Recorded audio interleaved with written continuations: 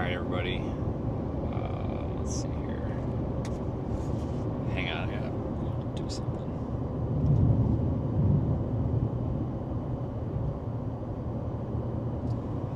Alright, so we're in New Mexico right now, but that might change. Maybe. Alright, so we're in New Mexico. So at the moment we're in New Mexico. I'm near Loving, which is by Carlsbad. I'm actually going to pull over and look at radar because we've got a couple little showers, which could become storms right next to me, and then we've got some down there by Pecos, whatever. You could say it a million different ways. It doesn't matter. But down there by Interstate 20, there's also some storms going up, and those were kind of the initial target storms, so we might just want to flip around, honestly, and go back that way. I think there's a driveway, or, yeah, there's a road or something here. I should be able to pull it off on. So we just need to take a look at this real quick. It won't take a minute, but... Well, I thought there was somewhere I could stop. Apparently not. What the frick?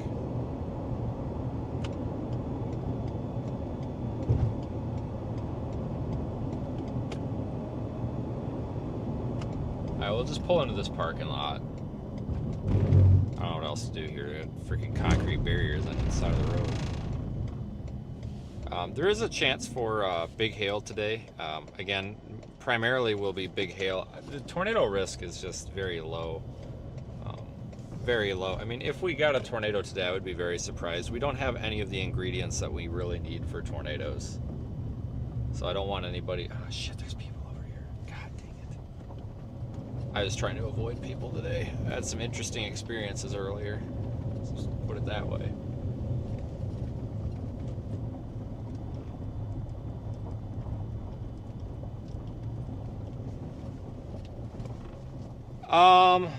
Let me show you.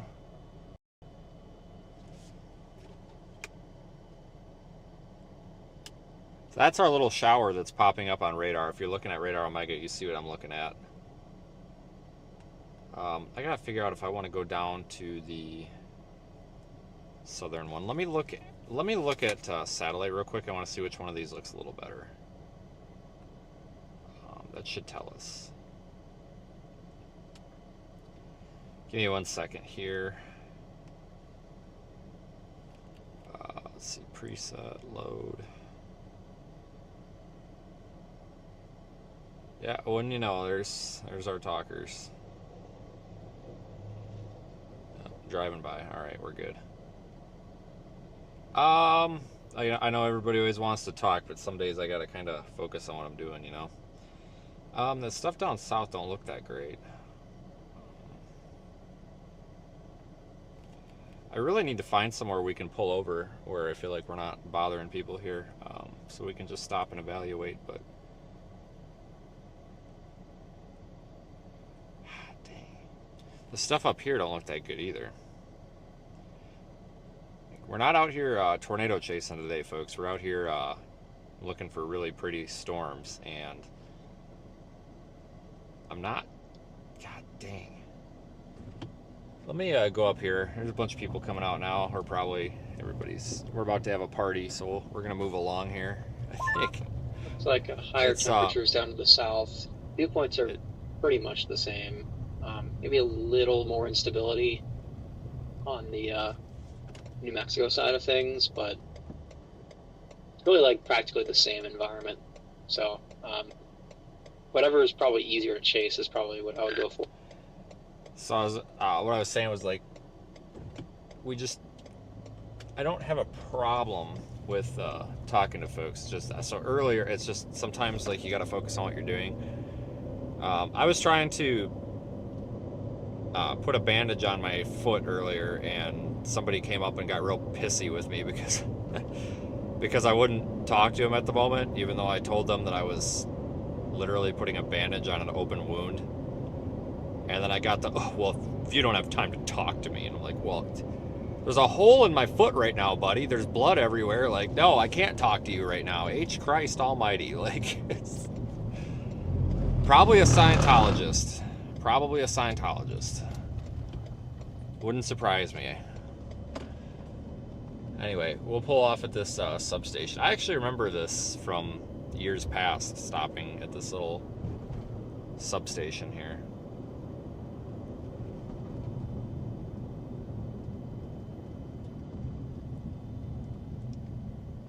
There we go. It's just easier to pull off away from people. Because like I said, it's not that we, you know, when you're out here doing this, it's not that you don't want to interact with people. That's not it. It's just like right now when I don't know what I'm doing and I'm kind of making a forecast, I get distracted easy. And if you know, people start coming up and talking, then I can't make my decisions, and then we miss the storm. So it's kind of like one of those things where it's like it's time to work kind of thing.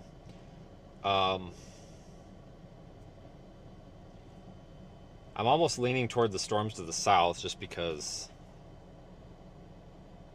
those have been pretty persistent with the HRRR model. But again, I'm not out here looking for a tornado today. The chances we see tornadoes, despite what other YouTubers are saying, is extremely low. I would almost just say zero. Way lower than normal. However, I mean, if one happens today, it could be with any of these storms. There's really no way to pin down which one it could be. It's a crapshoot today. This is one of those kind of low risk days that we talk about that I really like. But it's one of those low risk days where there's really no target area that I would say is like really set in stone. I mean, you have a general zone, but you don't really have a spot picked out, if that makes sense.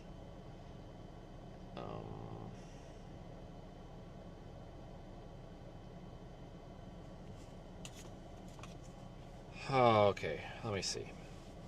You're looking at, you are actually looking at a very pathetic looking shower on radar right now that's just south of Carlsbad. We're in Loving, which is, you know, south of Carlsbad. Extreme southeast New Mexico.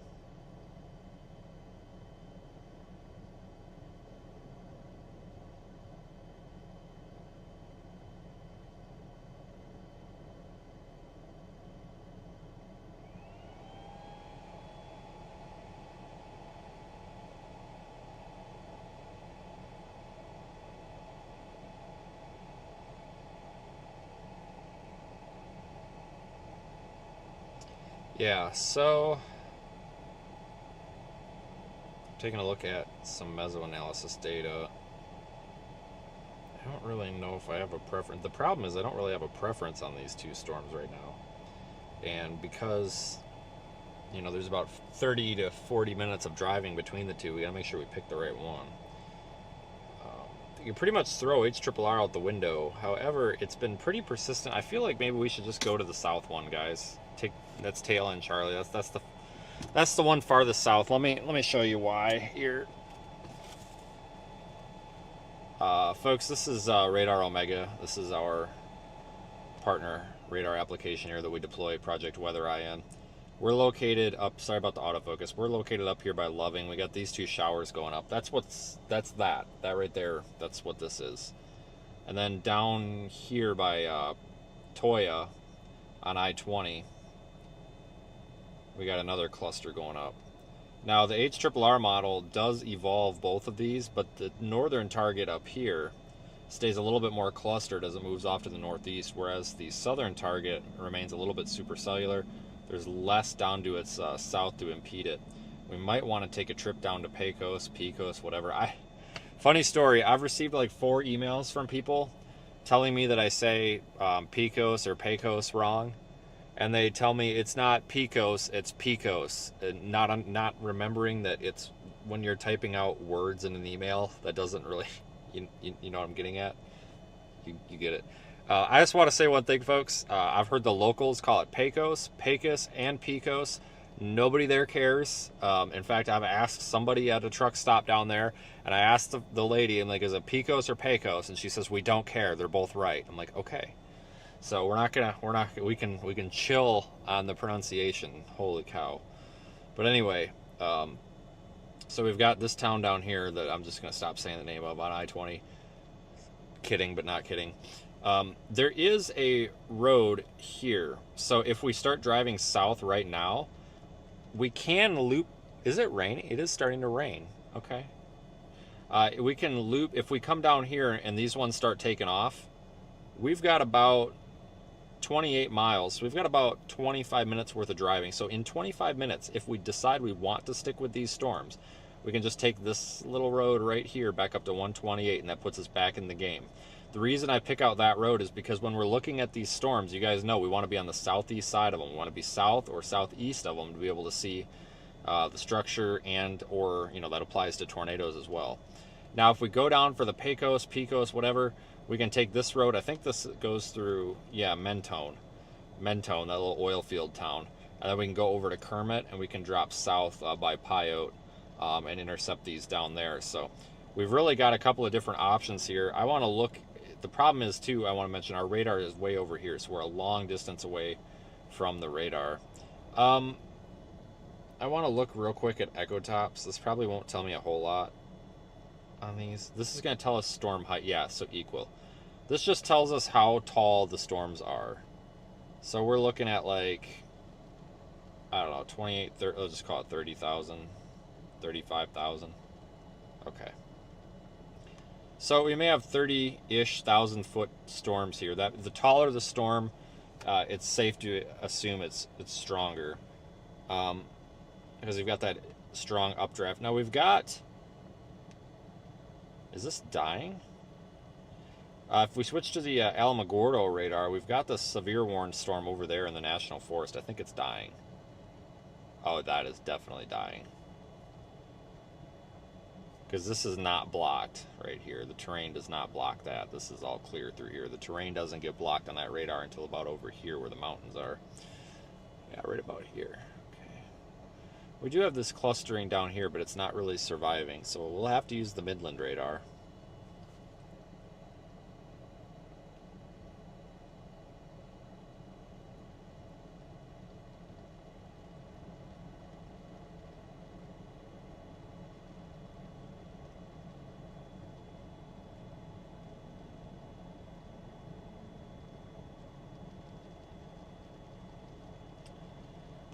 Really hoping, let's see, we should have a radar scan coming in. Oh, we just got one. Let's give this a second and see if we can get another radar scan. I'd like to just get one more scan in before we peace out of here.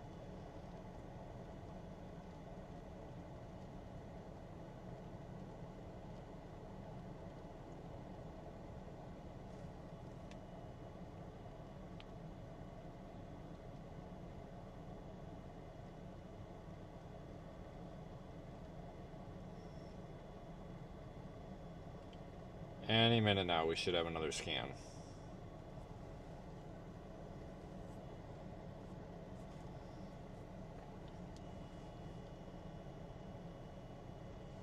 So I just kind of tend to gravitate toward that southern stuff on a setup like this, where I feel like we're going to have some clustering issues.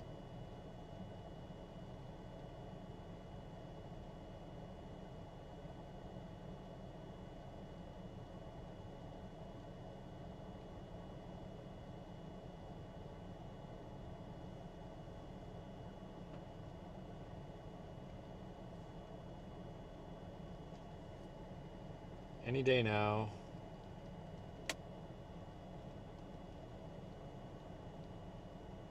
It's only been 2 minutes since our last scan. I really shouldn't be complaining.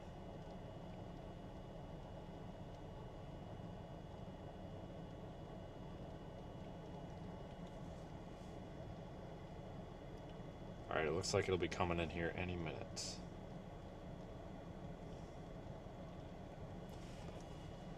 Yeah, somebody asked about this storm up here by Lovington. I have absolutely no interest in that. I mean, look how far away we are. We're probably 2 hours from being on that. I have no interest in that. This stuff up here is going to get messy real quick, I think. We want to stay down here where it's a little more clustered. Or a little less clustered, I should say.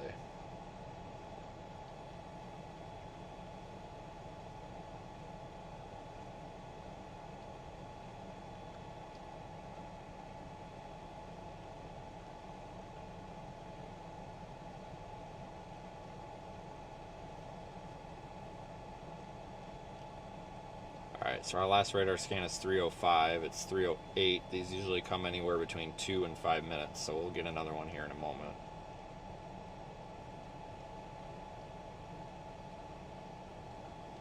A minute.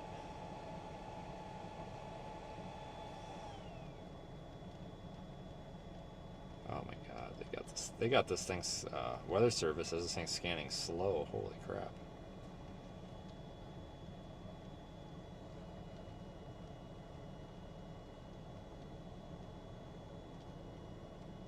Doing full volume scans here.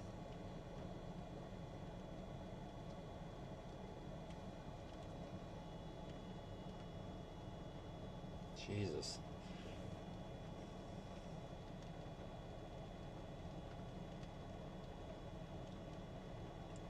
Alright guys, we'll just wait another minute here. This thing is doing full volume. There it is, starting our low-level scan. We'll have one here in a second. Yep, there it is right there.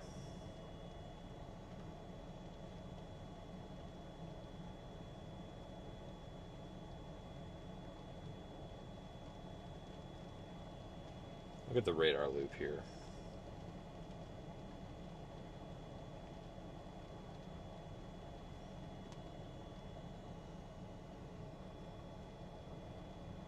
Yeah. Kind of leaning towards south. I think we'll go to the south ones, guys. Like I said, we got that backup option if we need to turn around, so...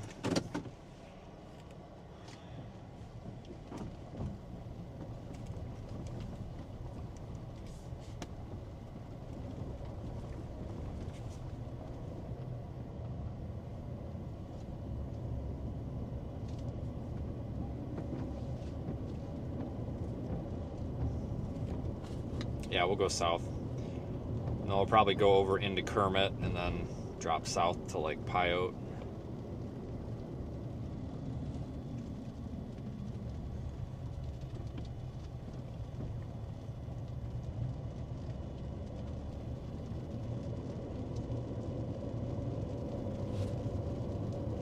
Yeah, those storms near Pecos look a bit more healthy, or Pecos or whatever.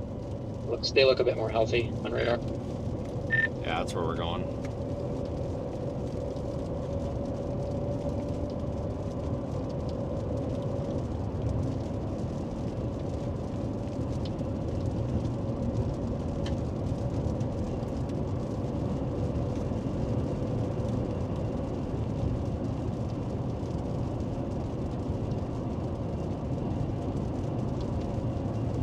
Alright, well, south we go. For now.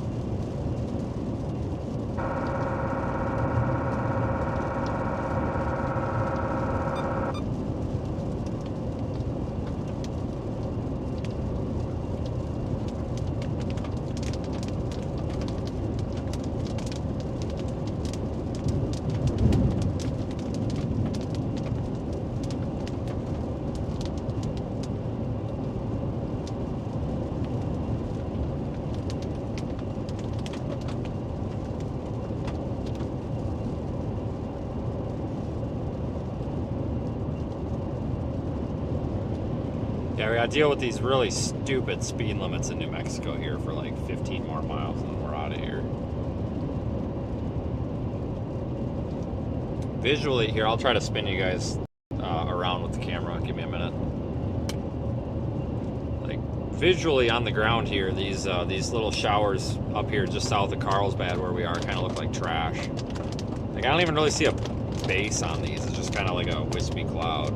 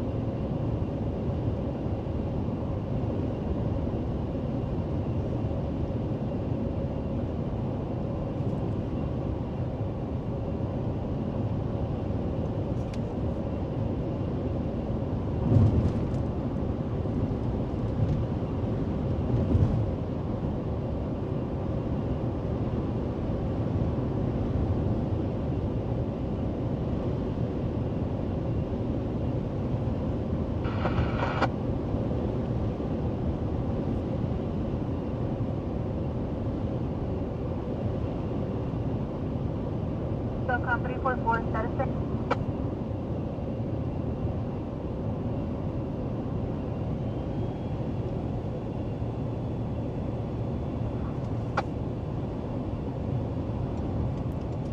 Yeah, those don't look very good over there.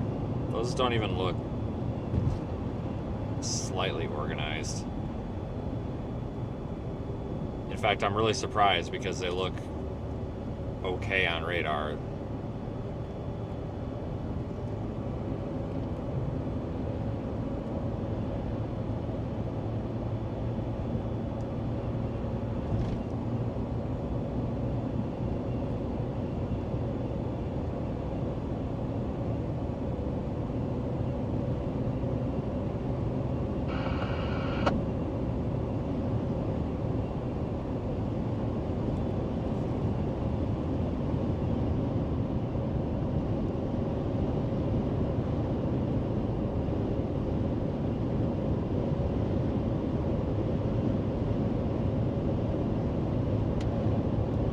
Go back down 285. Today doesn't even really look that great, honestly. Tomorrow looks better. I mean, people are really, like, lately on the internet, people are really throwing around this expectation of everything being a tornado outbreak, and it's really diluting everything. Like, it's got to stop. But with that said, I say this with caution. Tomorrow has the possibility for tornadoes, but I want to make it very clear that tomorrow does not look like a tornado chasing day, period, whatsoever. You know, and what I mean by that is, you know, there's certain days where you go out and you just expect tornadoes all over the place. That's not tomorrow.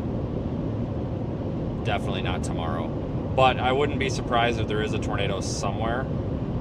It could change. I mean, you know, that can change. It could uptrend or downtrend, but it's one of those days where it's just kind of average, where it's like, well, you know, there might be one somewhere, and if somebody sees it, they see it.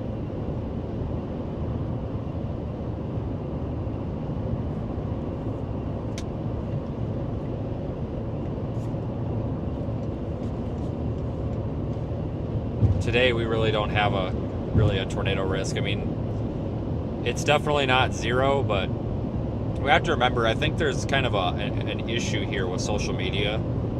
And frankly, with the SPC too, in my opinion, but I'm not going to get into that right now. But where if there's even a minute, very small chance of a tornado, people are kind of giving this implication that there's, you know, chances of, you know, big dangerous storms. What you got to remember is when we're talking about areas like where we're at right now, it's very rural. Let's just speak hypothetical. If a tornado dropped out of that storm right there, it dropped in the middle of that ranch right now where there's like nothing at all, would anybody care? Probably not. You know? So it's like, was all the hype and claiming it's a tornado outbreak really worth it for that tornado in the field that nobody even saw? Probably not.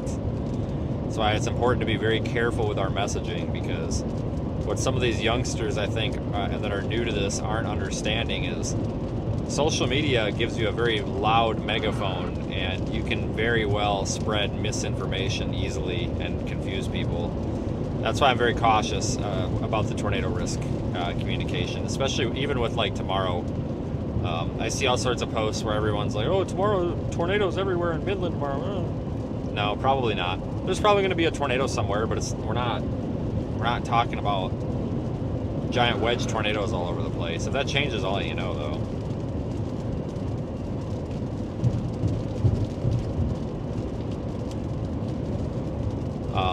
Our storm is starting to look a little better right now. That's what you're looking at. I don't even know if I can call it a storm. I mean, it's kind of just a shower, I guess.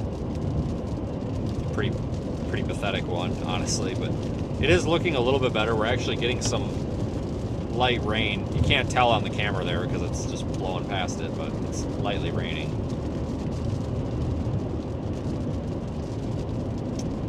Well, the problem is when somebody drastically overestimates storms, you know what you hear? Oh, the weatherman's always wrong. They're always wrong. That's what you hear. And we have to be accurate and honest. You can't just be... I'm not even going to name names, but you can't be these little YouTube cowboys that you know, they're not overestimating. They're literally just, they're playing. What they're doing is they're playing on your fear. So you have many people have a fear of storms, and what you do is it's narcissism is what it is. It's controlling people using their fear, basically. And it's essentially, oh, hey, we get views because someone sees, oh, deadly tornado outbreak, blah, blah, blah. You know, they're gonna get notifications for that stream because they're terrified. You know, they need to know, is a tornado coming for their house? So it's bad. We don't want to overestimate or underestimate severe weather.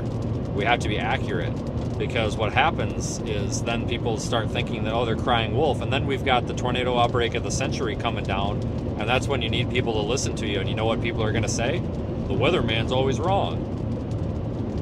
Just saying. That's why it's important to take pride in our work as forecasters and meteorologists and everything else, and do as accurate of a job as we can. Because and only state the facts, not what people want to see on YouTube. It is, Debbie, it is basically politics, just weather.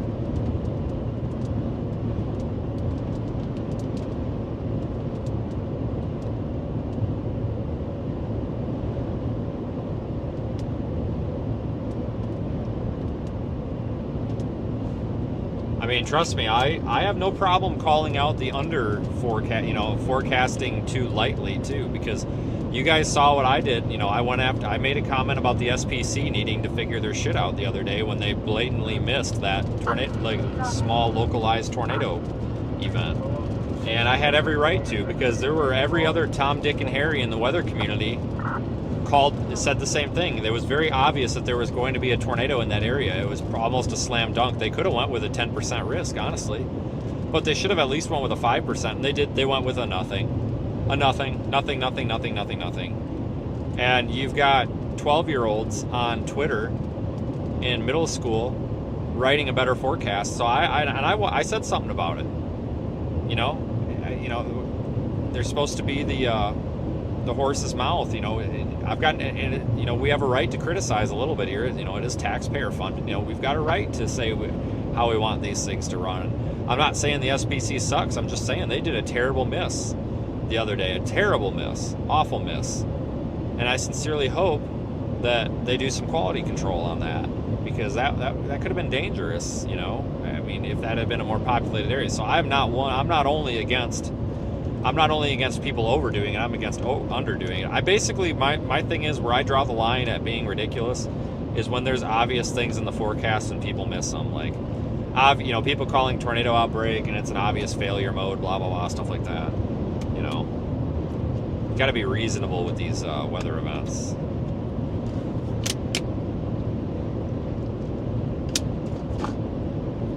Because I hear it all the time. There's actually some people are really mean about it. Like, you know, I'll be getting gas at a gas station, and everybody's always like, is there a storm coming? I'm like, yes. Oh, well, you're always wrong anyway. That's like, wow, okay. You don't even know who I am, asshole. But, you know, I hear this, you're always wrong all the time. And to me, that tells me that the public is not getting accurate enough forecasts. And you know what? I think they're right. I'm on the side of the public with this. You know, and I take, you know, James Spann has the same opinion, and I really appreciate him speaking out about it. You know, we issue too many false alarms. Too many false alarms. And that pisses off the people badly. And a lot of times in the weather community, the meteorologists and the chasers and stuff and the enthusiasts are always like, oh, the public needs to listen to us. God, they're so stupid. I hear that all the time. It's not the public, guys. When you lie to the public every other freaking day, they're never going to believe you. You know, and you know, you're gonna botch forecasts and miss and do a bad job all the time, because, you know, we're talking about the atmosphere. We're talking about forecasting particles of air in transit.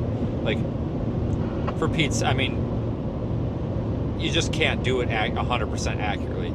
But there's a lot of times when I think people, you know, these media outlets are really screwing with people and overhyping things for viewership and stuff, and that's not right. And that's why the public doesn't trust us anymore. It's not us, it's the people that are taking advantage of it, basically.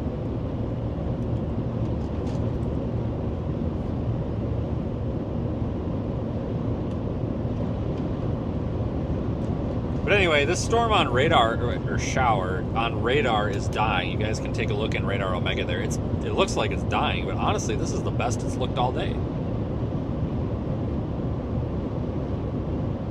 This is honestly the best that it's looked. So, I don't know, man.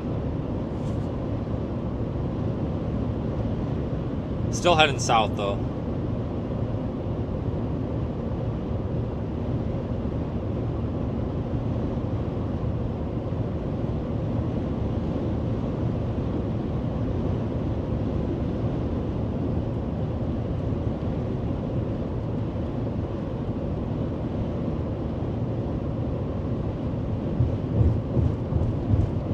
Well, yeah, and you know, we can, and again, this is not me bitching about the Weather Service. I want to make that clear. I just want to state that the Weather Service is supposed to be the top level, you know, the highest level of weather forecasting that we go off of in this country. And they are the government, and just like all branches of government, we are allowed to criticize constructively and critique. And that's what I'm doing. I'm not dogging on them. I'm not saying that anyone's better than them. I'm just, you know, pointing out some things that I've noticed, and I think a lot of them would point that out too. But what I would say is the differences in Weather Service offices. Like, I think it was San Antonio or San Angelo, whichever one that we called yesterday when that tornado was about to form, south of Killeen. I mean, guys, that was a top-notch Weather Service office that we called. I mean, you guys heard them on the phone. You know, I told them, I'm like, you know, I know this isn't really reportable criteria, but you're about to have a tornado. And, you know, saying, hey, there's about to be a tornado isn't exactly a reportable thing. But I didn't get yelled at. I didn't get told to hang up. I didn't get told, oh, thanks, goodbye, get off the phone. I got told, well, can you stay on the line and see if it is a tornado? And I said, yeah, it's behind a tree right now. I can't quite tell. And they said, well, that's fine. You know, we'll wait. You know, so they were waiting there, likely with their finger on the trigger to issue another observed tornado warning for it. You know, that's an example that a lot of these folks, whether it's broadcast media, government, private industry, that should follow. You know, when you've got credible information coming in, you know, let's take advantage of it. Because you guys remember, and again, I'm not even going to say the Weather Service office. Somebody can figure it out, and I'm not complaining, but I am a little upset. You guys remember the other day when we were near Matador and we had that tornado on the ground, that large tornado on the ground, and they weren't warning it? You guys remember that? When two other chasers called it in and they basically got fluffed off, and we were live streaming in 1080p a large freaking tornado on the ground, and they were just ignoring it? That made me mad. That really made me mad, because two other well-known chasers called that in. One of them said that I was there streaming it live, and if they wanted confirmation, to go to my website and watch the stream, because they told that chaser that they needed a photo, and that chaser said that he had no way to get them a photo because he didn't have cell signal. Like, well, I mean, or like, you know, to tweet him, you know, he didn't have good enough 4G. I mean, he made a call, but, and it was a dead zone. We were only operating on Starlink, and they ignored him. Basically, they were just like, oh, okay. And he said, well, why don't you, like, you know, Vince Welty's here. It's seethestorm.net. He's right in front of us. I was in the ditch talking with him. You know, he's like, he's live streaming it right now. He's got it on his camera. And 10 minutes go by and still no observed tornado warning. So I said, screw it. The thing had exited its current tornado warning. So I called 911 and told the sheriff's department, I'm like, you know, this is still on the ground. And she goes, yeah, I don't think they know about it. And I'm like, well, it's still on the ground. It's west of Roaring Springs or whatever. And, you know, she took the information, and right over the scanner, about 10 seconds later, she's putting it out to the deputies that she's got out on the road, so they, you know, so that they know, so they can maybe do something about it. They're setting their sirens off again. So I will absolutely do that. If I call the Weather Service and they don't want my report, screw them. I'll call 911 and tell them, so that they can at least set their sirens off or whatever. Yeah, they can't issue a tornado warning, but at least they can alert the people that they have out, you know, that might be on traffic stops, that might be about to get hit by it, you know, fire departments that might be on an ambulance call, stuff like that. That really upset me. But it did make me happy, though, that when we called the Weather Service the other day, you know, just a couple days ago, to report that as it was starting to happen, they were attentive, they took the report, they were appropriate with the report, and they gave us feedback too. You know, it wasn't just you know, oh, thanks for the report. You know, I told them, I'm like, I'm pretty sure it's about to be a tornado. If it's not, I'm going to be surprised, but it's like 90% a tornado. And he was like, yeah, it's really tight on radar. Or, you know, if you look off to your, you know, 2 miles to your northwest or wherever you're, you know, so we got feedback to basically help us kind of, confirm that we're looking at the right storm, stuff like that. And that's how this needs to work. That's how this needs to work. Public safety is a thing. But then you got the flip side of it too. You got these storm chasers who make bogus reports, that make false reports and stupid reports just to clog up the pipeline, and they need to go too. People on Twitter need to stop saying that those guys are our heroes. No, we need to condemn them for being terrible and basically clogging up resources. That's terrible. Like when dipshit went and made all those flood reports by measuring the flood with a chicken wing. Grow up. Grow up. I understand Spotter Network is a joke and they suck. I completely agree, but that doesn't mean we should be abusing the system. There could be legit emergency reports that need to get to the Weather Service, and we're out here clogging it up with chicken wing reports. And then people are praising him for it. Oh my God. What? Come on, guys. What the fuck happened to storm chasing 10 years ago when people had pride? People came out here and had some pride in their work. F&A. That right there is partially why some of these Weather Service offices just ignore half of the spotter reports they get. And I don't know if I can actually blame them on that, because my God, if you've got all these bogus reports that come in from people all the time, I mean, how the hell do you know what's right and what isn't?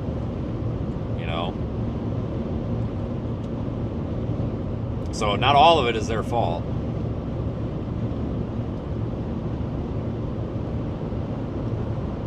Or you got that time that was this had to be this actually might have been 10 years ago. I don't know if anybody remembers this, but, and again, this was not, oops, I got to turn what? This was not a Weather Service F-up. This was the spotter report for severe weather reports. I guess the phone number was published wrong. And I don't know if anybody here remembers when Daniel Shaw called it, and it ended up being one of those sex hotlines. He calls it, I don't know if it was in Colorado or whatever. Basically nothing was happening and they had an observed tornado warning, so he went to call the number live on a stream or something, and he went to call the number and say, hey, there is no tornado here. And it was do you want to meet sexy singles in your area? Press 5 now. And it's just that is not the right number. So I'm sure they updated their number since, but I'm pretty sure that video is actually on YouTube. That was a long time ago, though. That might have been 10 years ago. Yeah, Spotter Network needs to be just ignored, though that's the problem with Spotter Network is the people that run it don't care. They're opening it up to individuals, and no offense, John, I know you watch, and I appreciate what you're doing, but you guys aren't caring, because Spotter Network should require a valid form of identification, whether it's a university ID, a school ID, a government ID, a fishing license. It should require a piece of something with your name on it, or a utility bill, something to prove you're a person, because what people are doing is they're signing up for bogus Spotter Network accounts, and they're making reports under stupid names Big Fatty or something dumb like that, and then Spotter Network is you guys can't do that. Well, duh, people are gonna do that. So the best way to stop that would be to require a form of identification when you sign up. You could even, if you're worried about privacy, Spotter Network, you guys could tell the people they can cross out driver's license numbers and addresses, just something that has their name on it, something. And don't activate the account until you've proven the person should be, number one, over the age of 18, and number two, should have a valid identification card to make reports. Because what happens then if that person abuses the system, you can blacklist them, and then they're blacklisted forever. I don't understand why you guys, being Spotter Network, and this is an open conversation to you guys, because I've suggested it, and I've been told that I'm just stupid. But Spotter Network, why don't you do this? Honestly, guys, do you think I should do this? Do you guys think I should make a new form for freaking spotter reports? I mean, holy crap, nobody's done it, but and I understand it would take a lot of integration with the Weather Service, but I'm at the point where it's I'm just going to go start my own reporting system, make it open source, talk to the Weather Service to get the reports to them, and then required some sort of identification to get on it, because we need a Spotter Network type system. but we can't have it in its current state because of the children out here. That is not Spotter Network's fault. The children and the low lives out here is not their fault. However, what is their responsibility and their fault is them not requiring some sort of authentication or proving that you're a real person. That is their fault. But at the same time, they shouldn't have to, because people should be adults. But you know, we've seen how that goes. Like, we need a system like that.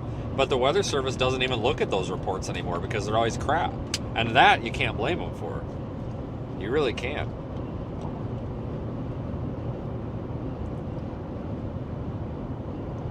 You know? There's just a lot of goofy, stupid stuff going on out here, I tell you what. But anyway, so we're still driving south. I wonder if today's a bust. Oh, God. Wouldn't that be something? Right now, all storms look like trash. All storms look like trash. That's good and bad. The good news is that means that we're not missing much. The bad news is they look like trash.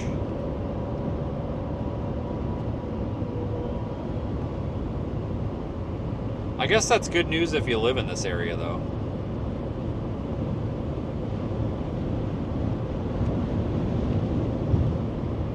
If you're looking for storms, it's bad news. Yeah, that stuff up by Carlsbad took a dump. That don't look good no more. The stuff out here by Pyote, down to our south, that looks okay. I don't know. That's actually what you're looking at in front of us there, that cumulus cluster.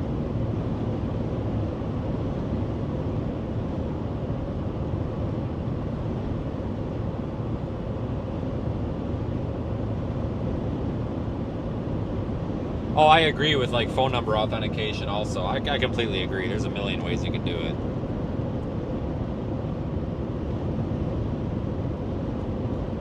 Tomorrow we're going to be around the Midland area, maybe up to Lubbock. Maybe a little farther south, but it's definitely going to be West Texas again. For like the 15th time this year.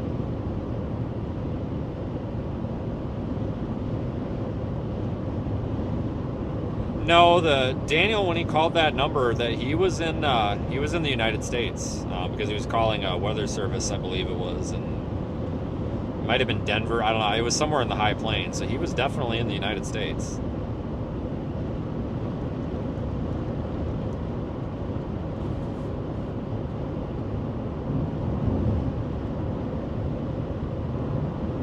That was actually pretty funny.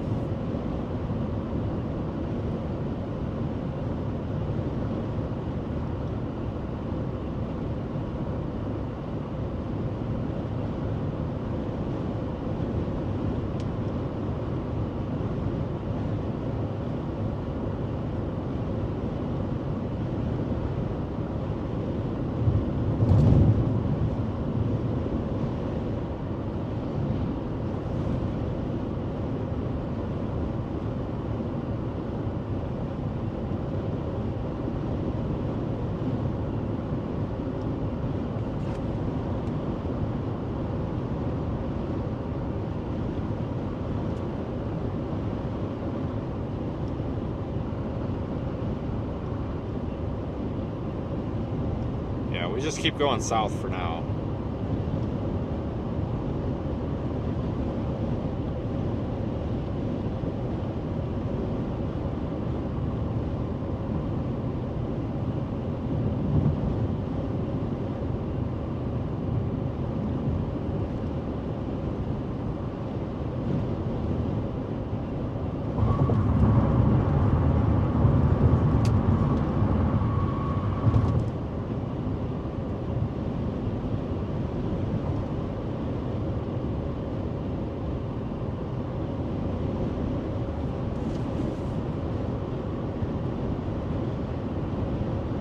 Definitely getting hot out.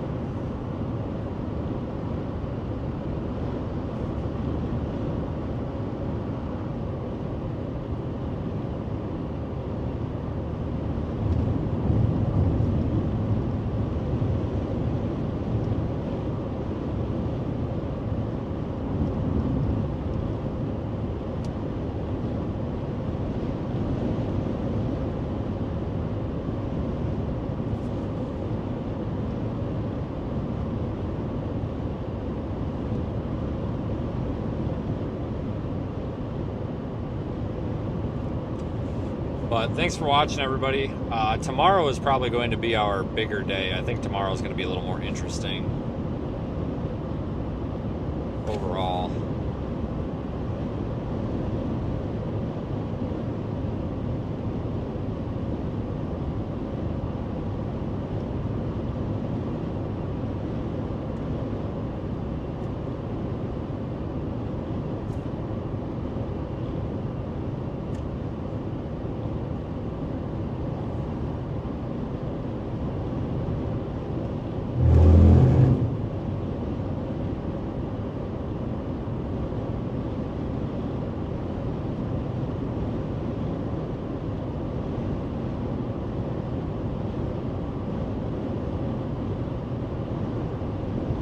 We came down this road, you guys might remember a week ago, maybe a week and a half ago, when we were out here.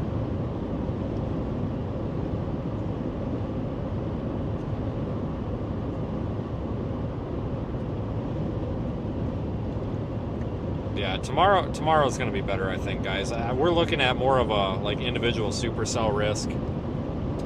You know, and the environment, while it's not really that favorable for tornadoes, I could definitely see one happening tomorrow.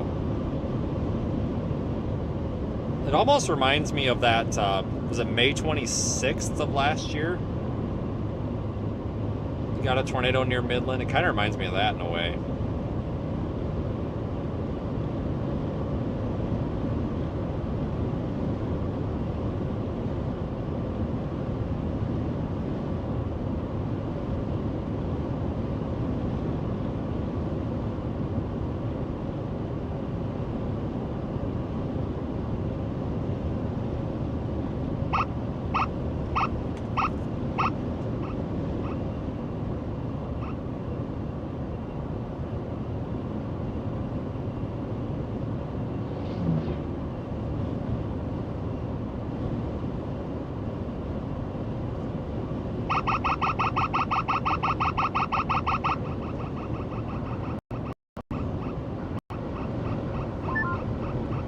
Midland, the tornado from last year, that was on May 30th. That was when we had the tornado emergency with freaks and all that. Yeah, you mean the tornado emergency for the Gustnado at the airport? Yeah, that one. That was a freaking joke. Yep. Yeah, that was the same day. Okay, I guess it was May 30th, but that was the same day that... Oh my God, they issued a tornado emergency for like a Gustnado or whatever. I'm dead serious. They issued a tornado emergency for Midland because of like a Gustnado. Maybe land spout, but oh my God. I don't know, man. I don't know. But yeah, that was not good. They issued a tornado. Yeah. Definitely was not a tornado. It was definitely... It was barely a tornado, let alone an emergency of any sort, and it definitely was not the two put together. That was bad. That was really bad. We were talking about false alarms, you know. Kind of reminds me of that day that they issued the tornado, this was like 6-7 years ago. They issued the tornado emergency for Little Rock, Arkansas, because there was a massive debris ball on radar, but it wasn't tornadic. It was just leaves and hail, most likely hail. Literally just a big hail core on radar, and they had this thing, tornado emergency. There was no tornado. Like, they had it as a tornado emergency for like 45 minutes. There was never a single tornado under it at all, period. That was not good either. Not good. I don't know if anybody remembers that. Remember that one tornado? There was also in Little Rock, that tornado emergency that was spawned by some lady spoofing her GPS location on Spotter Network. Yeah, I think that was just south of there. I remember that. Yeah, some dumb woman from Michigan or something. Yep, exactly. Yep, and then the time that they had the particularly large destructive tornado moving into town because somebody made a false report, that really wasn't their fault. But whoever did that, honestly, should go to prison, in my opinion. That's like reckless endangerment of the public or whatever. You know, that's just stupid. Should have prosecuted her, in my opinion. Should have at least gotten a hell of a fine for that, you know. It's like misuse of 911 kind of thing, you know.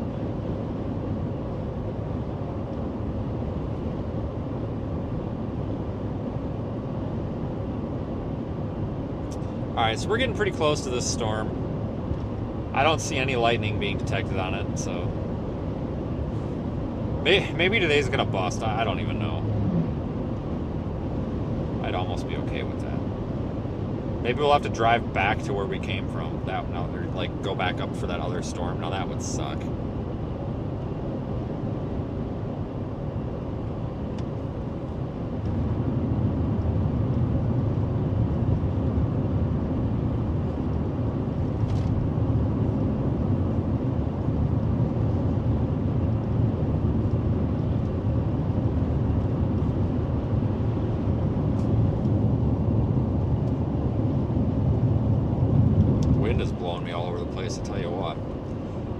Oh yeah, so hotel update from the other night. So we were talking about, last time I saw you guys, we were talking about how ridiculous hotel prices were, and we were reading the terrible hotel reviews.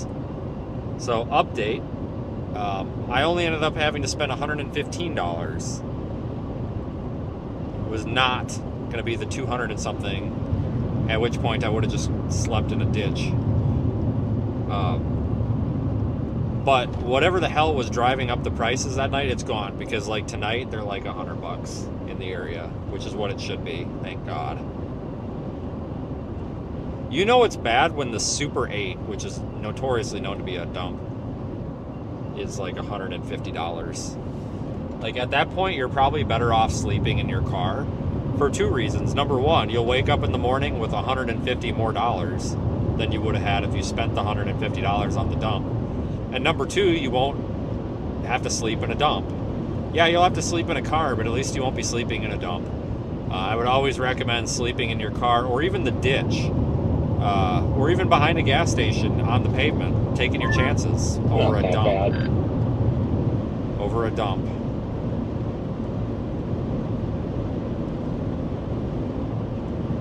There's a lot of dumps out there. Bed bugs are the least of your worries at a hotel like that. I tell you, I'd be more worried about like getting shot. I remember though when Super 8 used to not be terrible. Like when I was in high school, Super 8s were kind of like the average hotel. Like if you just wanted a hotel somewhere, there was always a Super 8. You know, and you could just go to you could just show up at the Super 8 and you knew that it was going to be clean and like a decent hotel. Like you didn't really, like it was never anything great, and you know it might kind of suck, but it was never dirty. Like it was just kind of a nice, you know, you really don't care. You just want somewhere to park your car and go to bed without feeling like you're gonna get like bedsheet herpes and freaking shot. I don't know.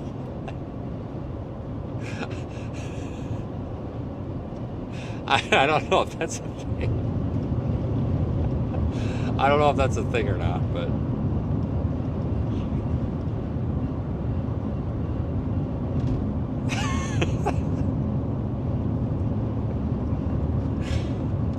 oh God, yeah, I don't. Sorry.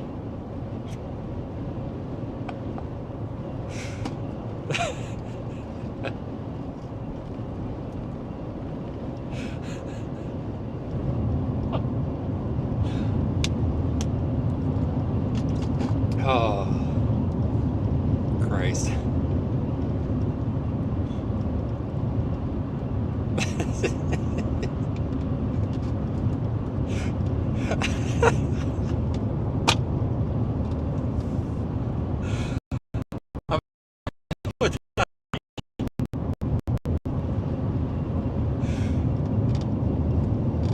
Oh.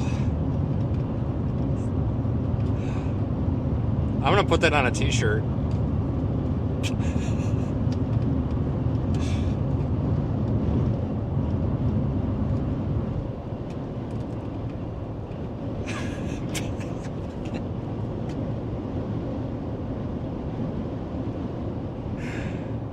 Oh, fuck, I'm putty some days. I mean, for real though, like, there's some, like, don't get me, like, every crappy hotel chain has a couple decent hotels in them. Like, there's a few Super 8s that I'm sure aren't trash. Just like there's some Hampton Inns that are trash. But I tell you what, like, it used, Super 8s used to be the place. Or, like, the Americans, like, those are crap now. But I tell you, you know what's worse than a Super 8? Does anybody know? Does anybody know what's worse than a Super 8? The Super 7. I don't know if you've ever seen a Super... I'm not making this up, people. I don't know if you've ever seen a Super 7, but my God, it is a dump. I've never stayed at one, but I drove past one earlier, and my God, I was waiting for somebody to come out of there, like, screaming for help, saying they were kidnapped or something. La Quinta's a trash heap, Libby. You might find some good ones. If it's a new one, you're good. And I call them La Quintas and not La Quintas because that's what I used to think it was called, is to have. But some of the new La Quintas, like the one in Lyman, Colorado, that's a good one. But the old ones, like with the old green sign, just no. No. Don't go there. Don't do it. Just trust me on that. That is like those Wyndham. Is La Quinta a Wyndham or Choice? Are they Choice hotels or Wyndham hotels? I don't know. But let me tell you guys, Choice hotels and Wyndham hotels are both the most hit or miss hotel parent companies known to man. They're really? Okay. Are the worst one, like they're the most hit or miss known to man. You might find a Comfort Suites, which is like a Choice brand. You might find one that's nicer than the frickin' Ritz-Carlton, but you might go to the next one, and the next one might be a dump. There's like no quality control, whereas like IHG and Hilton and Marriott, it's like they've got some sort of quality control kind of thing. Like there's, I don't know, they've got like minimum standards or something. But yeah, I tell you, man, I've seen some dumps. No Oyo hotels. I mean, you know it's pretty bad with a name like Oyo. Red Roof Inn does suck. I tell you what, Best Western, their point system is great. I'm a Diamond member there too, not a sponsor. But what I will tell you is I would almost put Best Western in that mix too with the most like hit or miss hotels. They are so hit or miss. Like, you can stay at a super nice one and then go to the next county and it's the biggest dump you've ever seen. I will tell you though, there's some nice ones. Like there's a really nice Best Western in is it Gulf Shores, Alabama? I think it's Gulf Shore or Mississippi, whatever. Gulf Shores, Gulfport. It's in Gulfport. It's like the nicest, cleanest hotel you'll ever stay at, and it's a Best Western, and it's like $80 a night. I'll stay there over the frickin' Hampton Inn in town. You know? So it's hit or miss.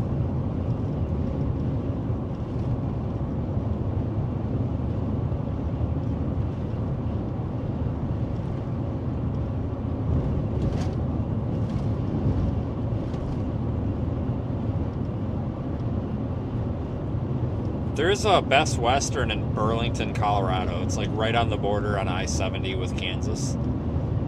And that place looks nice on the outside.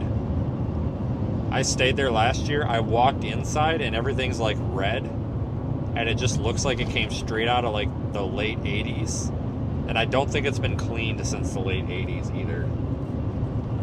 It's pretty bad. Thanks, Andreas. Yeah, that one sticks out as a bad one because it looks like a good one, but it's definitely a bad one.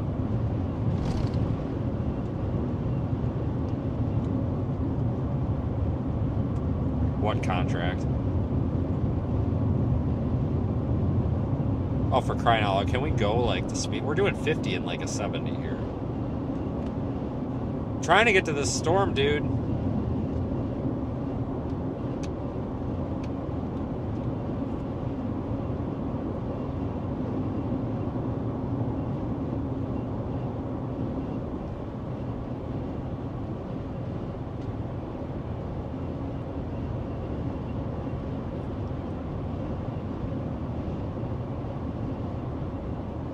We got to get around this guy. Oh, man. All right, is this a passing lane? It is.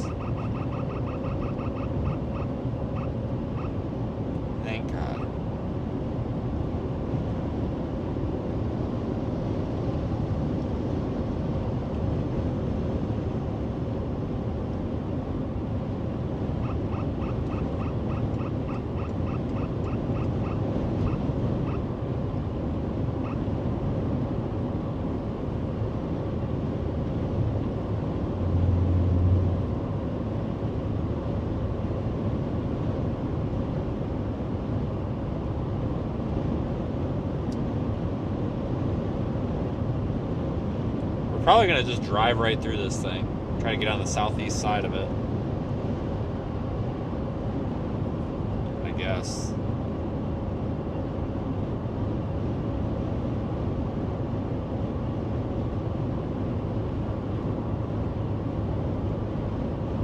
This storm kind of sucks. They all kind of suck.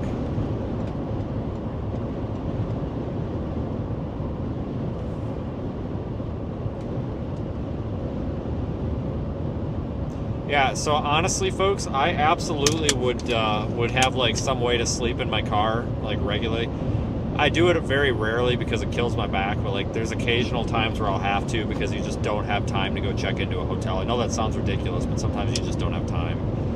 But I need somewhere to set up an office because like I have about 4 hours of work that I have to do every morning when it comes to writing our blog post, getting graphics made, getting streams set up. I mean, I usually get up at like between 6 and 7, and you know, there's a good 3.5 to 4 hours of work I have to do. Like there's no way I can do that in the car.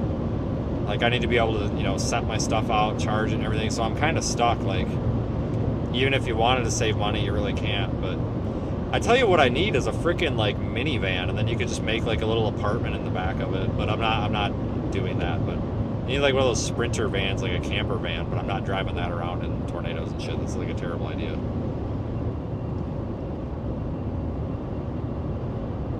That would be ideal. Just drive the house around on wheels.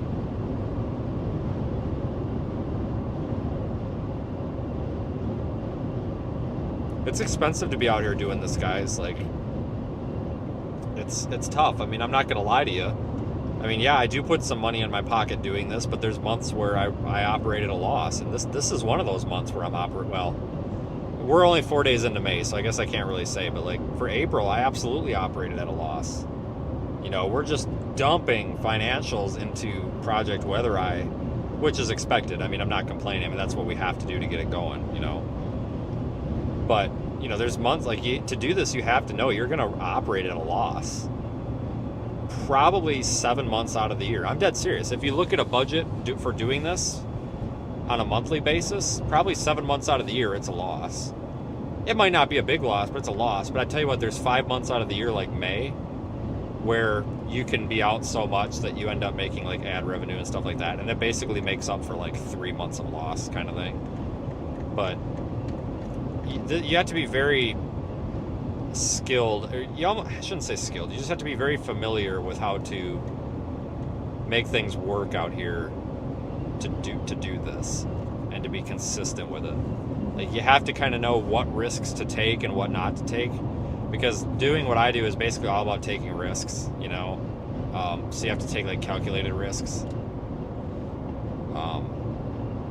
things like that. So obviously, you know, we appreciate all the crowdfunding and everything, because, you know, you guys and girls help out a lot, obviously, and channel members, website supporters, PayPal supporters. You know, you guys take the edge off of that. But the bread and butter of this organization is obviously the YouTube channel. And as you know, you can tell some months are better than others. You know, when there's not much going on, there's not much to do. But you also have to remember, if there's not much to do, you know, and there's not much going on, well, you're also not spending as much money on fuel. You're not spending as much money on hotels. So it does balance out a little bit. You know, the expenses are very fluid. Like, don't get me wrong, there's about $4,000 of expenses every month that I would call concrete, you know, rock solid expenses that we have to pay. We can't run the business without them, period. But on top of that, you could have anywhere between $1,800 and $7,000 worth of expenses when you factor in hotels, fuel, breakdowns, things like that. Those are what I call like fluid and negotiable expenses. You know, those can vary from month to month depending on how much work we have to do. You know, if there's only 10 chase days, well, that's only 10 hotels, or, you know, maybe 20 tanks of gas. I don't know. But if there's 20 chase days, well, now you're talking 20 hotels and, you know, stuff like that. So your expenses go up, but so does your income. So you have to basically, you know, thanks, Deb. You have decent mid-level mezzo. You have to basically balance what I would call like the risk part of it and what's not the risk. And you need to find kind of that middle ground. And once you find that, like, you're on the right track. It's going to be about 2 years before this business is what I would call, like, financially stable. I mean, we're stable right now, but we're not. It's one of those things, like, every breakdown, every emergency takes a hit. I calculate about 2 more years until we can have a breakdown and just be like, yeah, meh, whatever, who cares? We're just not there yet. I didn't get what you said. I was talking over you. Sorry. What did you say? No problem. Yeah, that storm we had at 2 is developing mid-level mezzo, looking a lot better, a lot healthier. Wouldn't doubt a special weather statement or a severe with like 1 inch hail soon. Seems to be developing a hail core. All right, I'm just gonna drive through it and probably get on I-20. Just go a little bit east, I think. Yep, sounds good. Hail shouldn't be too bad.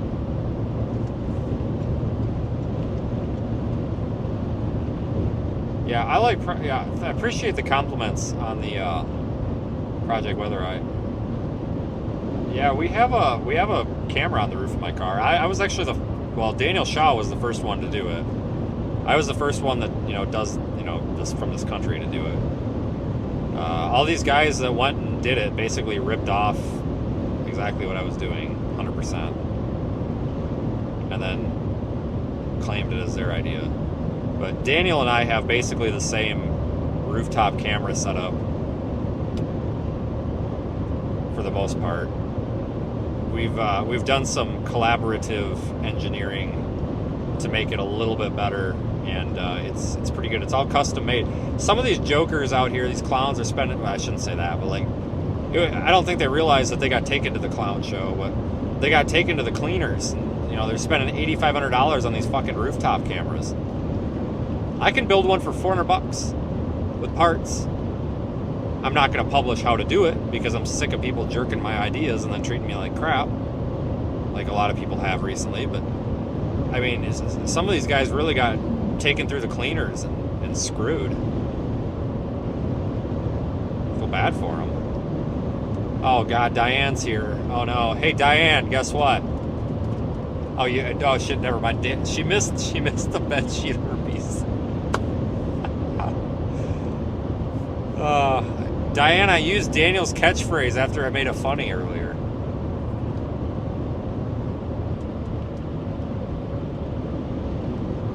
Yeah, we're not privileged with Diane this year, folks. She was here last year, and she was a really good asset to have because anybody here who's been around storm chasing knows that Daniel might be a lot to handle. He thinks he's funny when he's not, and it's just constant jokes, and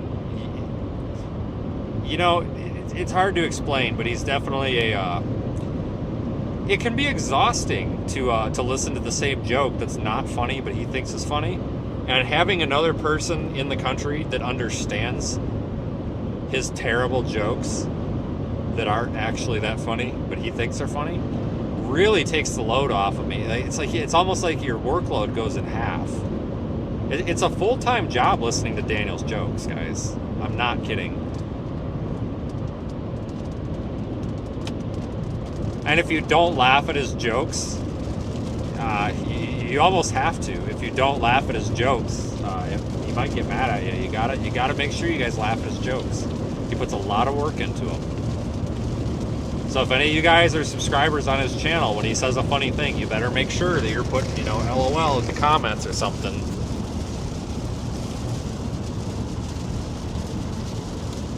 I mean, he's still telling the timing joke from 3.5 years ago. Yeah.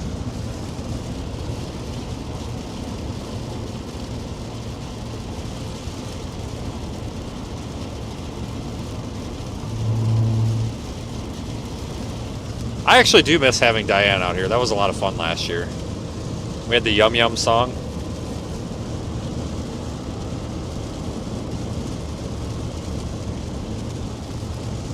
Yeah, you guys we weren't live when we had the Yum Yum song, but I can't sing it. I just don't sing it right.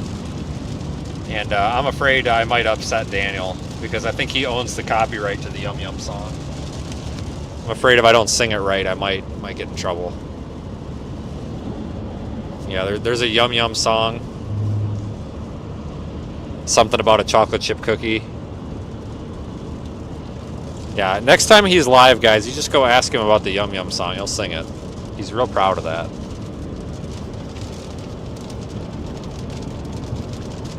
You have no idea what it is? Well, hope you never have to deal with it. Oh yeah, Christine remembers the North Platte parking lot incident.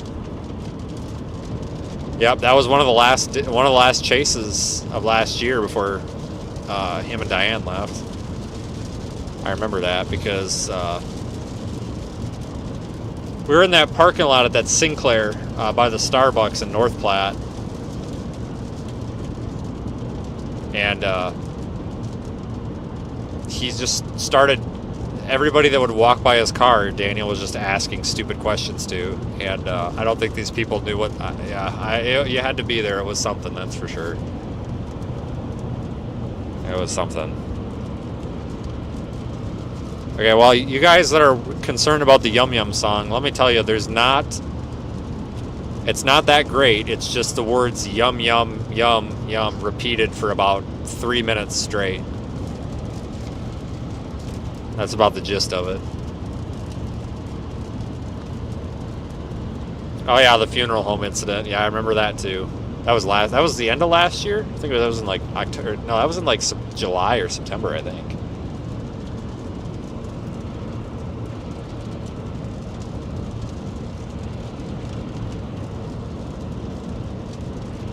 All right, our little storm is definitely starting to develop a hail core. Don't mind me, I'm just driving off the road.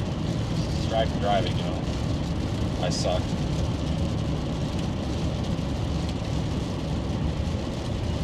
I'll put radar up for you.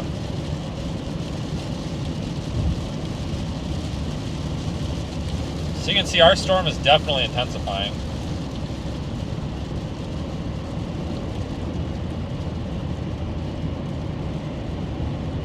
No, Daniel is not out today. Last I knew, he was fixing his door for the 12th time yesterday. I'm pretty sure he'll be out tomorrow.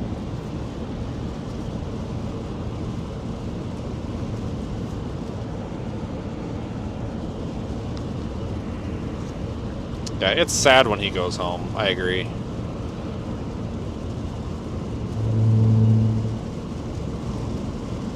Yeah, it kind of goes back to what I said earlier, guys. Like, there's a lot of people out here that are...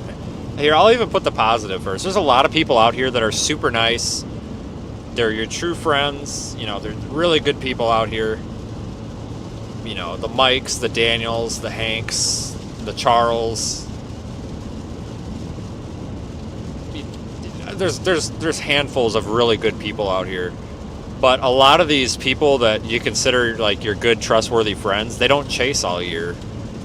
They kind of just, they come out for like April, May, June, maybe July, just, peak season, because that's what works with their work schedules, and then you don't see them for a while, and it does get lonely out here in the, what I would call like the slow season. I don't really say off season because we never really sit anything out, but in the off season, it definitely gets kind of lonely. You just don't have that many people out. A lot of the one thing I've noticed is some of the most trustworthy people out here that are like your really good friends are, not all of them, but a lot of them are, kind of the chase-cationers. They come out for May or June and then they go home, so you don't really even see them that much.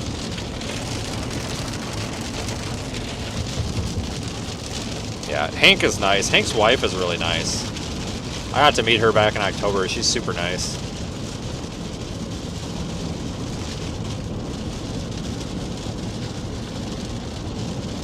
Yeah, we include Diane in that group of wonderful people, but she's not out here this year.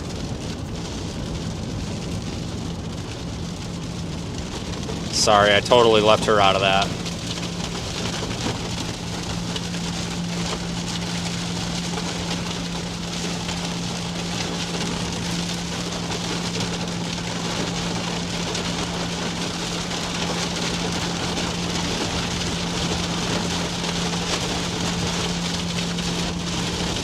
Alright, well, we're going to go through this blinding rainstorm here and hope we don't float away.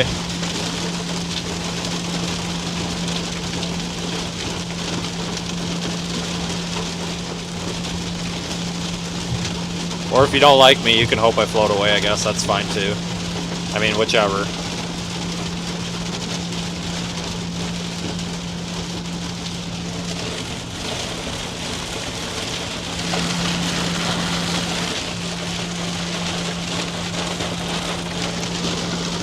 Hopefully the signal holds out.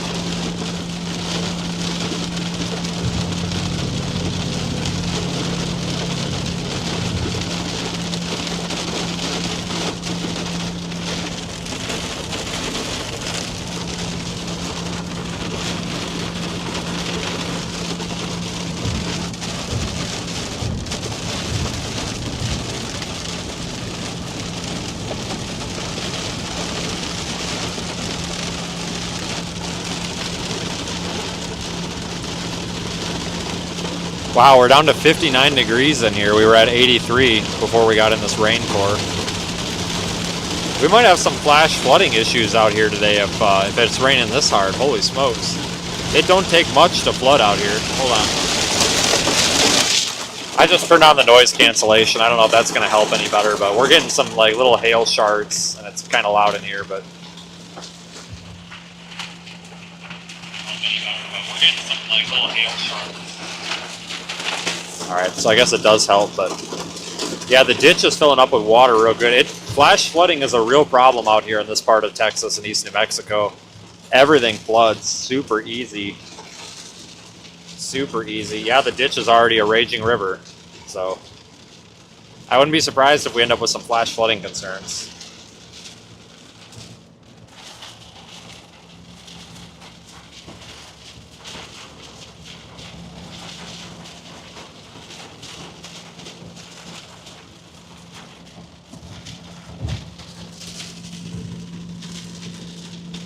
Alright, we'll probably go west once we get down here. Wow, that guy's in a hurry. Holy cripes. And he doesn't have his lights on. What a genius. Yeah, we'll take that little I-20 frontage road toward Barstow. I don't really see, like, I don't even see, like, a much of a base to this thing. Whoops.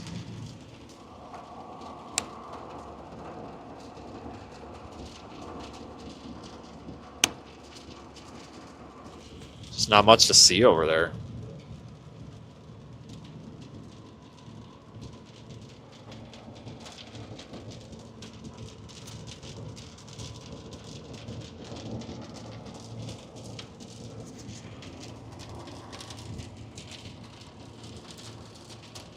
Kind of pretty though.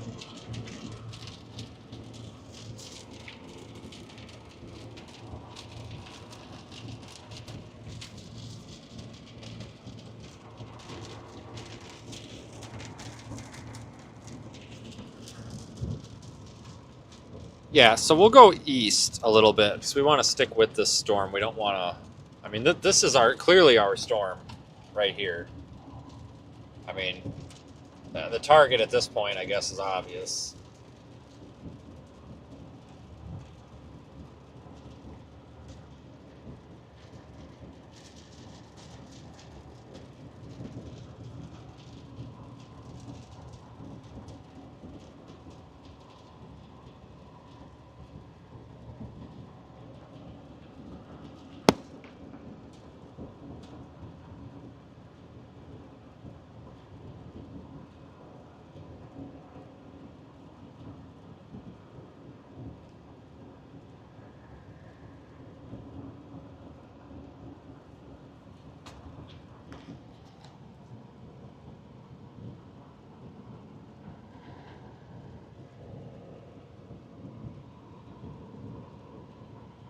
Yeah, this thing's not even severe warned. We do have a severe thunderstorm watch, but this thing's pretty pathetic right now. And of course, now our storm up to the north by Carlsbad is starting to blow up. Maybe we should have stayed up there. That's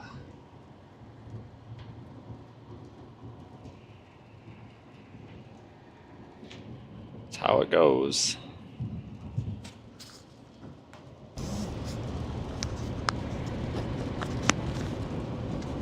We'll stick with this one. I mean, I'm not backtracking again.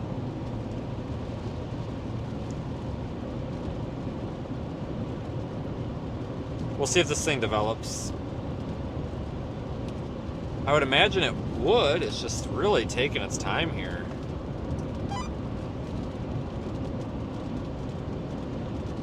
Really taking its time.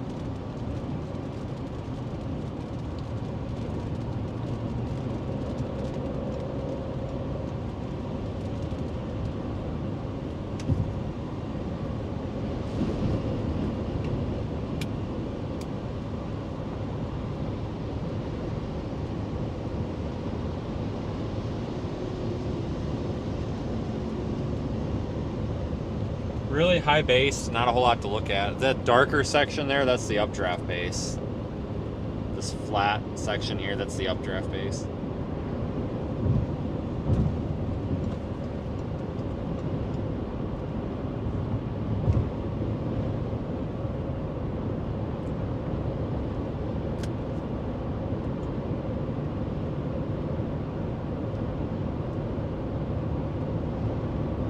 I don't know what to think of this.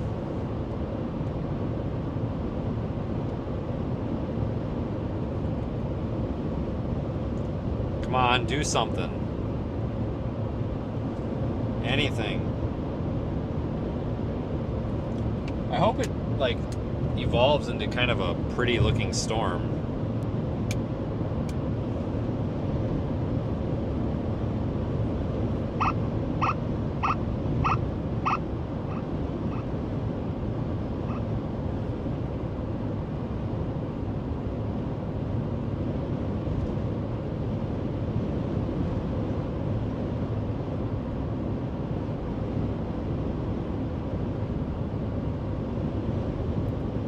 There is a business route that just goes straight out of town. We'll take that. I don't want to get on the interstate. Well, no, it don't matter. It doesn't matter. Either one is fine.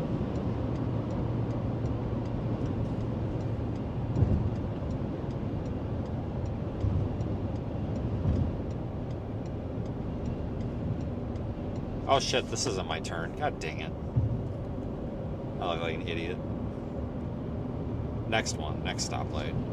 Should have known, I just came through here earlier. This is a really pretty part of Texas. Like, everything's kind of, like, no anybody that lives in these areas at all. I don't mean it this way, but everything's a little bit run down.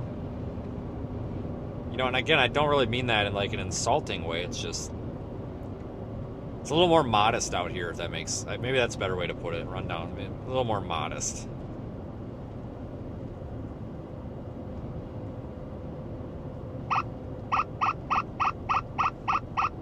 I actually really like it out here. I absolutely could live out here.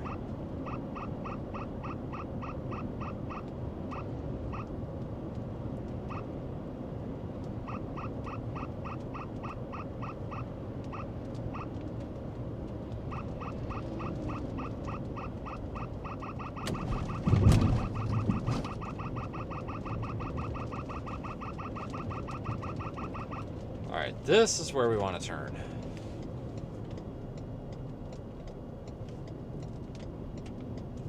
And we got a green light. Look at that. It, like, almost never happens.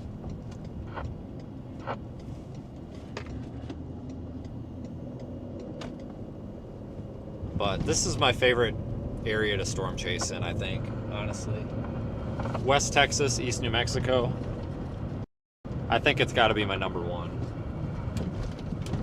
I've got a couple of others on my top 5, but this is like my number one. Just, I like this desert environment, and the storms out here are always really pretty. Because I don't really care about, like, don't get me wrong, I like to see tornadoes, guys, but I don't really give a crap about the tornadoes for the most part. Like this, like, don't get me wrong, like, this isn't that great. You know, this is just a run-of-the-mill thunder shower with kind of a crappy base. But you can see that it's starting to evolve a bit. It's starting to look a little more pretty. What do you mean you don't like chasing in Mississippi where you can't see anything and there's trees everywhere? That's part of it. You know, we can't. There's like nothing interesting about chasing these tornadoes or storms for that matter where you can't see them at all. You're basically out there on the hope that you see these things for about 30 seconds when they cross the road where there's no trees. Now, you still have to do it. You still got to be out there, but it's exhausting and it's depressing. It's miserable and I hate it. This is why we're out here. You know, it's this time of the year when you get to see things like this. I mean, this might end up being a really photogenic storm here. Give it a little bit of time here. It also might crap its pants, but like, this has the makings of a really pretty storm. We'll see if it can do it. But, you know, we don't need a severe thunderstorm warning. We don't need a tornado. We don't need any of that. We can just, you know, we just need a storm that looks pretty with the landscape. But that's another thing. Like, the landscape out here is perfect for this. So, you know, while I do try to, you know, if there's a tornado risk, we're going to try to see the tornado. Don't get me wrong. But I'm not out here like a lot of people are to just videotape tornadoes. Like, if you spend your life out here and your time out here just videotaping tornadoes, that's fine if that's what gets some people excited. But for me, that would be a horrible waste of time. You know, because most of the storms that we see don't even come close to producing tornadoes. But this is the time of the year when we start seeing some really pretty ones out here. And a lot of that's because you get there's a lot more dry air out here at the surface, so it's a little bit drier. So you get these higher based storms. Like this. You see how the updraft base, which is like that flat part, the dark part of the cloud there? It's high based, so you can see under it. It's almost like a low ceiling almost. It's like almost like you can see the underside of a ceiling. There's a lot more detail in there than you see on the live stream, a lot more than the camera's picking up, but this is how you get a photogenic storm. You get a little bit of dry air, and that keeps it from being a mess, because when you've got, you know, wet, moist air, you know, that's just going to condense into a cloud at lower pressure, which the storm is causing because it has an updraft. So you're going to end up with a sloppy looking storm, but if you get a little bit of dry air in there, it kind of allows you to see the inner workings of it a little bit better. You know, and this is a perfect example of that. You know, this might not be a noteworthy storm, but it might end up being really pretty, or it might crap its pants and we might go home for the day. I don't know, but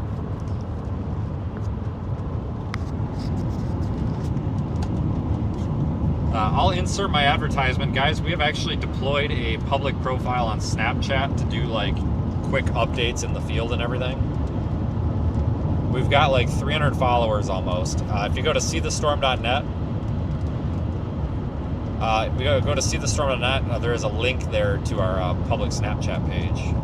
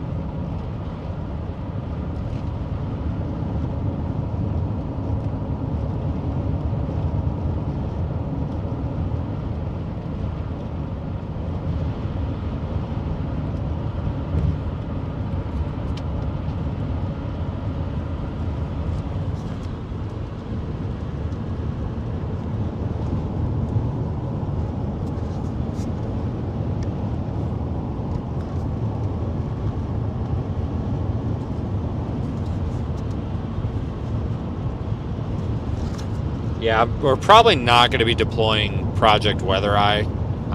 There's just not really anything happening. But I think tomorrow we're probably going to end up doing that.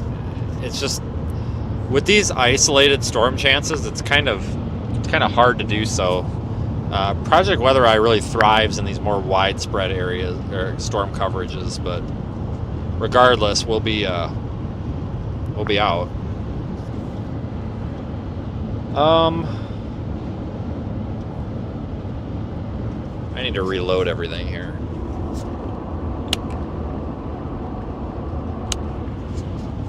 So yeah, you're looking off to the north here. I'm gonna try to reload the stream here, see if I can get chat to come back.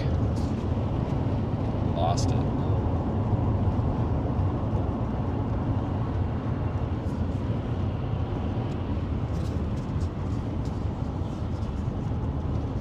We'll probably have to hop on I-20.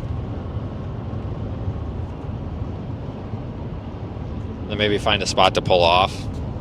Honestly, we could probably just find a spot to pull off up here past Barstow,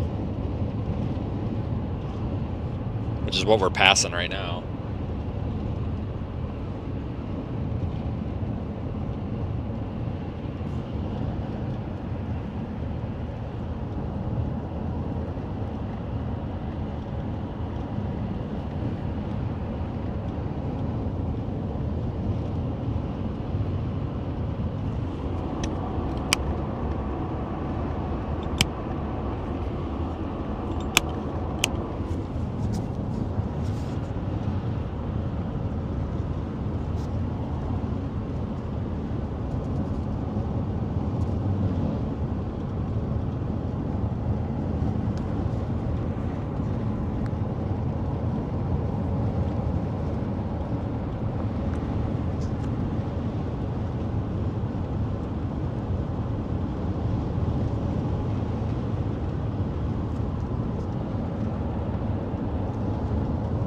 Thanks, Boris, as always.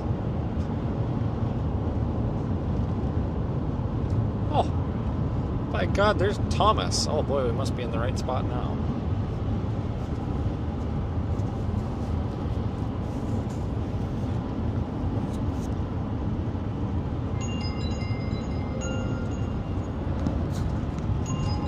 Who the frick is calling me now? Hello? Selling me something. We've been saving people money for over 60 years, and we would love to go over some new low rates we have available for you. If you'd like to hear more, press 1 to talk with an agent now. Press... For quality and training purposes, your call may be monitored and or recorded.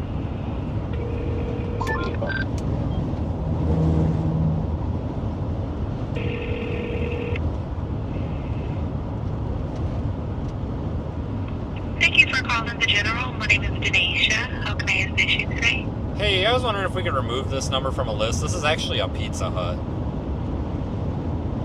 that you guys keep calling. Yeah, absolutely. Alright. I have that contact number? Yeah, hang on here. Let me see which line you called.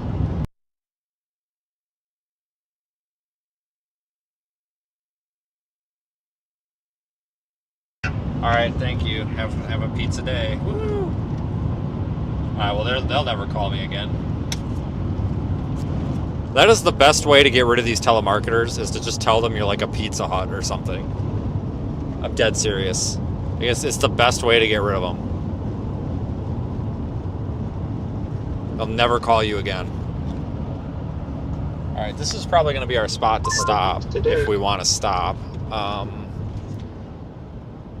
Can't park there. That guy might throw rocks at me. Actually, we'll park down here so I don't get shit thrown at me. You don't like me. Ooh, this is a frickin' drop off and a half.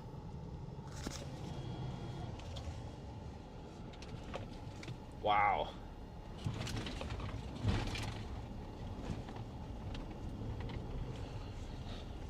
Diane knows who that is. All right. Roof. Oops, I gotta spin you around here.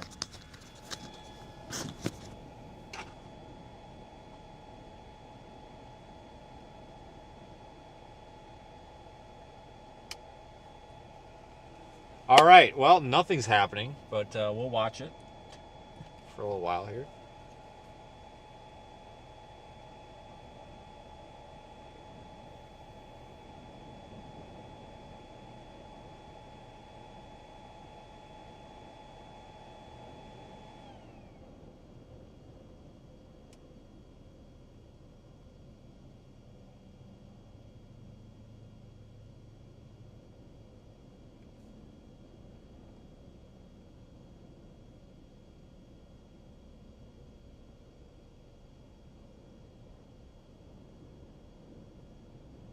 Well,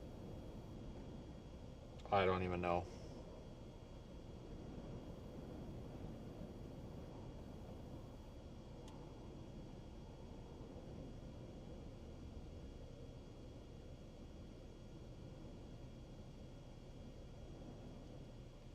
Oh, God, I don't know.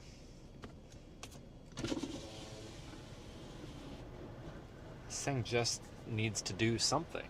Poke it with a stick, I don't know.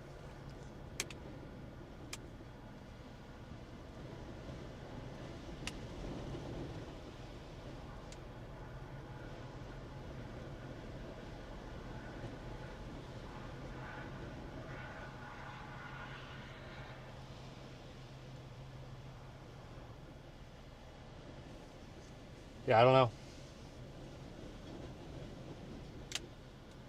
It's kind of pretty, though. It's going to be on East Honeywood 50 and East Loop 250. It's a white F-350 and a gray Ram Dually. There's no injuries and they're not blocking the roadway.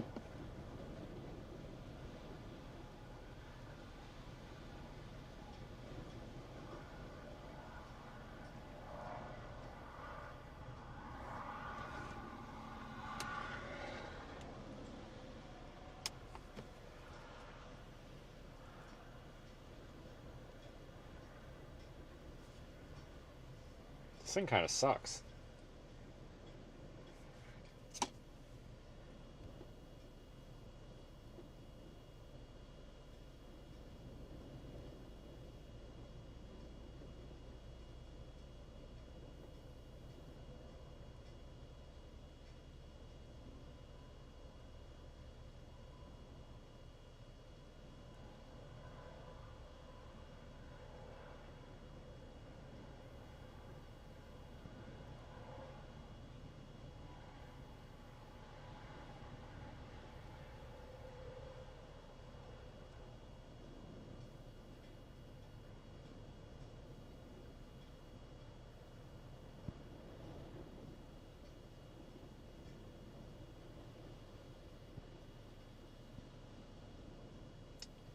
Um...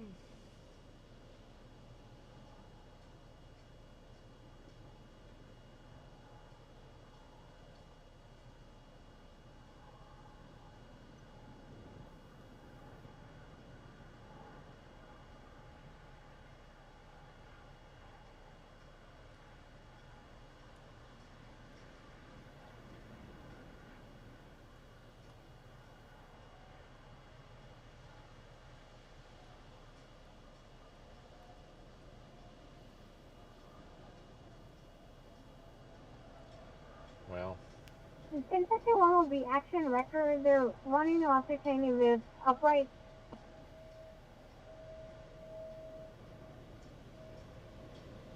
alright. I'm kind of thinking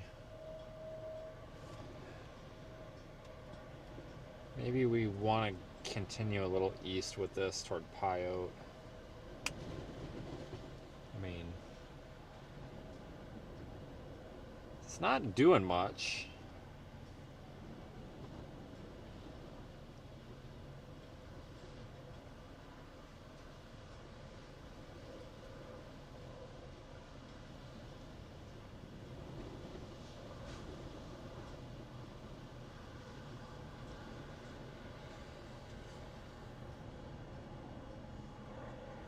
Yeah, let's try to get back on the road. I say try because there's like the road is built up like 8 inches, so I got from the surface, so I got to go over here to get on it. Does this road go straight? Yeah. I go over here where it's a little shallower.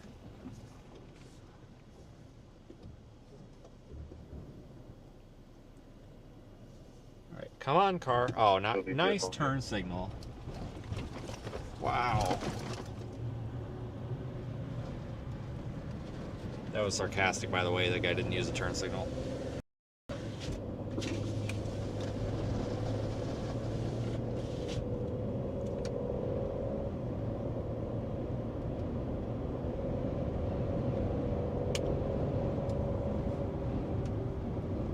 I got one of these goofy Texas interchanges here. These are all weird. It's like you gotta yield to the ramp and stuff. It's just weird.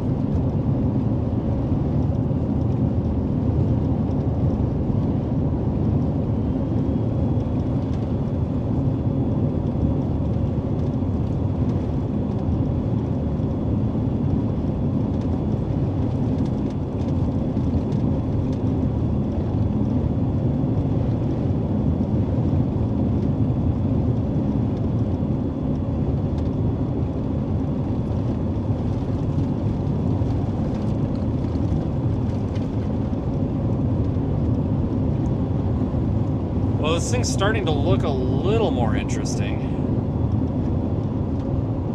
Maybe we just need to give it a little bit of time and it'll be alright. Once we get to Pyote, we'll stop.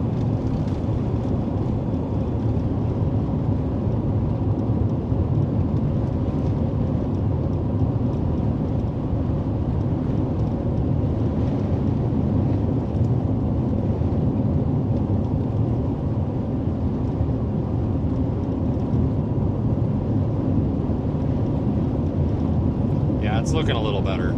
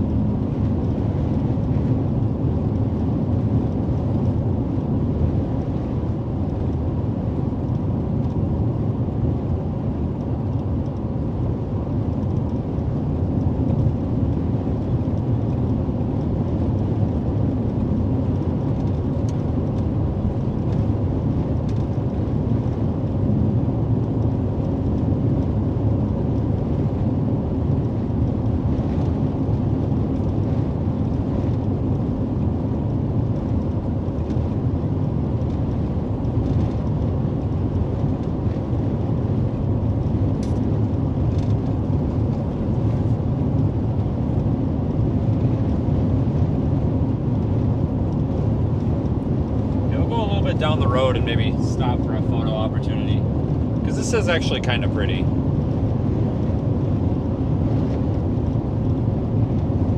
fact, I might stop here. Start slowing down. You get going so damn fast on these Texas roads. It takes a minute to get stopped. Just in case the storm craps its pants, we better take a picture while it's not garbage, you know. Oops. Alright, there's a spot here.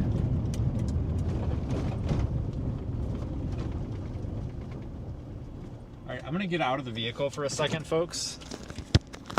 I'll take the audio with.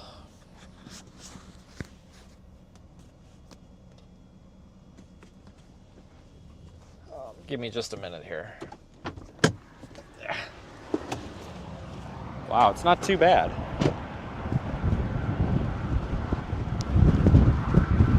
I'm going to go way the hell over here. There's some railroad tracks and get a few pictures and we'll be on our way.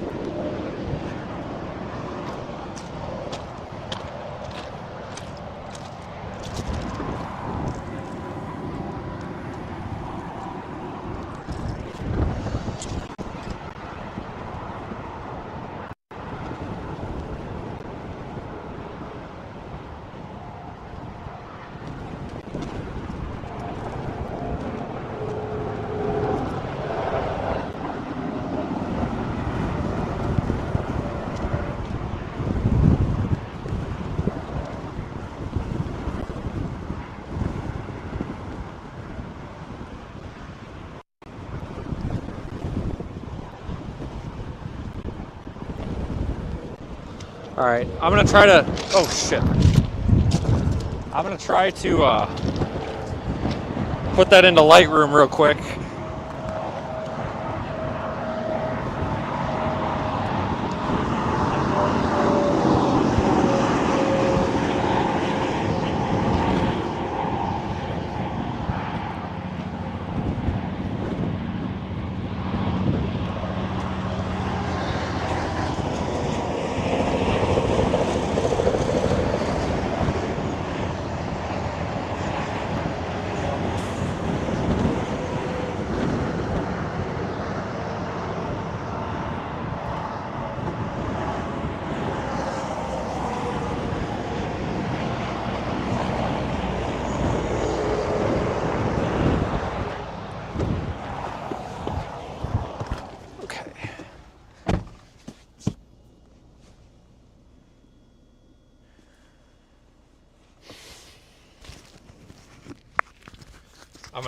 I'll share this photo with you guys in just a minute.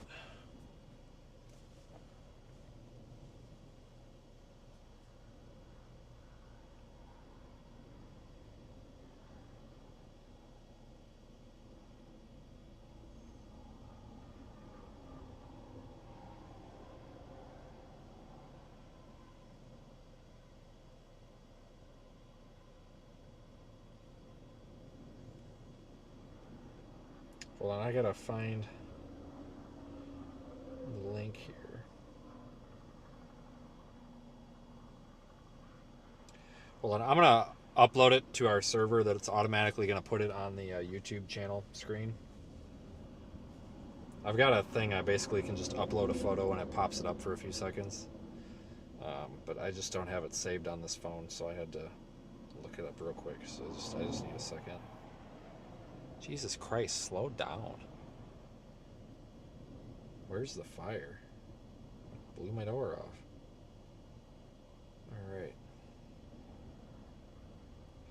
Alright, so that should pop up on the YouTube screen here, like, any second. And when I say any second, I mean it's probably up there already.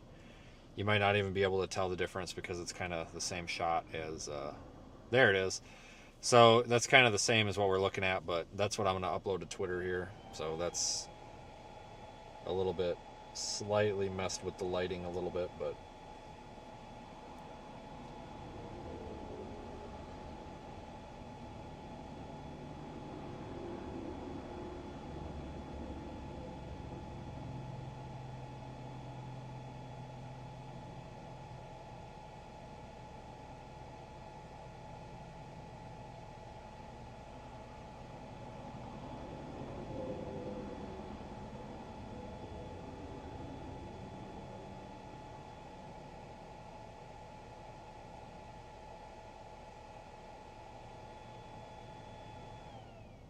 Alright, well, I'll clear that off there. And we shall probably move on. That should be cleared. Yep, it is. Okay. Alright, let's continue. Very high based. That's what we talk about when we talk about being high based. You can. The base of the storm is just very high up. It's not really anywhere near the ground. Yeah, it does look better in person. Let me tell you that. But I mean, it's definitely not the. I tell you, it's okay. It's all right. I mean, it's today's definitely not a bust, at least. So we got that going for us now. I tell you, it does look better in person, though.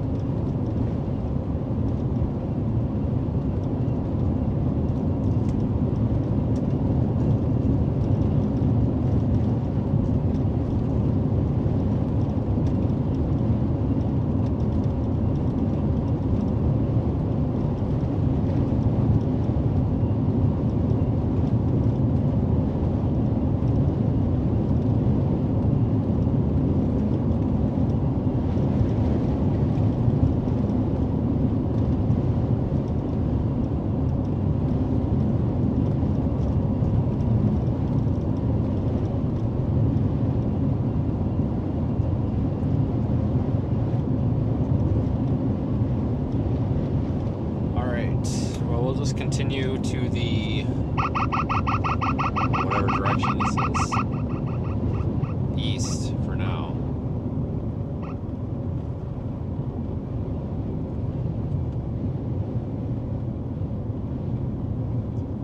Definitely want to stay with this for a little bit. Light will be guiding time out of Petroglyph from the lock. This one might end up being a little bit better here. It's going to take some time to develop, but watching radar, it's really not strengthening, but it's really also not dying. So, I mean, we got that going for us. No severe warning on it, though.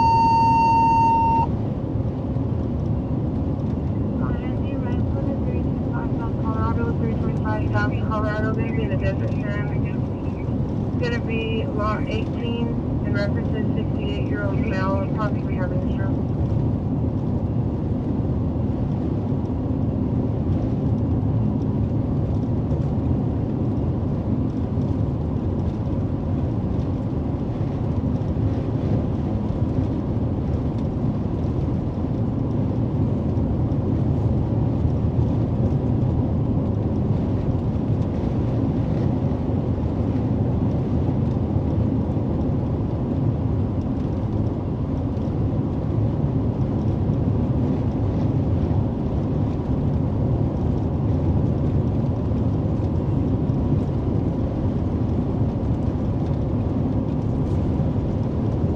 You can pick out that updraft base. That's really this entire area right here.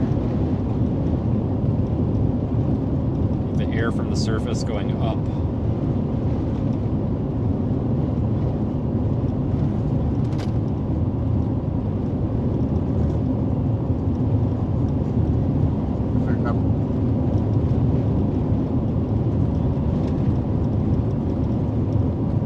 Colorado 325 South Colorado.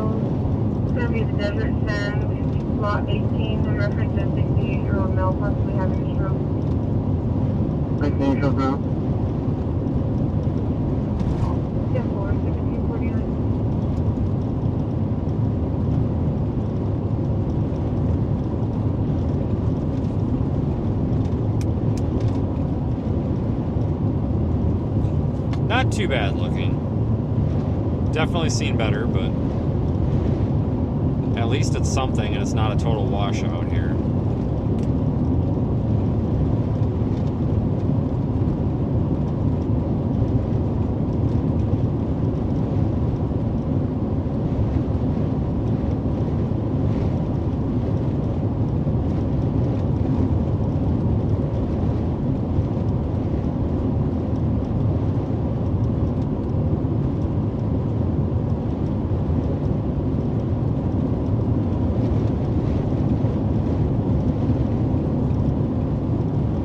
Stand by.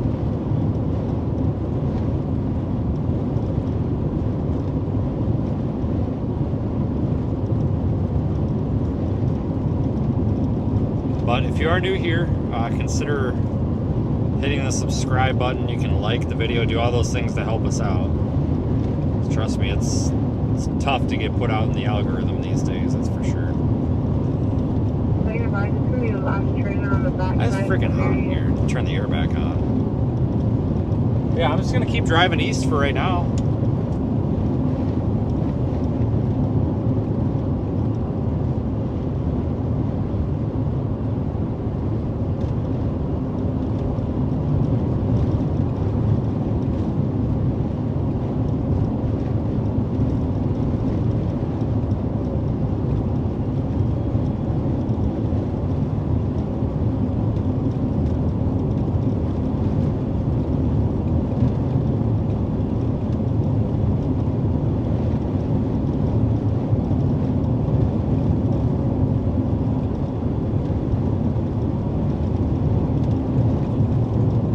Get a little bit out ahead of this thing, so maybe we can just sit and watch it roll in. But we're coming up to Pyote. I'm basically on I-20. I mean, I'm not, but I might as well be. We're on the frontage road that goes right by I-20, so taking the same route. I just like taking this frontage road because if we need to stop, we can stop, kind of thing. And then play this, you know what?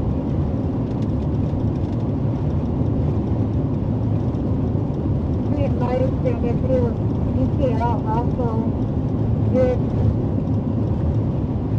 when 1021 the color, no contact made.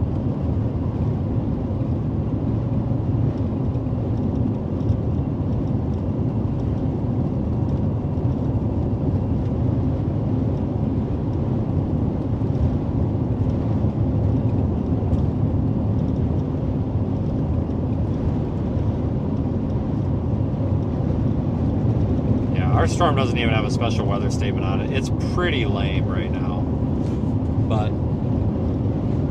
I mean, you don't need a severe thunderstorm warning or anything to get a pretty storm. And it looks like this is starting to come together. So maybe if we give this a few minutes, we might be pleasantly surprised with it. Or it could crap its pants and we get sad. I don't know. But give it a few minutes. Might be a pleasant surprise for us here.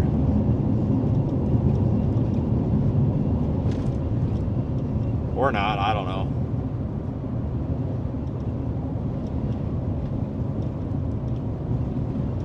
I wouldn't be surprised if this reaches severe limits soon. It's not moving very fast. It's also not developing very fast, but it's not dying.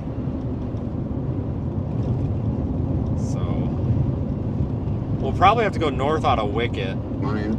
That's really the only option I see that doesn't take us into a road hole. That's about 5 miles up ahead. So maybe we'll just go straight until we get to that option. Or maybe, we got time. We might actually just stop up here. Sorry, I'm indecisive here. Yeah, we'll stop up here. Somebody behind us.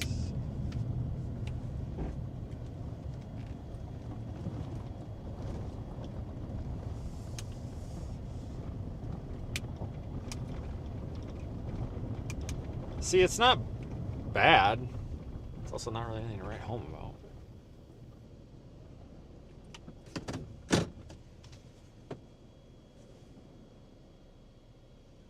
I wonder how long it's going to just sit there. Hold on one second. Let me go take a photo or two.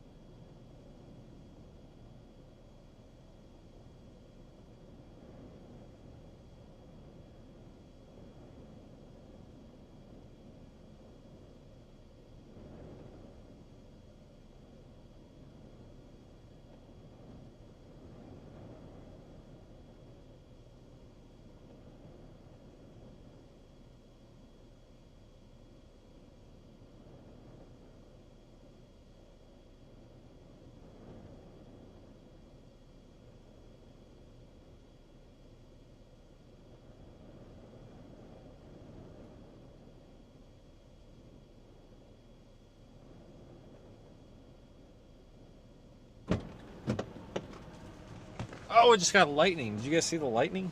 Finally. So, I mean, it's not bad looking. Man, it's really freaking dusty out, though. So, here, let me do this with, real quick. Let me do it with the main camera, because it's going to be a clearer image than the roof camera.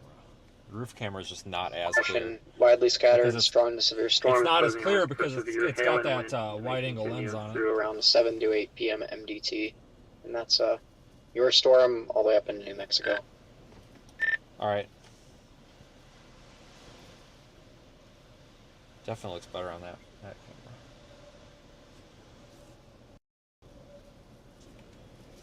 When you have a wide-angle lens, you lose detail. But we kind of need it for the roof camera, so.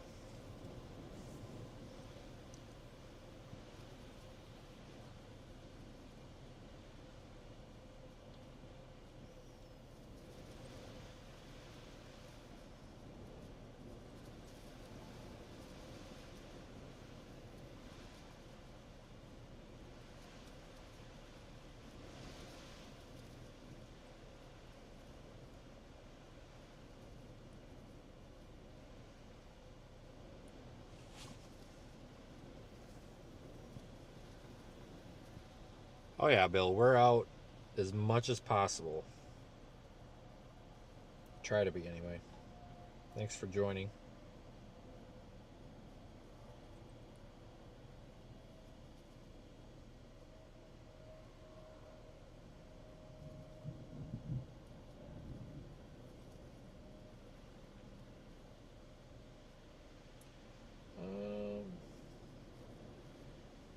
Looking at the photo I took, it's really nothing special.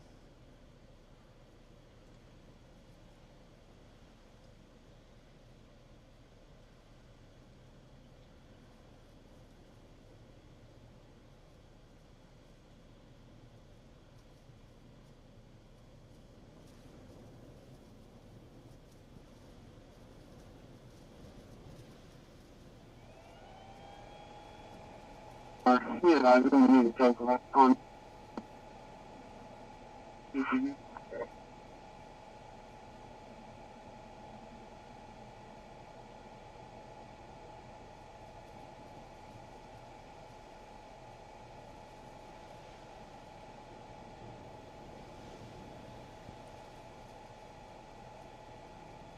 I'm gonna post another one on like Twitter, just trying to drum up some views here. So good.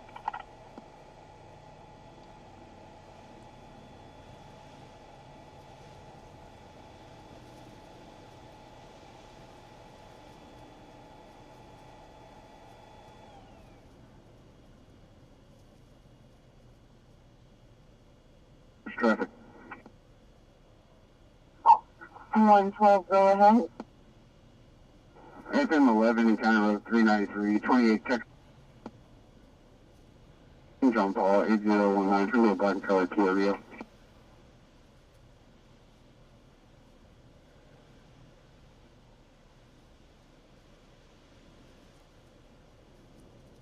John Paul, 8019. Yeah, this isn't bad. I mean, 121. this is definitely I'll be out here with him.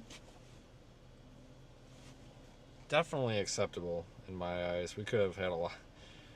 I mean, we should be happy though, because originally I didn't even think today was going to be a chase day. I'm just happy that it turned out to be one, so we needed this. Take all we can get out here. It's been so nice out here this past week. Like, just what happens is, it kind of reminds me of the slower season when a lot of the, like, I just call it riffraff. Because when you get a bunch of people out here, you get a bunch of like riffraff and people acting stupid, and there's always like an incident, so to speak. And it distracts from the storms. Like, we're not out here to screw off to how many views or super chats or PayPal donations we can get. Like, we're supposed to be out here because we enjoy what's happening in the sky.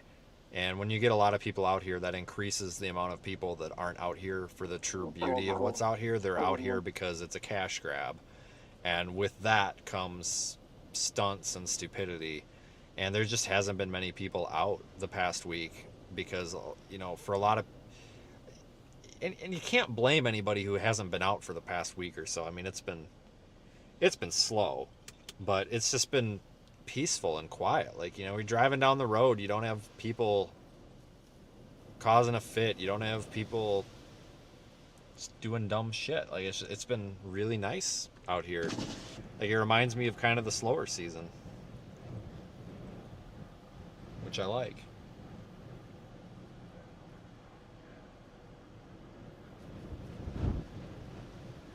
I think a lot of people that are out, I think a lot of live streamers agree with that. So I've heard a lot of live streamers say the same thing.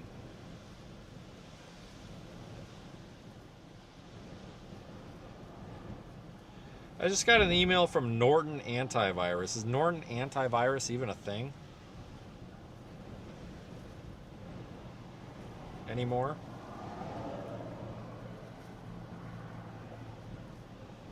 Oh, I almost wonder if we should have went north. God dang it. That freaking... So that severe thunders, or the storm up in Carlsbad or Loving or whatever. Yeah, that's severe warned. But it don't look that great. There is one on like a south side of that. God, we might need to watch that.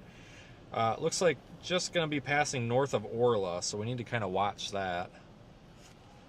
Honestly.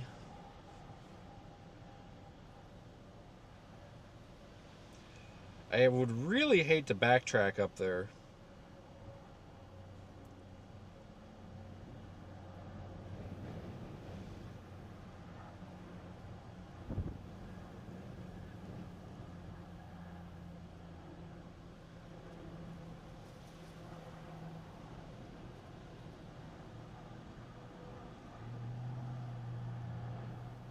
If I have to, I will, but...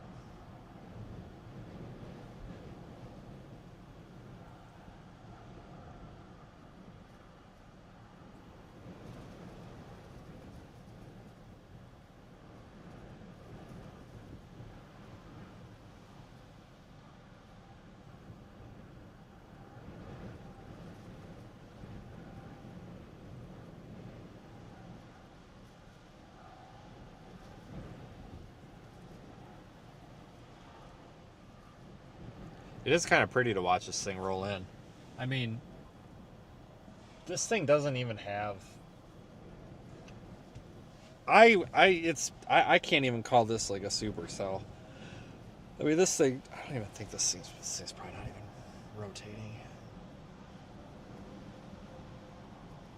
It's really not. This is literally just like the most routine thunderstorm you can have. It just happens to be pretty. But that's okay.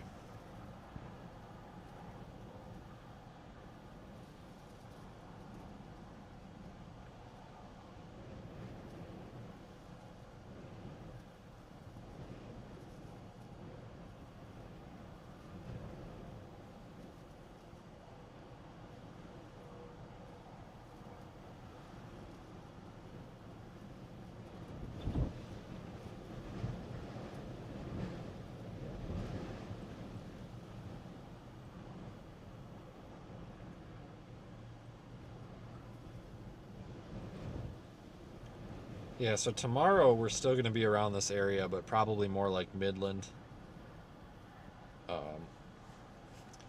Well, I mean, it could be really anywhere from Midland to Lubbock to San Angelo region.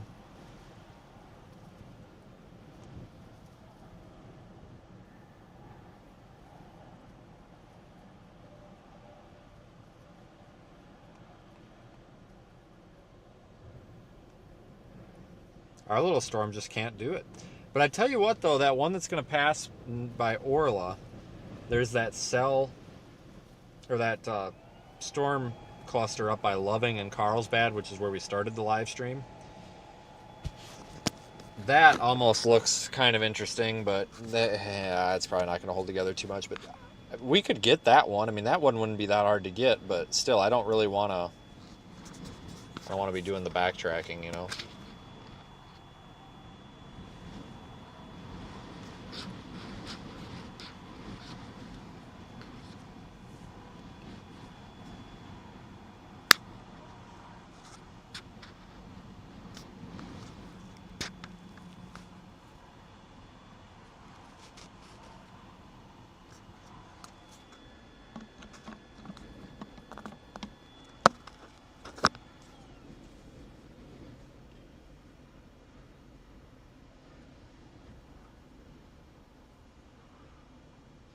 I do need to book I probably should book a hotel now before they get booked up, shouldn't I?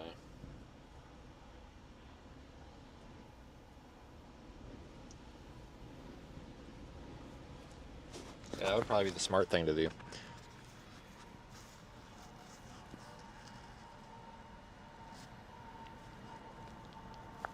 Yeah, this storm hasn't even moved much. I mean, it's moved probably 18 miles. The storm cell information has it moving at 24 miles an hour, but I don't even think it's moving that fast.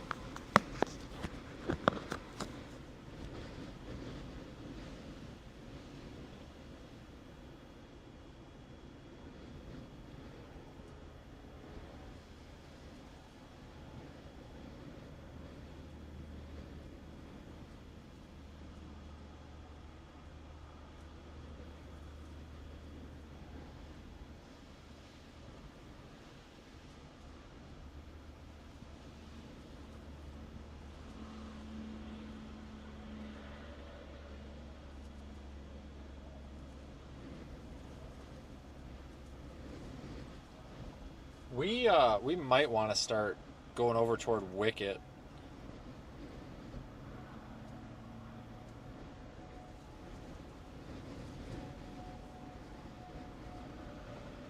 The reason I say that, because this storm's moving almost east. It's kind of slightly northeast.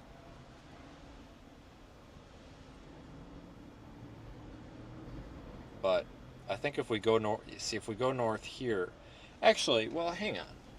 I mean, if we go north here, I don't really know if I like the view we're going to have of it. We probably want to go a little east, because like by going north right here, we're just going to be kind of on the wrong side of this thing. So we'll go east and then north out of Wicket. That probably makes the most sense for us to watch this thing anyway. I'll get pulled out as soon as the traffic goes by. Oh yeah, they did just severe thunderstorm warn. 1 inch hail. Yep, so severe warned our storm here. 7 p.m. Central Time, a severe thunderstorm was located 7 miles south of Wink, moving east at 20 miles an hour. Hazard, 60 miles an hour wind gusts and quarter-size hail. Source, radar indicated. You got a rental? Impact, hail nice. damage to vehicles is expected. Expect wind damage to roof, siding, and trees. Locations impacted include Wink and Monahan Sand Hill State Park. This includes Interstate 20 between mile markers 91 and 93. For your protection, move to an interior room on the lowest floor of a building. Large hail, damaging wind, and continuous clouds to ground lightning are occurring with this storm. Move indoors immediately. Lightning is one of nature's leading killers. Remember, if you can hear thunder, you are close enough to be struck by lightning.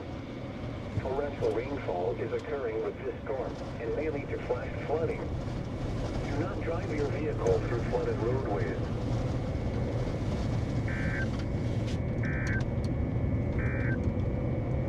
The following are the 5 p.m. Central. Alright, so they severe warned our storm, surprisingly. I'm saying maybe up to 1 inch hail in there.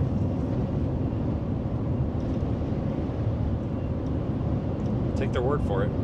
We'll keep tracking it. Hey, at least we got a severe thunderstorm warning. I feel a little bit more accomplished today now.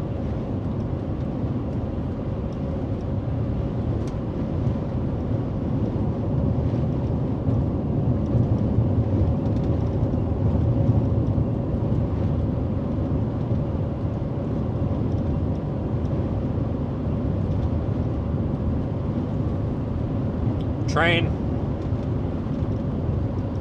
Blocking my view, probably. Okay, not too bad. A freaking long train it looks like too. Holy crap.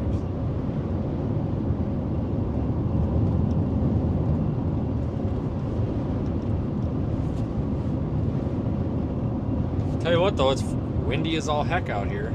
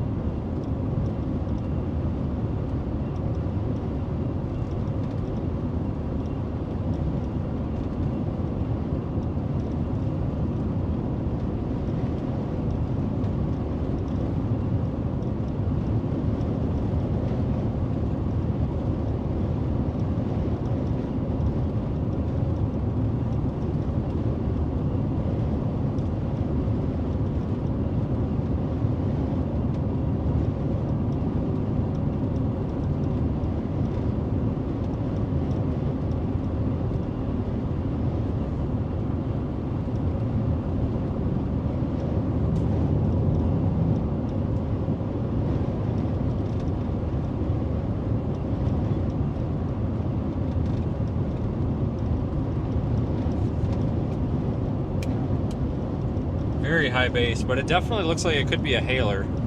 It just has that look to it. What you cannot see on the stream, but you can see in person, right in this area that I circled, there's like a blue band. There's like a stripe right there where I drew that. There's a stripe of this like bright blue color. A lot of times you'll see that when there's a hail core in there. It's way easier to pick out in person.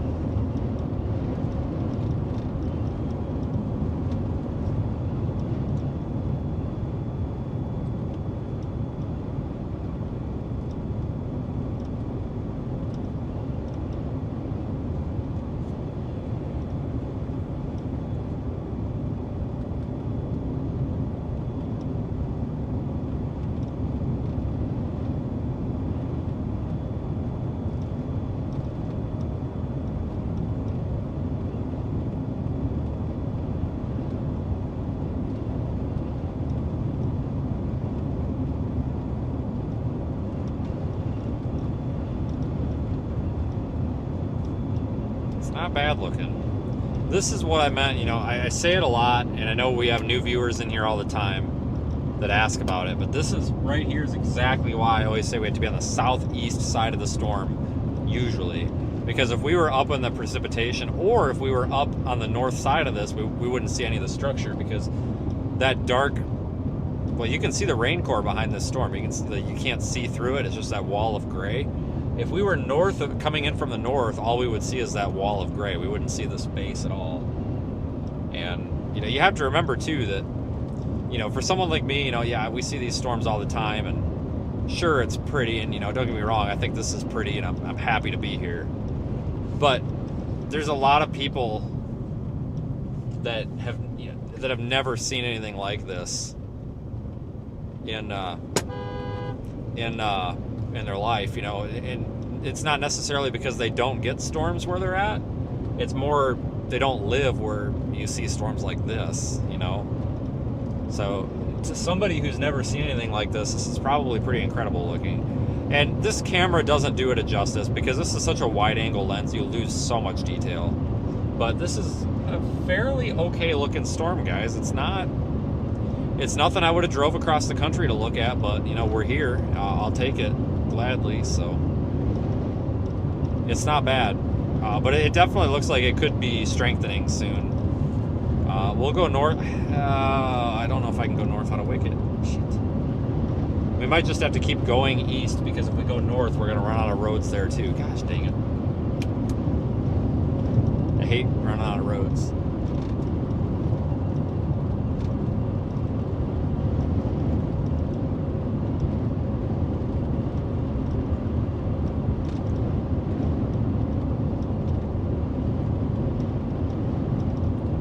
If I can, I'll stop up here. I'm kind of looking for a driveway or something.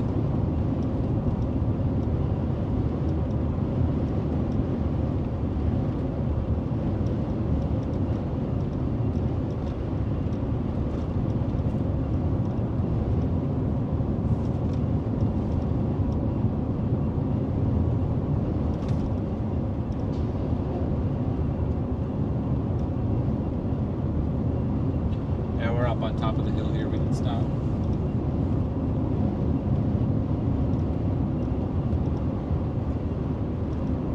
Alright, we're coming up to Wicket now, which is just west of Monahans. Look at that though, folks, that's pretty. See, I told you, if we're patient, we might get lucky and see something. And this is definitely better than I thought it was going to be.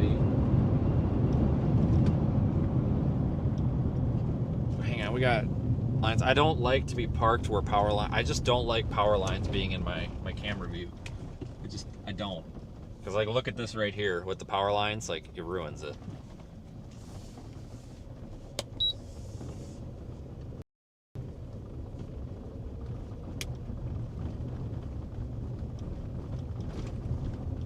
Go back down a little ways here.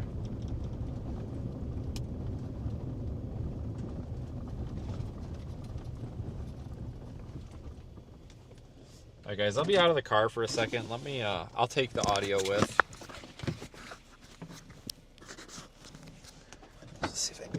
photo of this.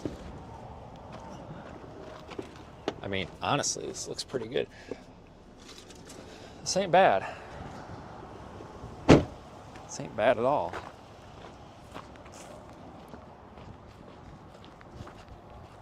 Definitely worth being out here for, so good thing we put ourselves in a position to be here today. It's not super photogenic for like a handheld camera. Don't get me wrong, like the rooftop camera looks decent, but trying to make this look pretty with like an iPhone camera is kind of tough. All right, there's no train coming. I wonder if the rail's still on.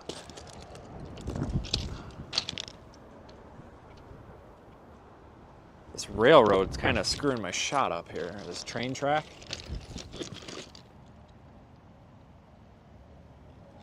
So it doesn't run, it's at an angle and it looks goofy in the shot. Let's see what I can do.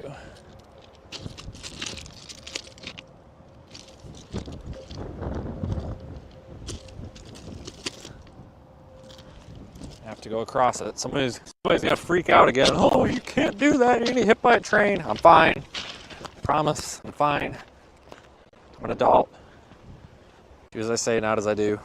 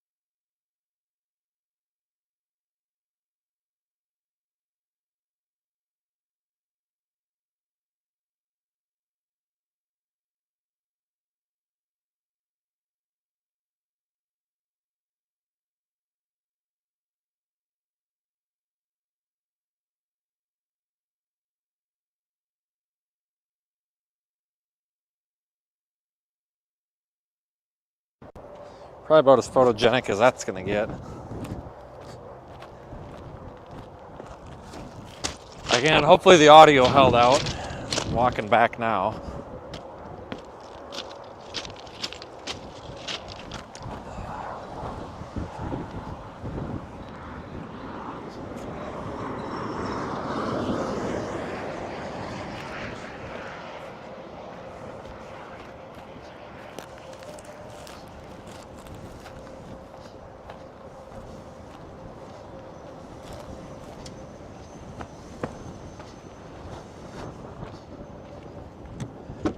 My God, it's absolutely windy as hell out here, though.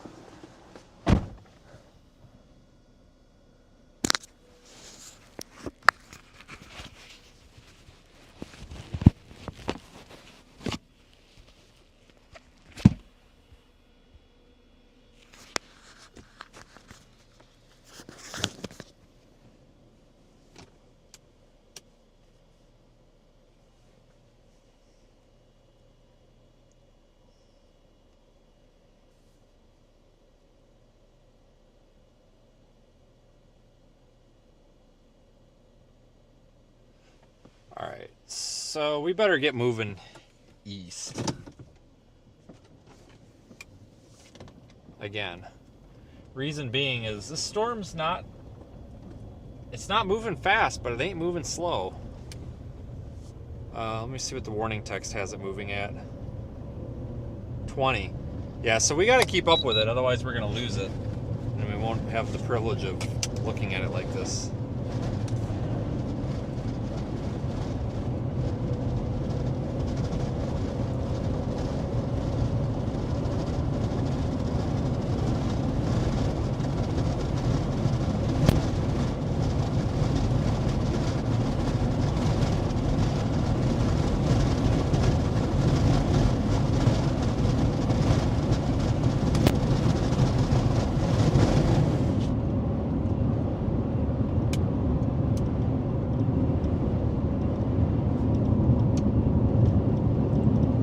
Go east and maybe stop just east of Monahans.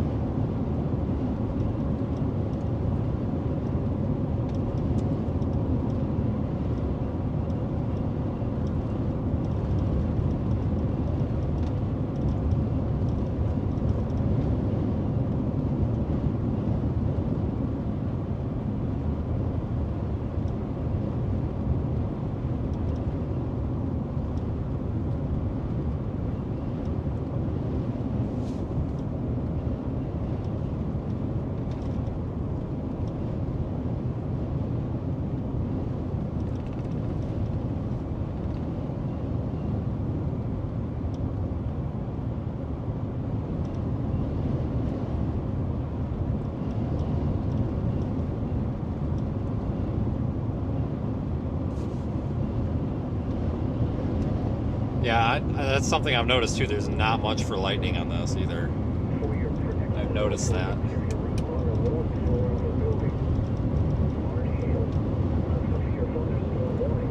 In effect until 7 p.m. Central Time for southwestern Ector, north central Ward, and southeastern Lakewood counties. At 6:23 p.m. Central Time, a severe thunderstorm was located 7 miles north of Thorntonville, or 7 miles northwest of Monahans, moving east at 30 miles an hour. Hazard, 60 miles an hour wind gusts and quarter-size hail. Source, radar indicated. Intact, hail damage to vehicles is expected. Expect wind damage to roofs, siding, and trees. Locations impacted include Monahan Sandy Hill State Park. This includes Interstate 20 between mile markers 91 and 93. For your protection, move to an interior room on the lowest floor of a building. Continuous cloud-to-ground lightning is occurring with this storm. Move indoors immediately. Lightning is one of nature's leading killers. Remember, if you can hear thunder, you are close enough to be struck by lightning. Torrential rainfall is occurring with this storm and may lead to... Honestly, folks, if you live in Odessa, Midland, I would probably start getting ready for maybe some hail knocking on your door here in the next hour. If this thing strengthens, I could see it maybe dumping some big hail, so Midland and Odessa, especially Odessa, probably need to start maybe kind of putting the car in the garage kind of thing here. We'll be following this all the way to town, so I'll let you know, but I would maybe be a little bit cautious of this one. I could see this thing ramping up and dumping some big hail. They like to do that out here. I don't know if... Jesus, God! Oh my God, that scared the shit out of me. Holy hell, there's a piece of like pocket lint on the center console. I thought it was a giant spider. Oh my God. Wow, really dodged a bullet there. I almost had to burn the car down. That would have sucked. But I don't know if Paxton's on here, but he better have his truck in the garage. Shit. Yeah, I don't do spiders. Screw that.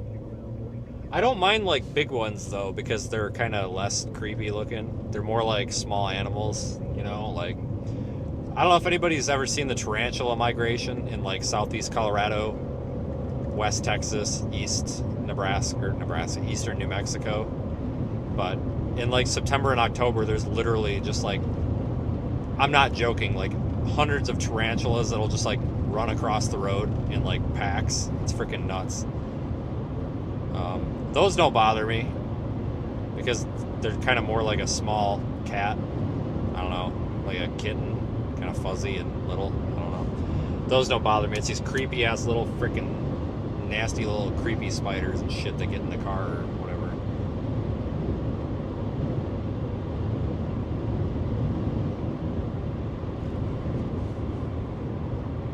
But look at that. What a pretty view. Hey, so we got something today.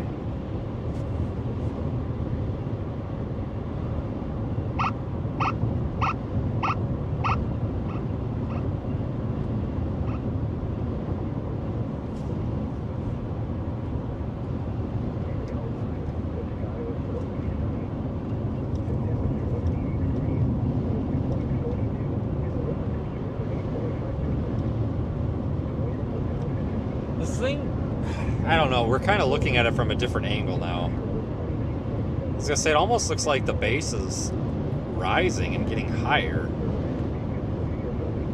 Let's see, dew point is lower, so yeah, it might be because the dew point's lower. So that surface dew point, the more moisture at the surface, the lower, typically the lower that storm base is gonna be. And basically it's a little bit drier the farther east we go, so it might be rising a bit. We're also looking at it from a little bit different angle here too, so.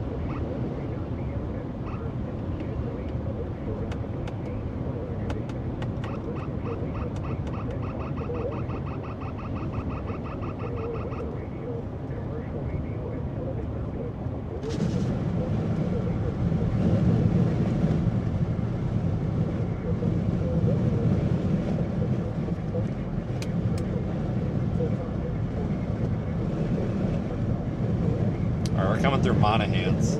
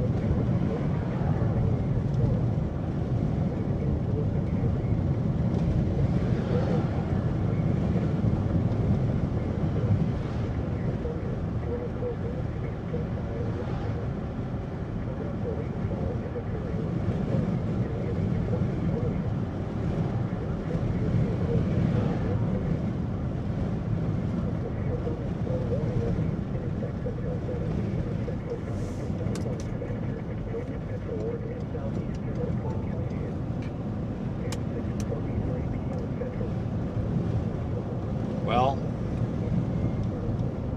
probably just gonna have to keep going east, guys. There's really no reason to go north.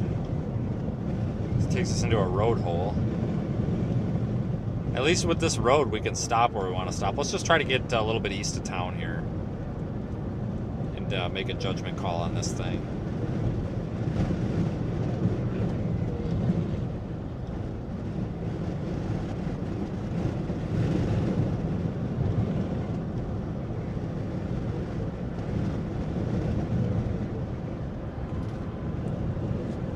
Boy, we got another train coming.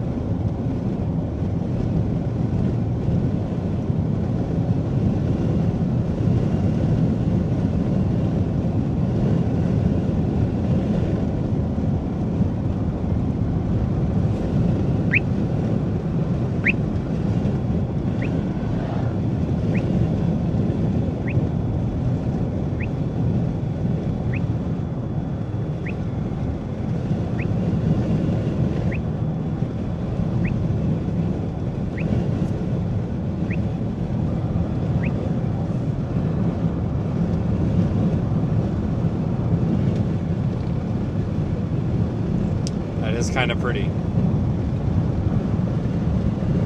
Yeah, we'll stop up here. If I find a spot to pull off. Actually, right there would have been a great one. God dang it. Thanks, Darla. That would have been another good one. God dang it.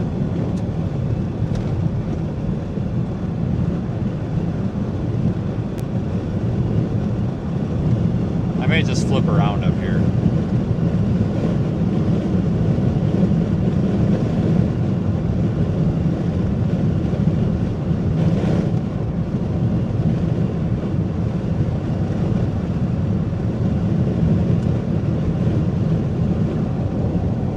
I think I can turn up here.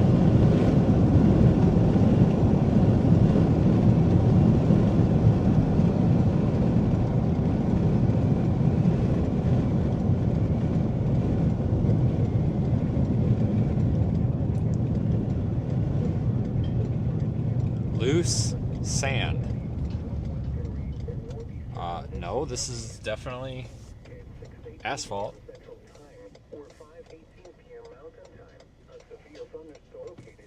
Actually, you know what? Here's a good view. How about this? You got all this train shit in the way, but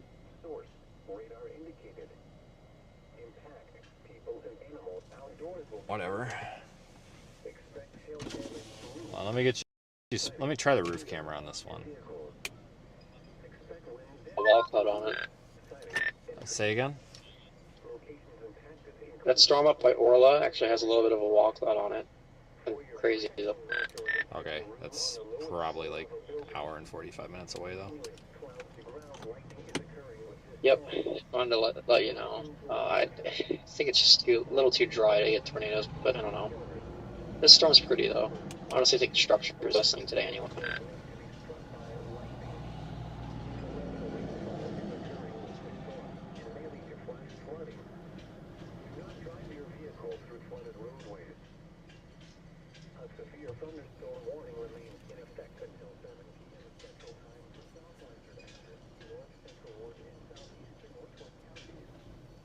Well, found a pretty good view.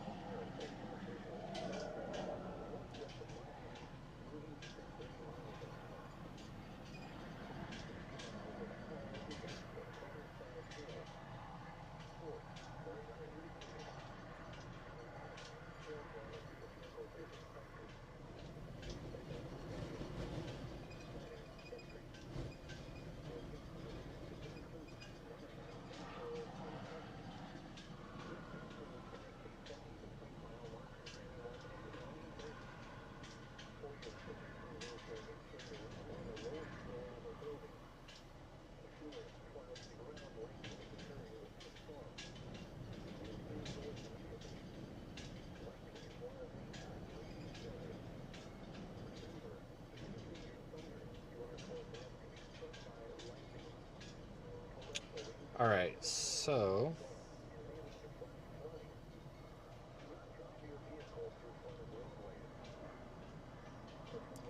yeah, this thing, I'm a little bit wondering if this thing's dying actually. The base is getting really stretched out. Like kind of looks like it's getting stretched out, like hot dog wise. I don't know how else to describe it. You know what I mean? Like it's getting okay. Don't make fun of me. But you know how before it looked kind of like a hamburger? It was kind of like flat and round. More robust looking. Now it looks kind of like a hot dog. It's all stretched out. Kind of looks like it's dying. I don't know how else to say it. It's gone from hamburger to hot dog, I guess. I don't know. Stupid hot dog storms.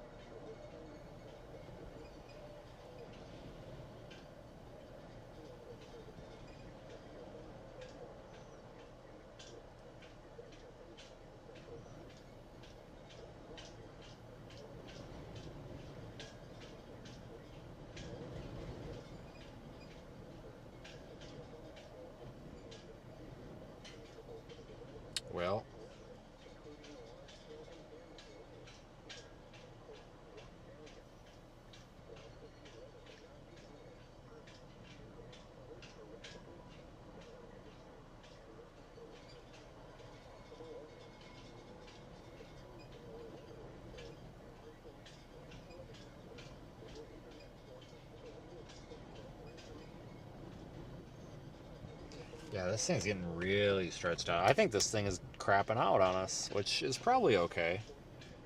Anybody that lives in Midland or Odessa, that's really good news for you. Yeah, and with the drier dew points off to the east here, that's exactly why this thing is doing this. But it's still nice to look at for a little bit. I do need to book a hotel, so let's break into our little hotel review thing here now real quick. Thanks, Candy, for the super chat. I already kind of have in mind where I'm staying, but we're going to look at the crappiest dump of a hotel review for the area because that's just what we do. It's a tradition now.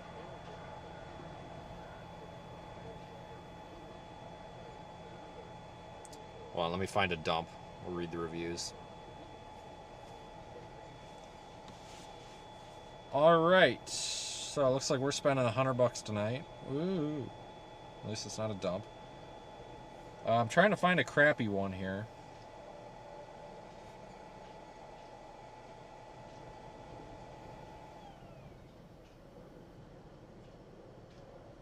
Still looking.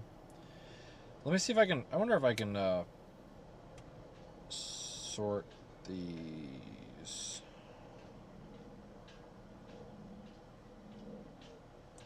Sort by price. Or I'll just do...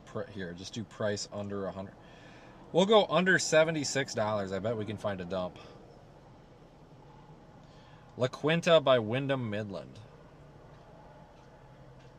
Absolutely the worst hotel I've been to. Bed bugs, roaches on the walls, mini fridge is disgusting, mounds of filth in every corner, sticky floors, no lights, ceiling falling down, bathroom looked like a crime scene, absolutely disgusting. Photos are catfishing you, do not waste your time.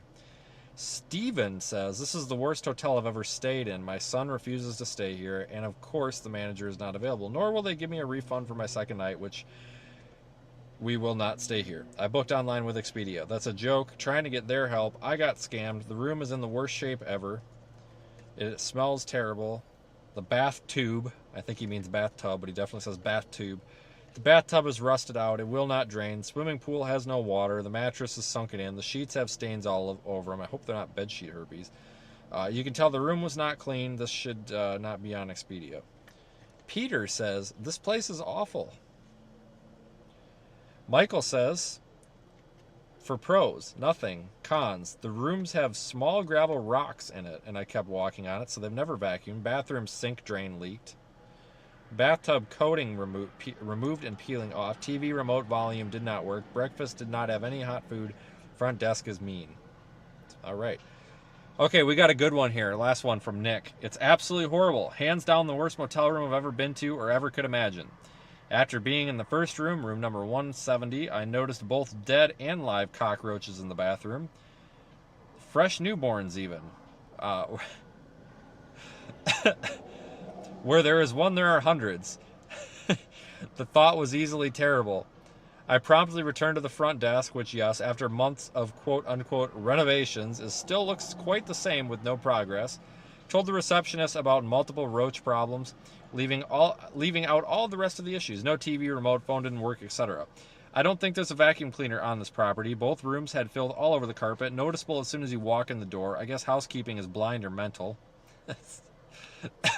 Stains all over the walls, trim and furniture. Clearly there's water damage behind fresh paint.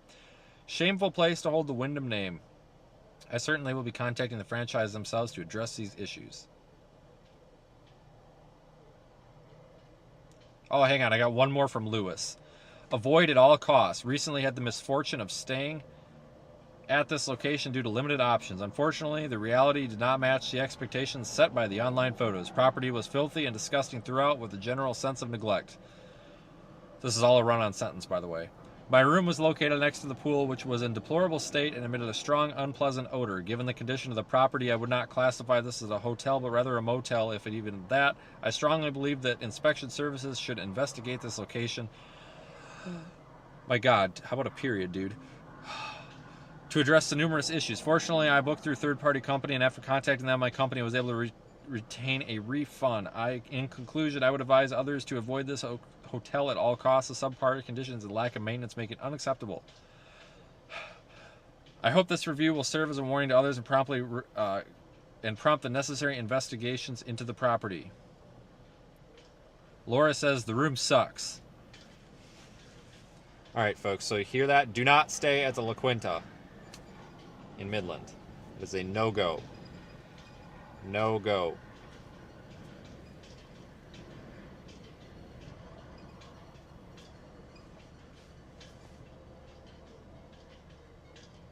All right, now back to regularly scheduled programming. Let's see if I can find a hotel that doesn't cost $7,000 in my freaking blood. Better book now before they get freaking the prices go, because we know I can't stay at the Wyndham. We know I cannot stay at the La Quinta or whatever, because there's a family of roaches, apparently, according to the reviews. That's a no-go for me. That's a big hard pass.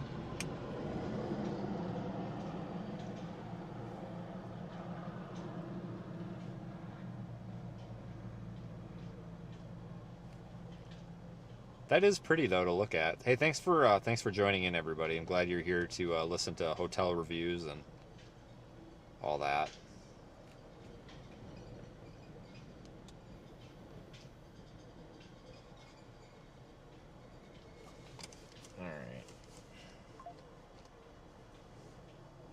All right, I have found a suitable hotel.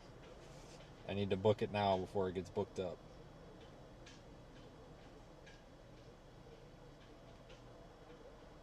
Stay in Midland again. I tell you what though, the prices of hotels over the past couple of months, they're starting to come down. But oh my God, guys, they were so terrible. I honestly don't know how the hell. It really ran me dry, and it's still running me dry. Bad. Like, I barely can afford anything right now, but I tell you what, it's been the hotels. Hotel prices went way out of whack for a couple of months there.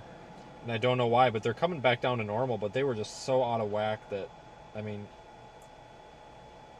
it was $160 a night after tax just to get a frickin' Hampton Inn, which is a very normal, average hotel.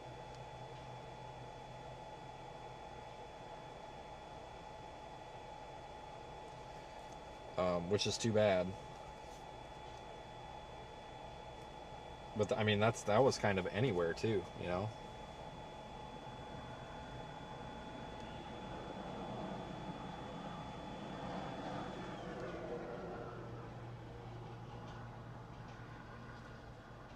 Well, I am a triple diamond, Amar. You know, I do. Thanks, Sam. Appreciate it. I do have diamond status at Best Western, Hilton, and IHG. You know, not to brag, but the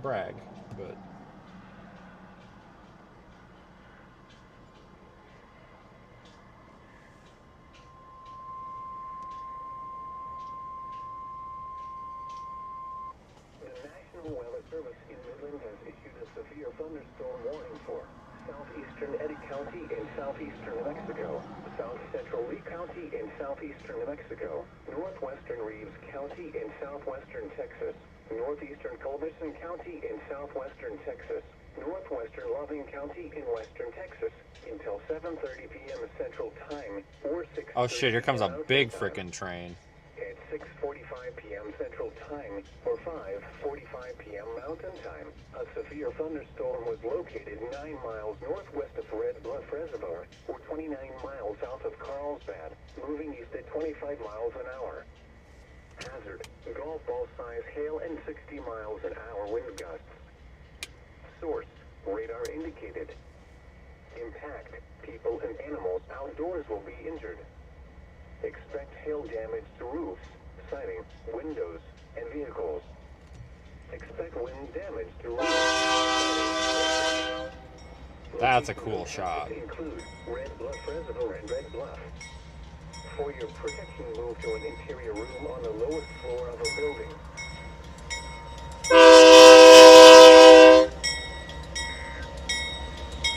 severe thunderstorm warning remains in effect from 7 p.m. Central Time to southwestern Texas and southeastern At 6:41 p.m. Central Time, a severe thunderstorm was located 11 miles northeast of Monaghan, moving east at 30 I should have jumped miles out for a picture of that. Hazard, 60 miles an hour wind gusts and quarter-size hail.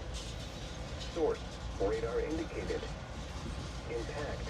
Hail damage to vehicles is expected. Expect wind damage to roofs, siding, and trees. Locations impacted include Monahan Sandhill State Park. This includes Interstate 20 between mile markers 92 and 93. For your protection, move to an interior room on the lowest floor of a building. This is a very slow train. Clouds to ground lightning is occurring with this storm. Move indoors immediately. Lightning is one of nature's leading killers. Remember, if you can hear thunder, you are close enough to be struck by lightning. Torrential rainfall is occurring with this storm and may lead to flash flooding. Do not drive your vehicle through flooded roadways. The following are the 6 p.m. Central Daylight Time. Well, guys, what do you want to do? We could go north for that severe thunderstorm warning, I guess. Go up to Kermit. See if I can back out of here without running anything over. The wind was southeast at 22 miles an hour, gusting to 35. The pressure was 29.71 inches and falling. At the Winkler County Airport, the sky was mostly sunny. The temperature was 77 degrees, with dew point 48, and the relative humidity 35%. The wind was southeast at 24 miles an hour, gusting to 36. The pressure was 29.69 inches and falling. The altitude, the sky was mostly sunny. The temperature was 80 degrees, with dew point 42, and the relative humidity 25%.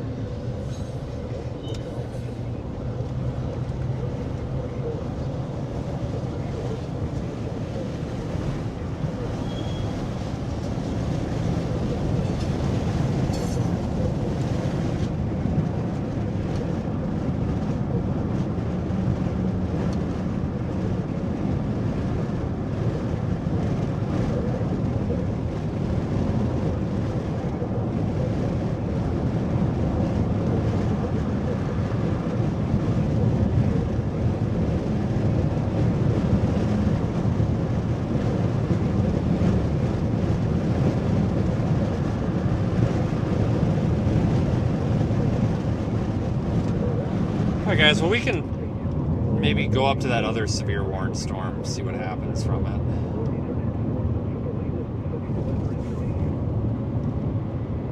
Looks like that was the target after all. Whoops.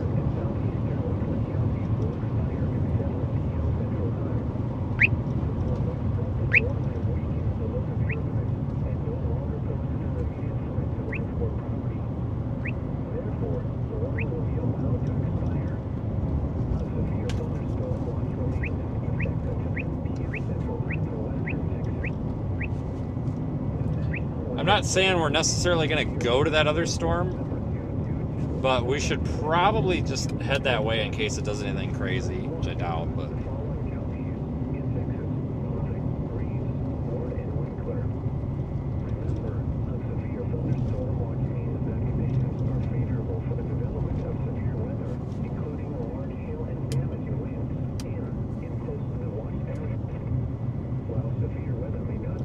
Let's just see that other storm behind this one.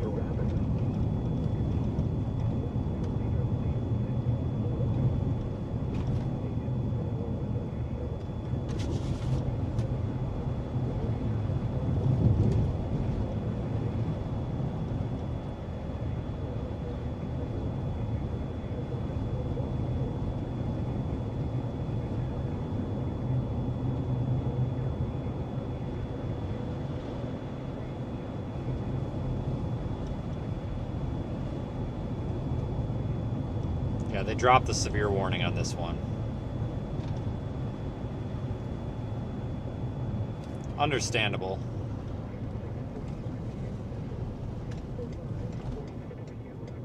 Probably just turn here and go up toward Kermit. And like I said, we might actually not even go, like we might even just camp. But just in case this thing develops into something crazy, I'd like to at least be going that direction, you know.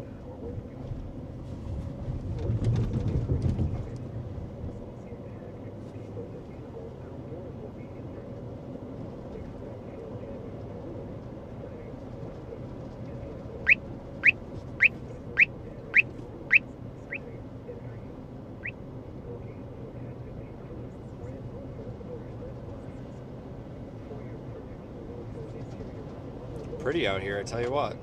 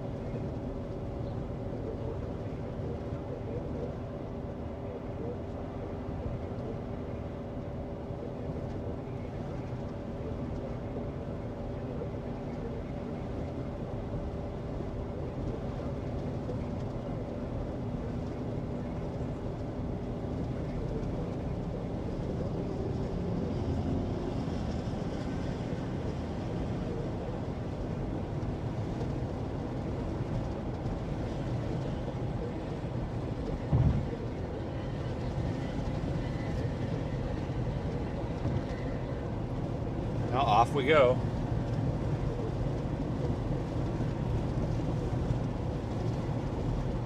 Not over yet.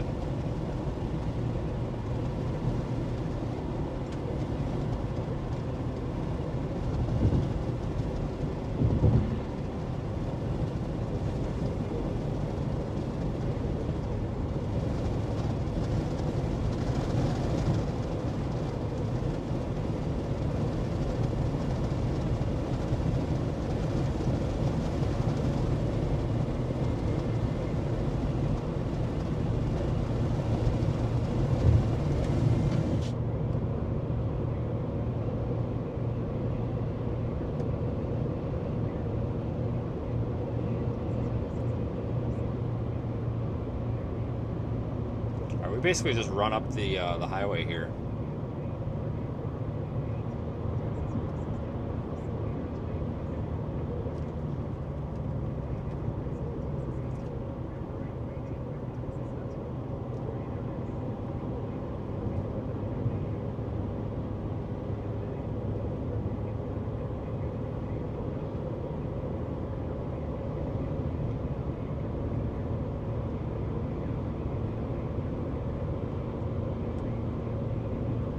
Yeah, you can see that storm in the background. That's ours that we're headed toward.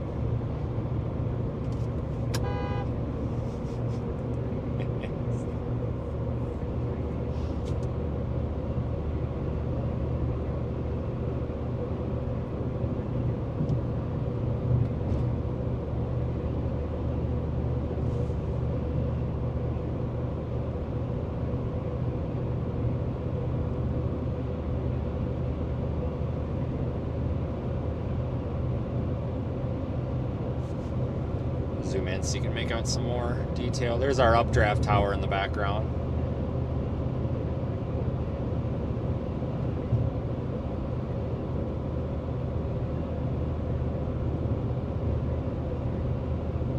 Very nice looking.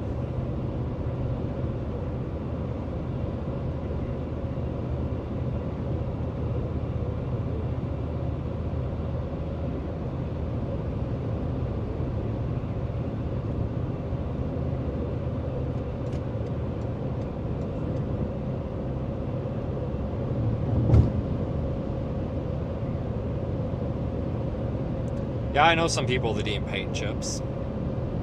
Got a whole list of them.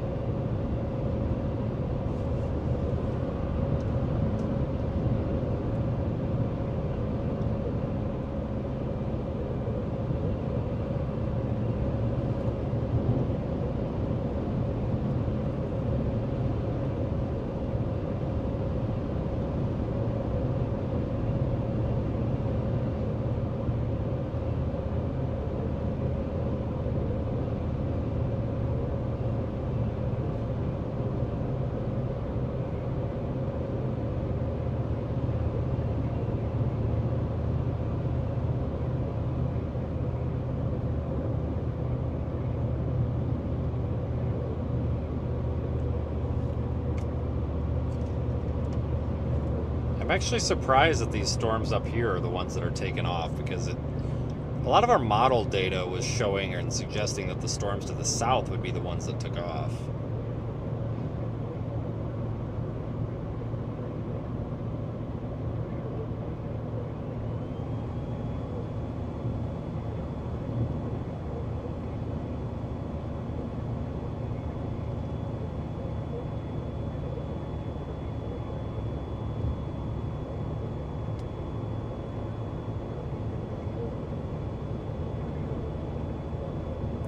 But there is a lot drier air down here. It's probably something to do with it.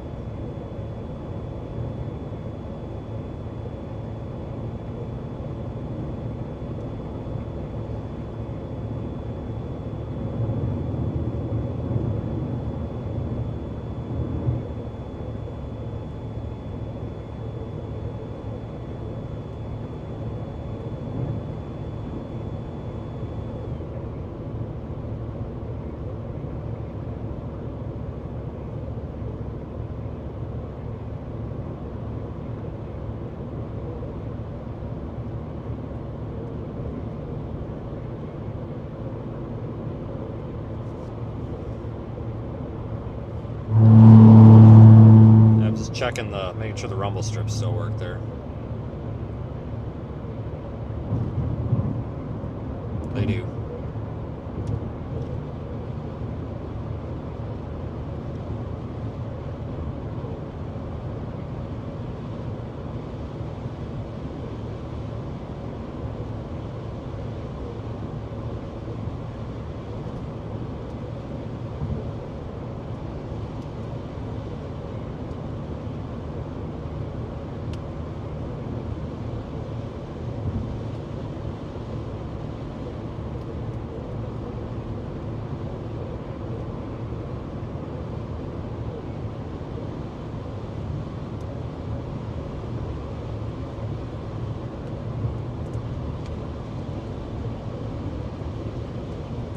Yeah, we don't need to be in too much of a hurry here. It's actually possible these storms crap their pants here, but we'll find out.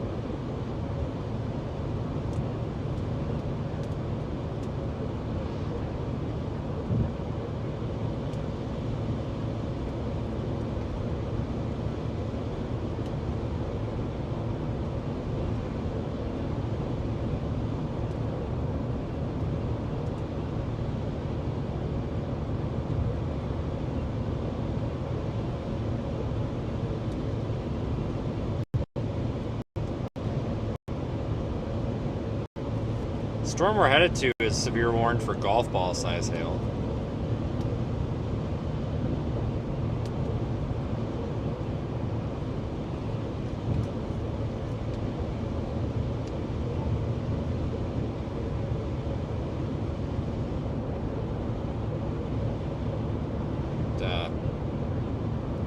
Thanks, Lane.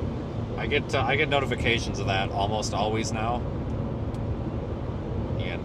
Appreciate it. Appreciate the comment too. One of these days I'll learn how to use a real camera though.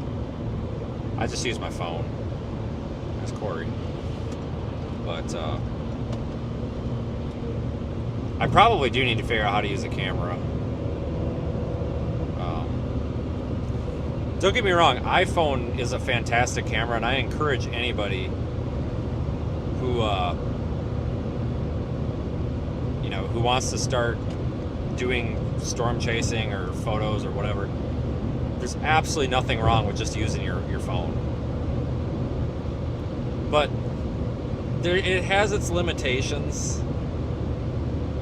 But I've never had the time to figure out how to use a camera. But I do appreciate the support and especially the comment, as always. But I probably do need to figure out one of these days how to use a freaking camera.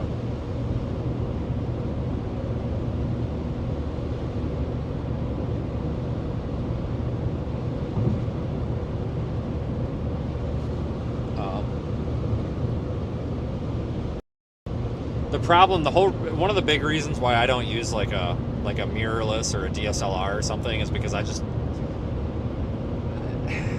don't know. I just, like, it takes a lot to learn how to use one. properly, and for me to learn how to use something like that, it's going to take up valuable time, and I'm probably going to botch everything out here. I don't know. My friend Sean is a kind of a part-time storm chaser. He lives near me, and he's a very good professional photographer. One of these days, I need to just bring Sean with and just have him tell me what to do. Like, I've got no problem going out and buying a camera, guys. I mean, yeah, it's an expense, and it's expensive and stuff, but I mean, I'm not going to go to Best Buy right now and go buy a $1,200 camera, but I'm not against, you know, setting a little money aside here and there, but I just, basically I need the idiot's guide for cameras, you know. I need somebody to hold my hand and tell me how to idiot-proof it. But I tell you what, though, guys, since we're on the topic of this, because this brought up something that I probably should talk about more, like, if you do want to get into, you know, anything that has anything to do with video or photos, I swear, guys, your iPhone is by far the best. But I tell you what, some of these higher end Androids, especially the Samsungs, and the Google Pixels are really, really, really upping their game. Like the S24 and the S25 Ultra from Samsung are fantastic cameras. Not as good, in my opinion, as iPhone, but I mean, honestly, if you're doing it for social media, nobody knows the difference anyway. But I tell you what, I'm amazed by the shots you can get with an iPhone now.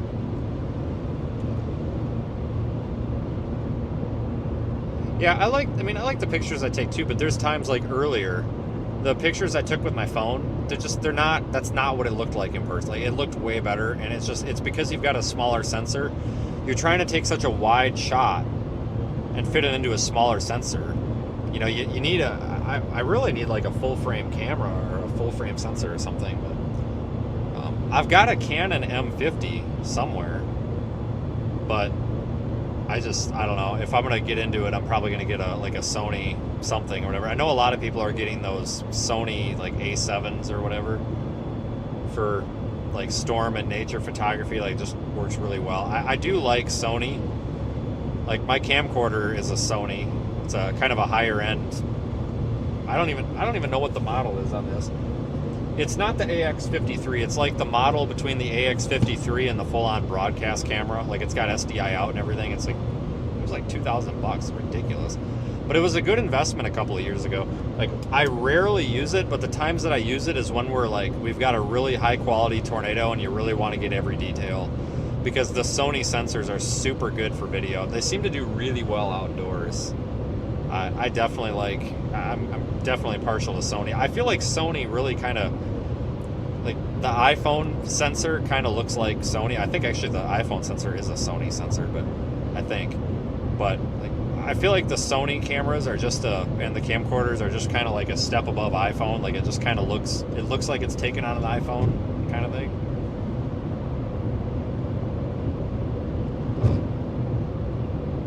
I don't know. One of these days I'll figure it out.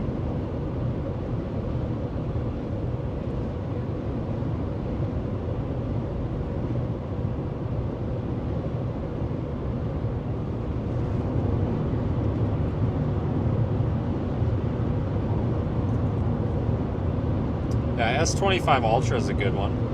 And don't get me wrong, the only reason that I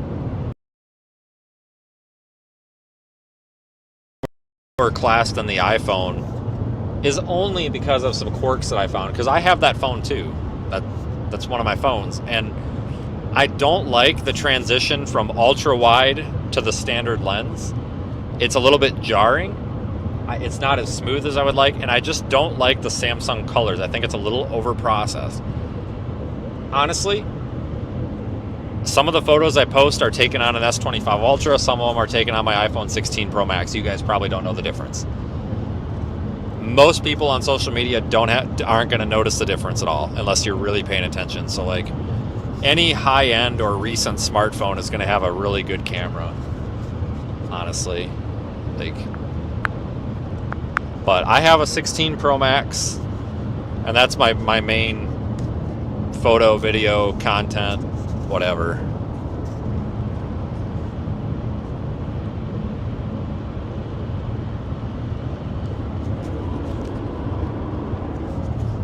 So we're starting to get a glimpse of our storm over there, but just can't pick out a lot of detail right now. We'll take a left and go west out of Kermit. It looks like there might be a lowering under it, so we'll get that thing in view here pretty soon. You got an Sony A7 III. Yeah, there's a lot of people that do like nature photography that have the Sony A7 series camera, and it works really well. It's probably what I'm gonna end up getting. I don't know exactly how much that thing costs, but I know it's expensive, and then you got to buy, you know, good lenses for it. But it's gonna be an investment that I'm not gonna make this year because I really don't. I've kind of got the yearly budget drawn out, and I really don't have $2,500 to dump on a camera. Because that's probably what it's going to end up being by the time you buy the camera and the lenses and stuff. And, you know, I mean, honestly, you think about it. But it's something I think I'm going to try to maybe, you know, put a little money aside for every month and maybe upgrade and get some sort of a camera or something for next year and maybe try to attempt to start learning it next year. I don't know. It's not high on the priority list, but I wouldn't mind, you know.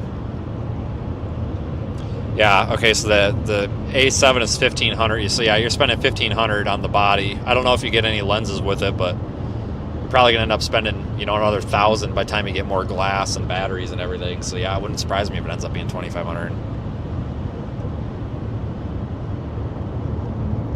I don't know. Might be able to find something good used too. I mean, sometimes you can find a lot of camera equipment being sold used at decent prices. But it looks like we got a really pretty storm here. We're just kind of, it's a little bit hazy. You can't really make a whole lot out. We're coming into Kermit right now.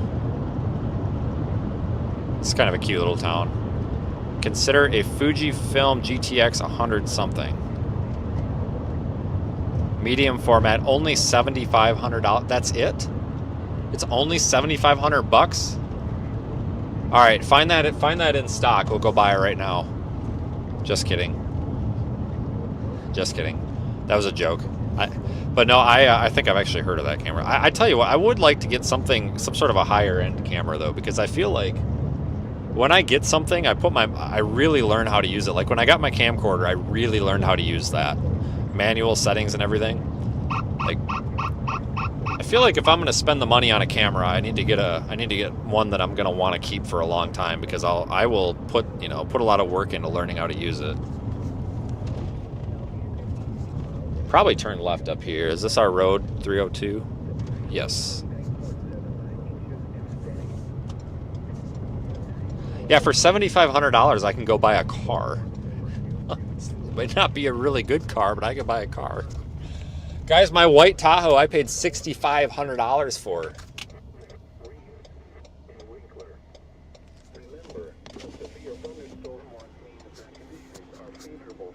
I tell you, I love that Tahoe, though. I need to get that thing fixed up. It's got a rear main seal leak. I think I need to put about $2,000 worth of work into that. Which, you know what? That's really not bad considering... that's not bettering the fact that we spent, what, $6,500 on it, and I really haven't had to do much to it other than brakes, suspension, and all that. And I've done that all myself to save money, obviously. But, you know, if I got to put $2,000 into it, and I've had it for 2 years, and we spent $6,500 on it, and a lot of the audience helped buy that too. So, you know, appreciate you guys helping with that. But that was a good investment, really, because it hasn't really depreciated. You know, like it hasn't cost us that much money to upkeep or anything. That's a good truck.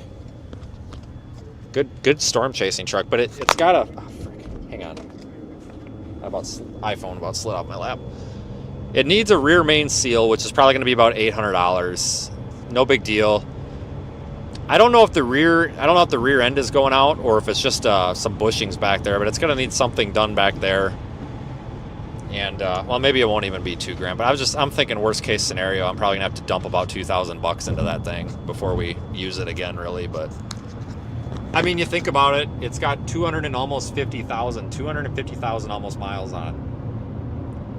It's 250,000 miles, and I got it when it only had 115,000. So I've put most of those miles on it, and all I've done have been brakes, suspension, spark plugs, alternator, starter. Air conditioning's had to be resealed a few times. basic stuff. You know, normal wear and tear items. So it's definitely been worthwhile.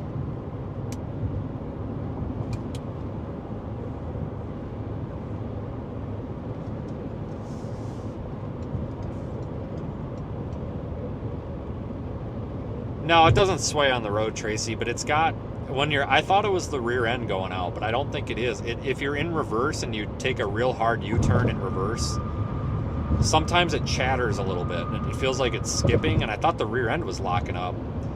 So I pulled the drain plug, and I did change the fluid the other day, and there's no metal on it whatsoever. But if you go over a speed bump or something and the back end drops down, like both tires together, like the full axle, it squeaks a bit, and it's almost like there's play back there. And it's been developing this for like the past 70,000 miles. It's almost like there's play in that rear end. And I thought that, like I said, I thought the diff was starting to have issues because it was like chattering.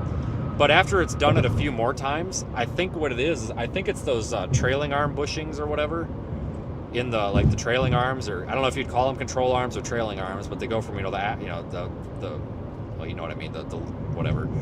But I think it might be those bushings wearing out, I think.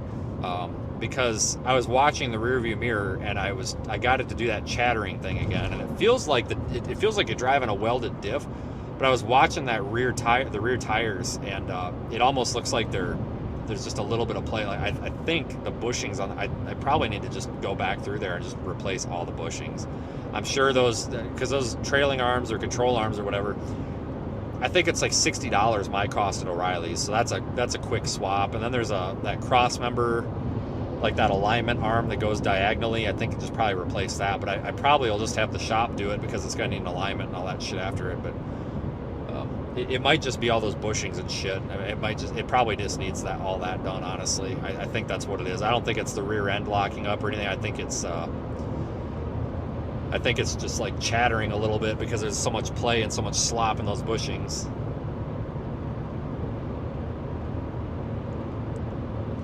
But, you know, again, there's money.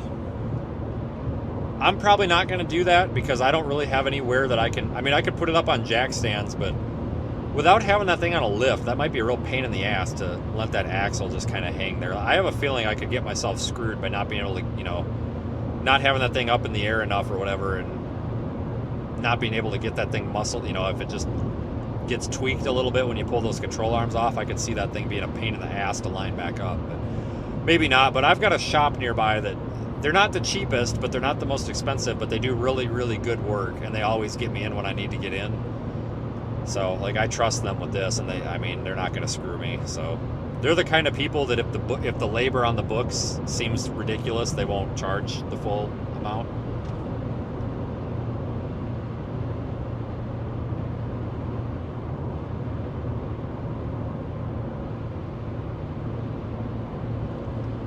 They're pretty good. I like them. Do a lot for me. Got a beautiful storm up here. I don't know if I want to turn north now.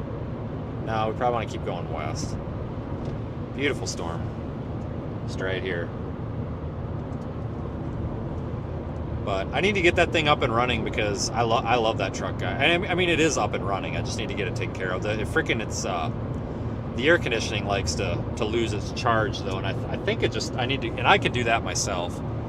I've done it before. I think I just need to go through and replace O-rings and stuff. It's not, I put dye in there, and I can't, it's not coming out of the condenser, and it's not coming out in the evaporator, whatever the hell it is under the dash. I mean, it probably just needs new O-ring seals put all over it, which isn't a big deal to do. I mean, I've got a manifold gauges set in a vacuum pump, so I mean, that's a 2-hour job at best. Just pull that apart, probably throw a new receiver dryer in it, O-rings or whatever. You can just buy the whole kit at O'Reilly's. You get a new receiver dryer and you get all new O-rings and shit.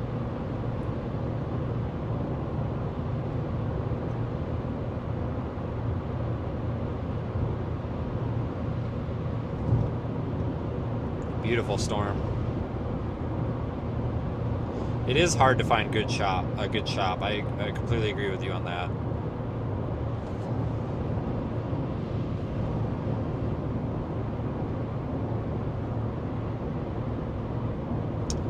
two-man team that you... Yeah, I believe it.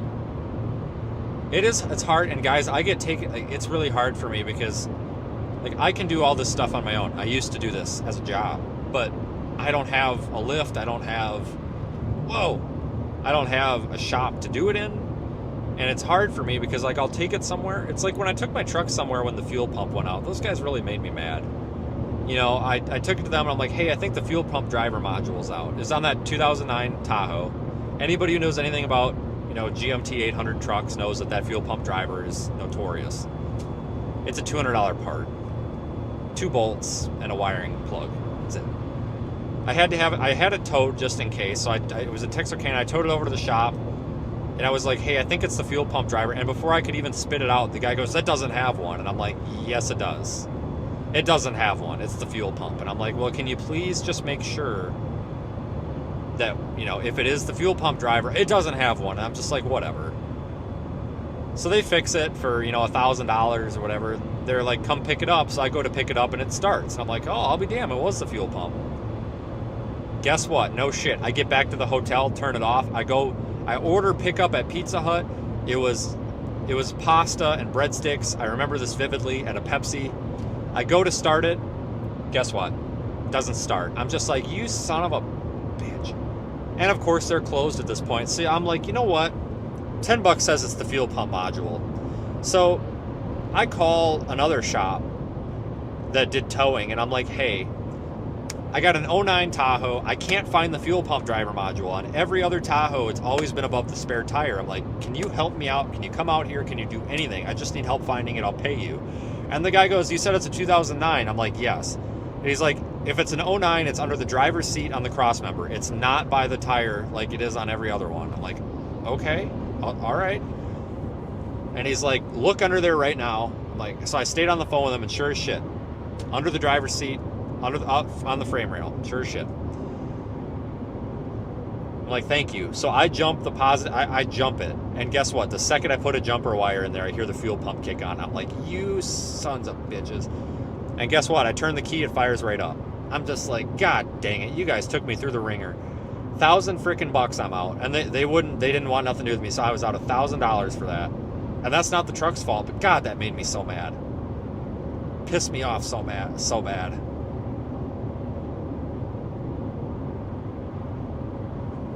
Really pissed me off. They told me, well, it was the fuel pump, and I'm like, no, it was the driver module. Like, damn it, you know. But I appreciate the towing company because I called them. I'm just like, I'm like, are you familiar with these at all? Like, can you just come out here and help me find this damn thing? I'm like, even if it just means picking up the ass end of it with your truck, I need some more room under there. I need a better flashlight or something. And he's like, well, if it's an 09, he goes on the 09, he's like, it's under the driver's seat on the frame rail. That's the only year that it was different. 2010 to like 17, it was back under that spare tire or whatever. Sure as shit. Thank God for that guy. But yeah, I really appreciated that guy. And I told him, I'm like, hey man, if you stop out here, I will gladly, like, for the information he just gave me, if you like show up, I will happily pay for like whatever your minimum is to tow anything, and like, don't even tow it. Like, I owe you for this. And he's like, oh no, it's no problem, man. What pain in the dick? And I'm like, yeah, it sure was. I forgot the name of that towing company, but I do have it. I have their business card in my Tahoe. If I ever need them, I'll call them. But yeah, they were good, and I really appreciated that. Those are the kind of people you can trust.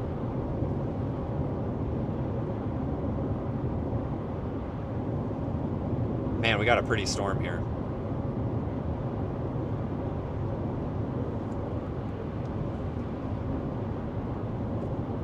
But there's good and bad in every profession. I think I'm going to stop up here for a photo as soon as we get away from the power lines.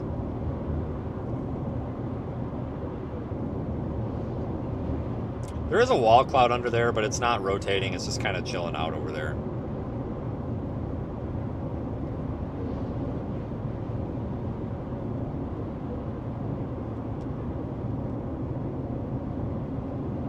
God, these power lines, come on, man.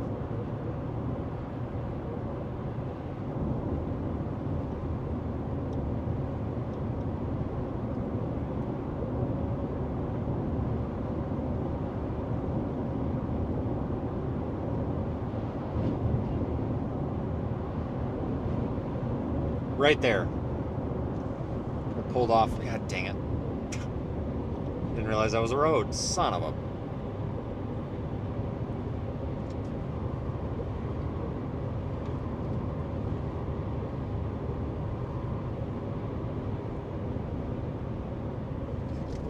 I might just go into the I'm gonna just go into the construction zone here. I mean, are we really gonna hurt nothing? Probably not. Oh my God, what a storm.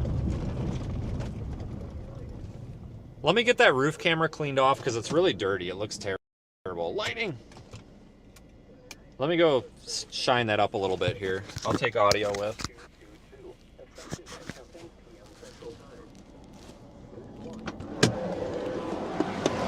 Oh, wow. What a freaking storm.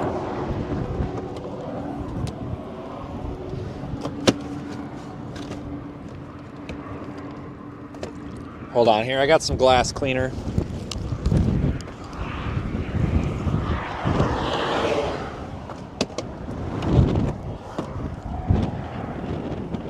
That should be a lot better. Let me know.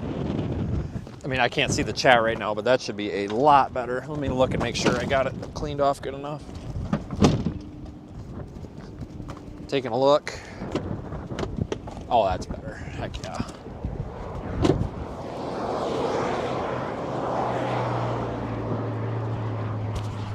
I'm gonna walk over here and try to get some photos.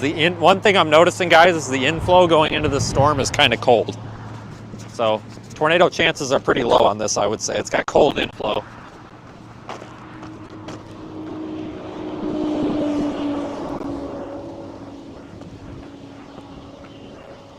Maybe not cold, but cool.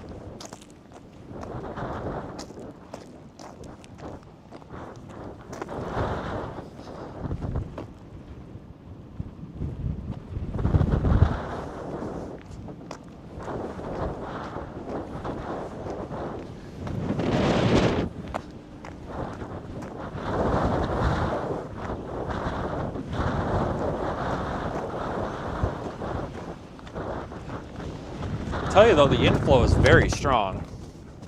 Very strong.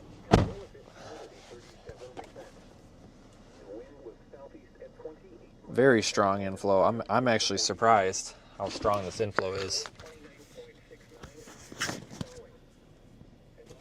But like I said, it's a little bit on the cold side.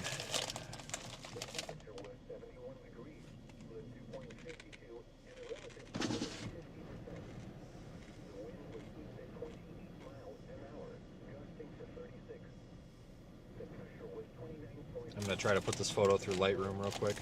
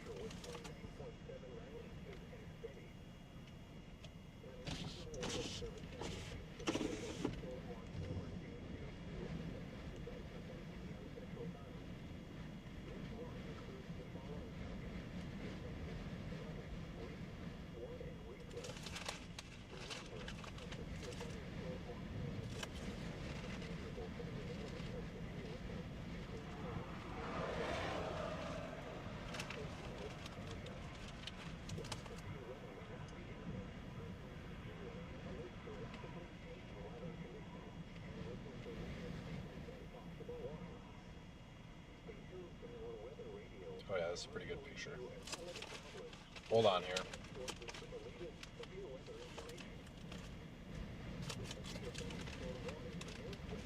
I'll get this updated.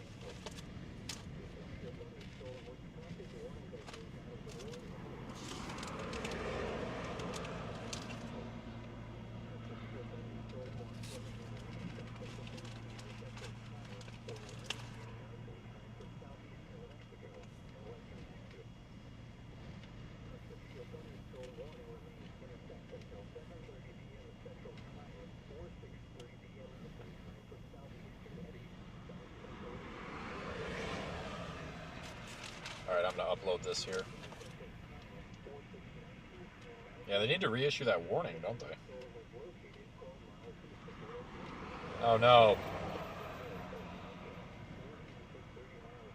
Daniel's here. Maybe he'll sing the Yum Yum song for y'all. Huh. Yeah. What a storm, though. Holy cow. There is, like I said, there is that wall cloud in there. I would draw on the screen, but I don't want to ruin the, because I'm recording locally and I don't want to ruin the potential time-lapse chances here. But it's, you see that clear air under that rain-free base on the left? So it's like right in the middle of the screen, there's that wall cloud, but it doesn't look tornadic, and this inflow is pretty cold, so I'm not really concerned about that.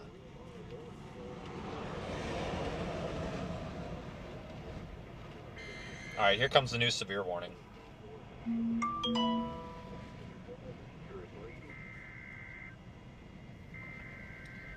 It's not tornado possible. Okay, good. Good, good, good.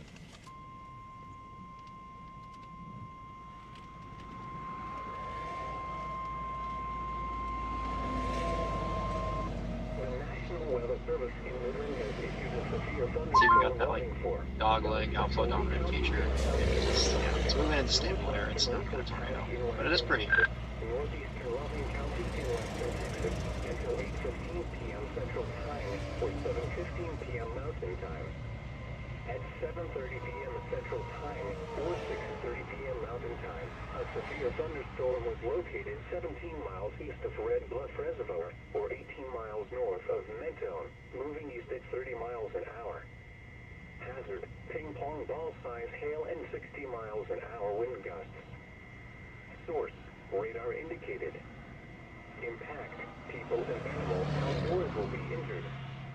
Expect hail damage to roofs, siding, windows, and vehicles. Expect wind damage to roofs, siding, and trees. Locations impacted include Bennett and Winkler County Airport. For your protection, move to an interior room on the lowest floor of a building. Large hail, damaging wind, and continuous cloud-to-ground lightning are occurring with this storm. Alright, it's going to Twitter right now with a screenshot of radar. Killers.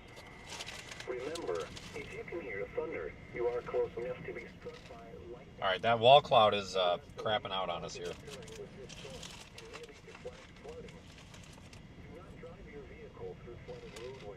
Alright, it's on Twitter.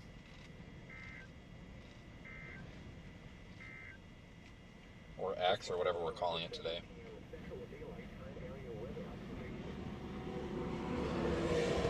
Believe it or not, guys and girls, this storm is about 15 miles away.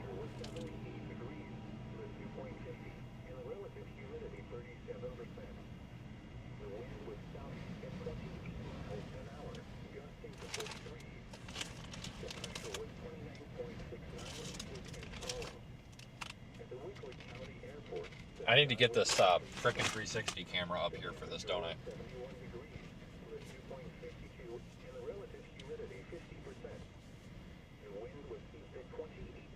Oh no, is it dead? You gotta be shitting me. Come on, you gotta be kidding me. I swear to God I charged this thing. I've got like 4 batteries for this too. But I don't know where they're probably buried.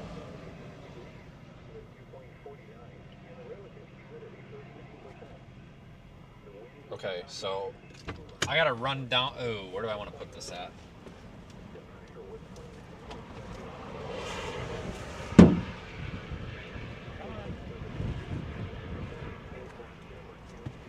All right, well, it's on the roof. I probably should go put it down there on the fence row, but whatever, it's fine. The storm is pretty, but yeah, whatever. Here, you guys want to see the photo? All right, let me upload it to the server here. All right, Radar Omega viewers, you won't see this, but YouTube viewers, you should see the photo any second now. If not, by the time you're hearing this, you should see it. There it is. Yeah, it's up.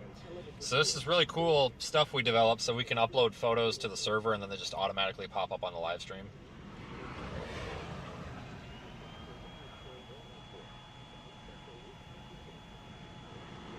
So I went and posted that on Twitter.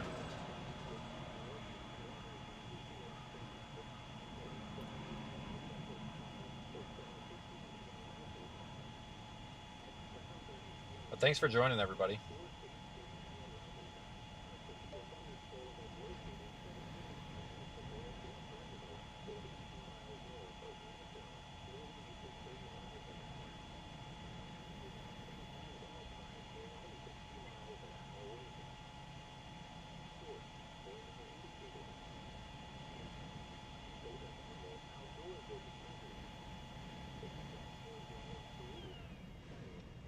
But it's days like this where, you know, they sometimes start off kind of lame, like this one did.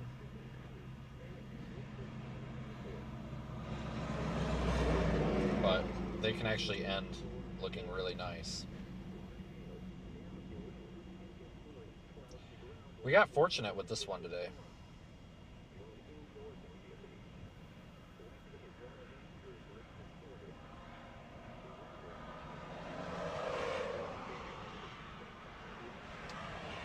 Oh, let me take a look.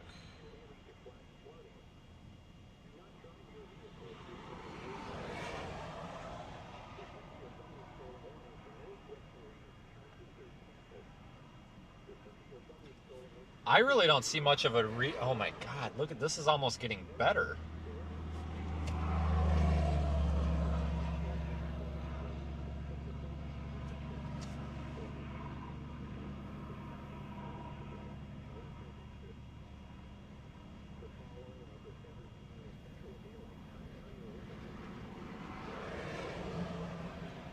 Super pretty. We really can't get much more fortunate than this today, folks, for being such a kind of a low end, kind of lame day.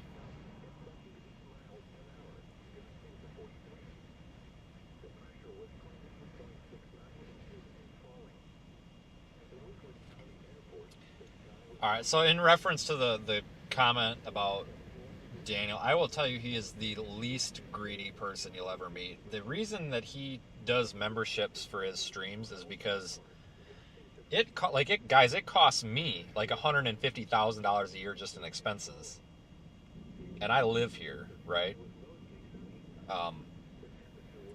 Daniel only is fortunate enough to come here for three months a year, and it costs him probably half of that just to get here and back and everything. And I will tell you, folks, that without a doubt, a tornado runs through a town and destroys the town. He's from Australia, but he will still help everybody that's here. The guy does a tremendous public service for the citizens of this country, and he is absolutely worth the support, for sure. So hopefully that kind of answers that question for you, because you have to understand that he's also reporting these things. He's not out here just making money to jack around. He's out here doing the right thing and helping people, and he's trained and equipped to respond to emergencies and does appropriately and does a good job doing it.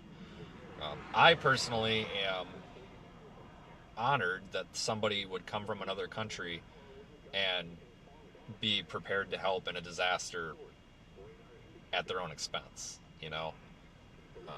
So hopefully that kind of makes sense and clears that a little bit, I guess.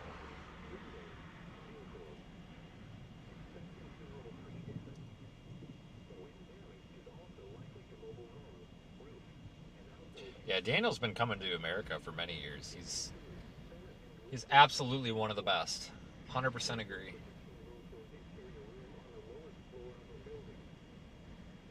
His jokes need a little work. Just kidding. Or am I? Oh my god, this storm is beautiful. I'm gonna go switch cam. Sorry. Let me. Oh, the frickin' windshield's dirty. God dang it.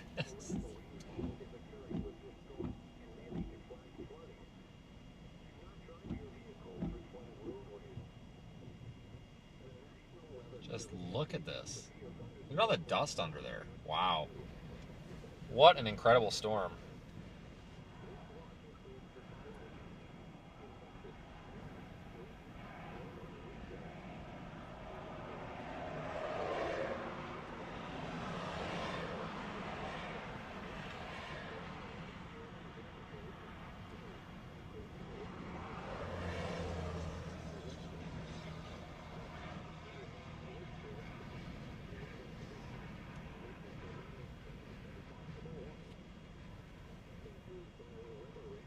Yeah, that little inflow band thing.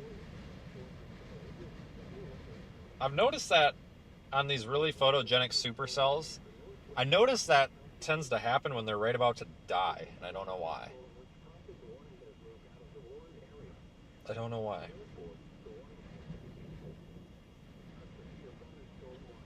Like that really kind of like crappy, almost misplaced looking inflow band. It seems like that pops up when they're dying. For whatever reason.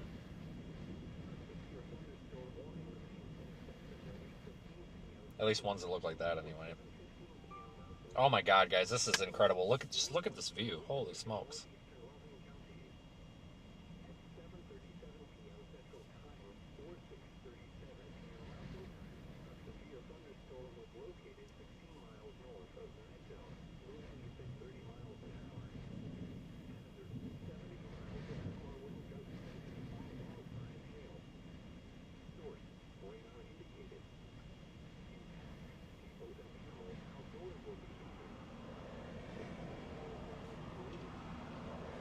Yeah, this thing is getting into drier air as it moves east, so...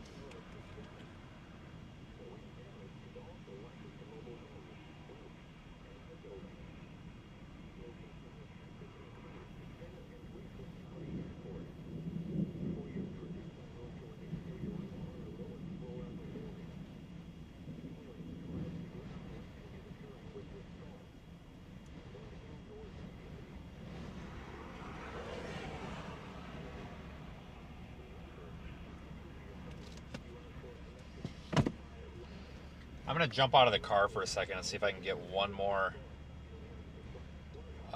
photo.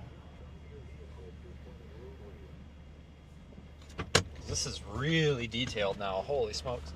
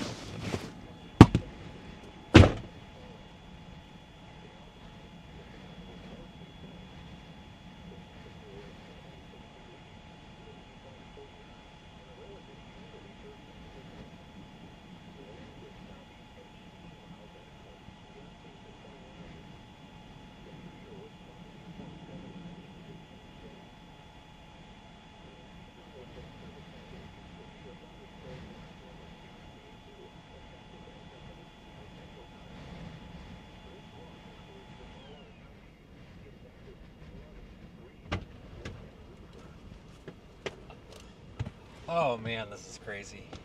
Let's switch back to the roof camera.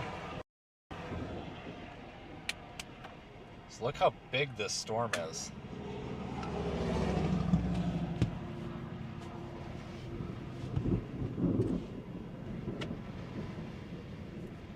Still severe warned for 1.5 inch hail.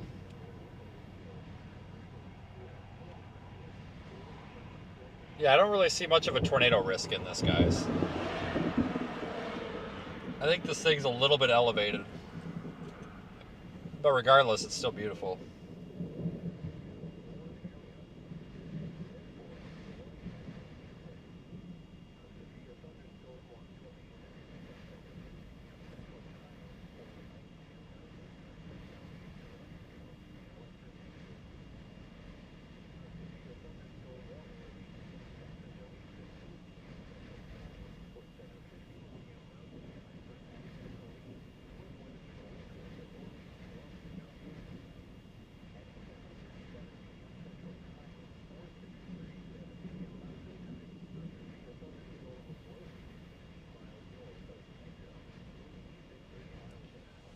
Yeah, so if you're in Kermit, you've probably got about an hour, honestly, for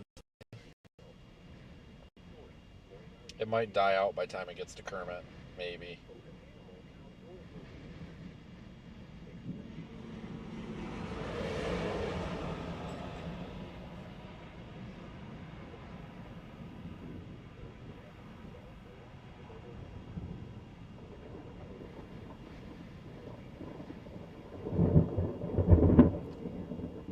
Whoa.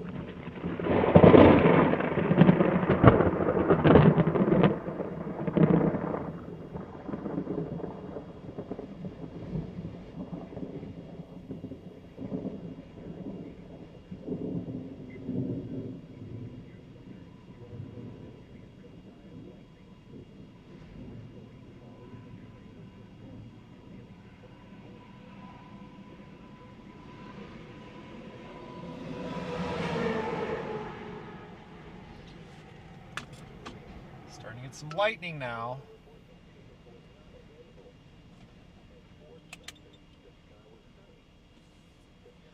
I don't know. Can you guys see that lowering in the middle of the screen? That's basically some sort of wall cloud, but it's really crappy looking. It's really crappy looking. Like, that's not tornadic. No way. There's a lot of dust getting kicked up under there. All that gray and brown, that's all dust.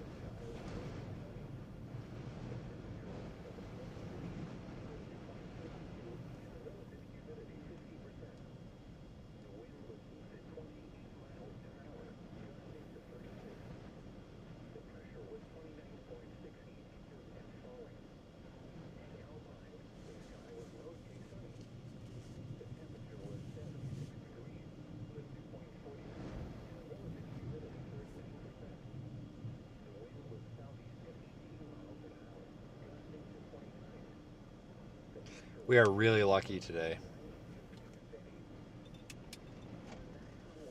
This is the storm of the day right here.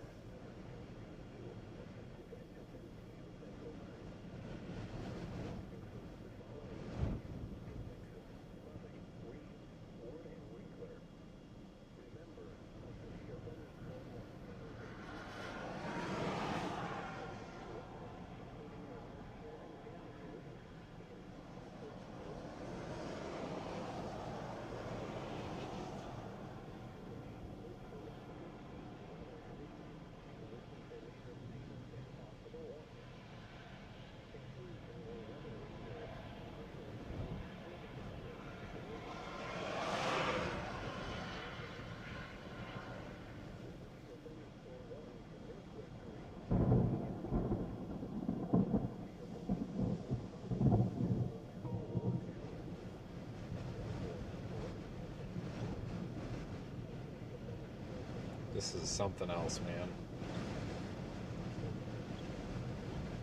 This is a good reason to be out on these lower end days because, I mean, we don't have a very big risk for severe weather today, but I mean, look at this. Hello? Hi, what are you doing? You what? I don't know what that is. Oh, okay.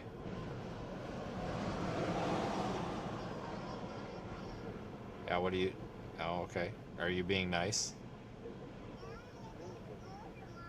You're being good for Mom? Do you want to see the pretty clouds? Okay. Okay, well, hang on a minute.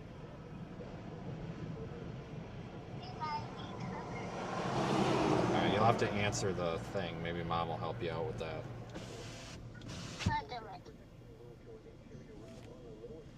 Look. Huh? Is it pretty? What happened to it? Hi. What are you playing?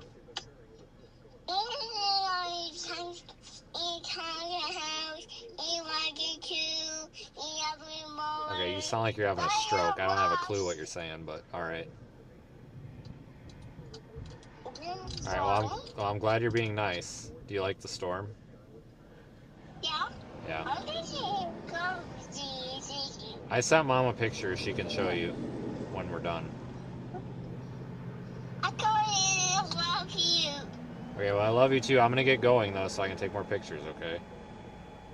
I can take more pictures. Alright.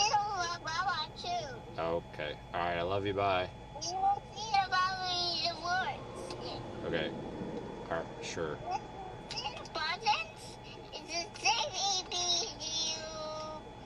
you go to floor. Right. Okay, well, I'm hanging up now. I love you, bye. Bye. Bye. Bye. Yeah, I have no idea what she said. Beats the hell out of me. Sounds like having a stroke. All these toddlers sound the same. They all sound like they're having a stroke. Hang on. Oh my god. I gotta get you people out of the car. Holy frick.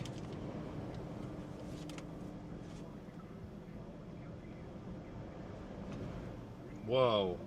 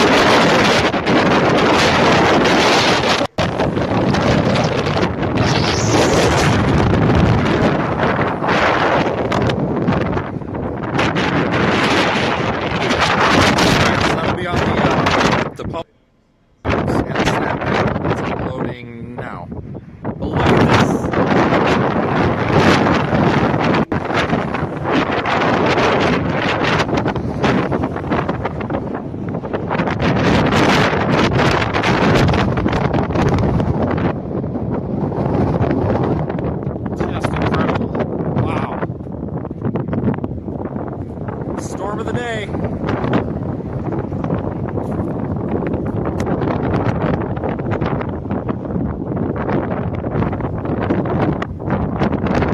I'll send you back to... Whoa!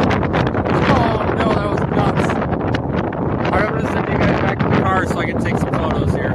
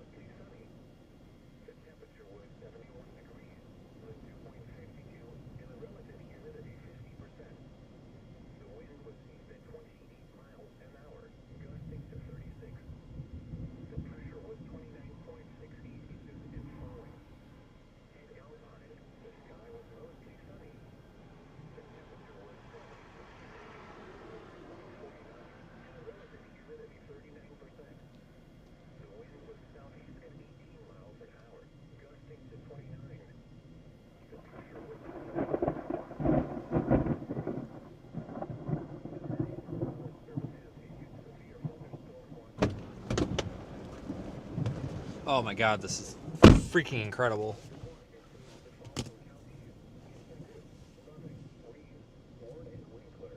Yeah, I'm not too worried about the audio because we were in like hurricane force winds out here, so I gave up on that. It's not important. What's important is you're seeing what I'm seeing, basically.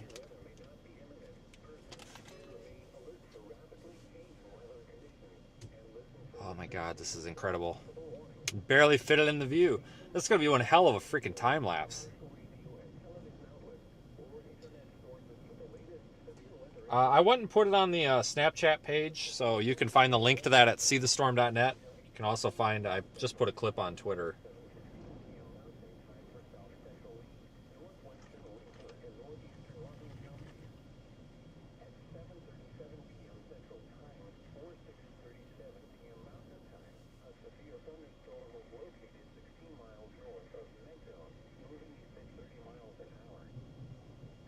Just absolutely incredible, folks.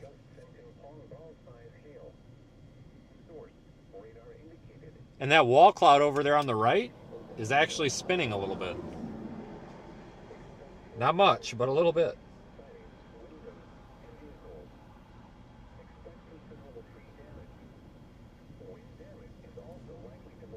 Wowza.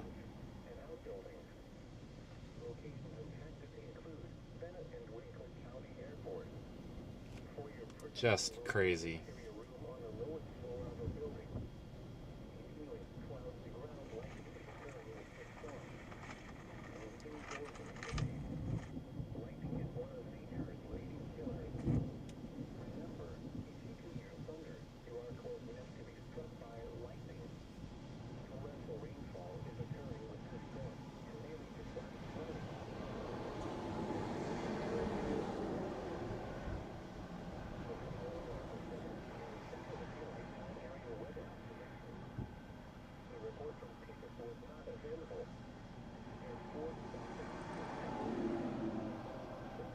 Yeah, we're in Kermit, Texas. I'm uploading this to YouTube Shorts right now, too. Well, it's a good thing we didn't give up on the chase back there. Holy crap, we would have missed all this. That would have been a huge mistake. Man, this is awesome. Wow. We've got the stream going into the Radar Omega app has no watermarks or anything on it. Like, you just put that full screen once without any of the graphics on it. My God, it's immersive.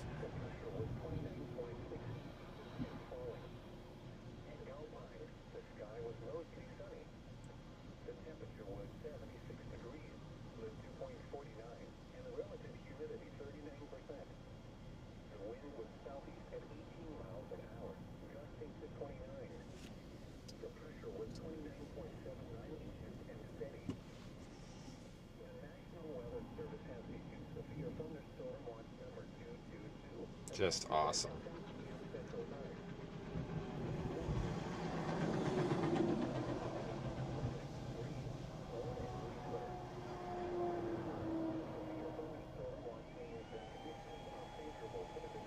Wow.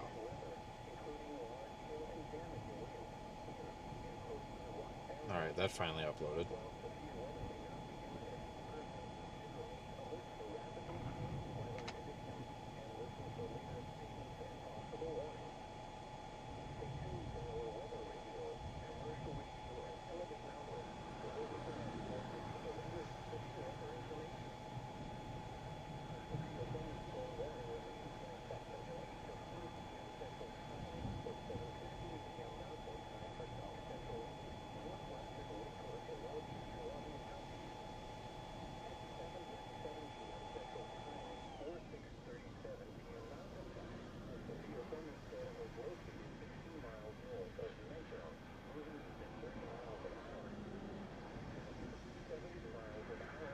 Just nuts.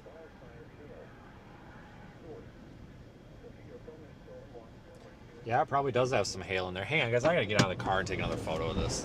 Whoa, it's freaking wind. Holy shit.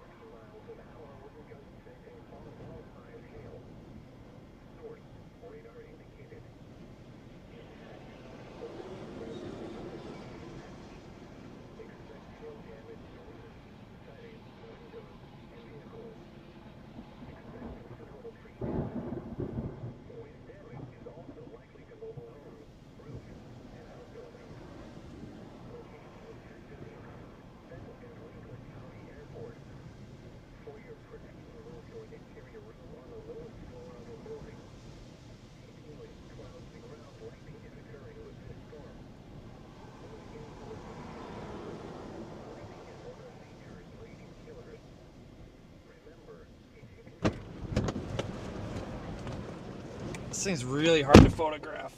It's very dynamic. Lots of range here in this. Lots of light.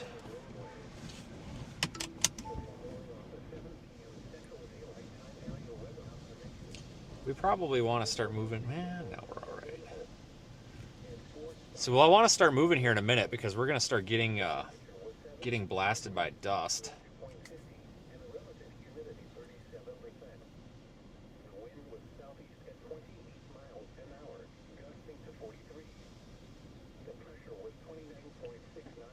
Just nuts.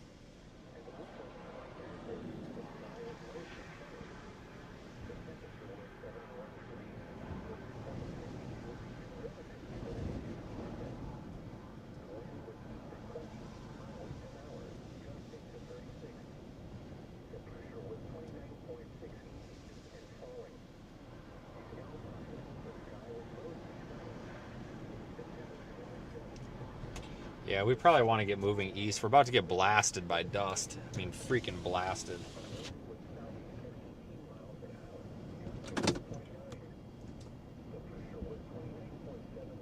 See how the hell I get back on this road now that I'm kind of off in the weeds here. Yeah, I got the 360 camera going, so it'll time lapse all that for us once we're done.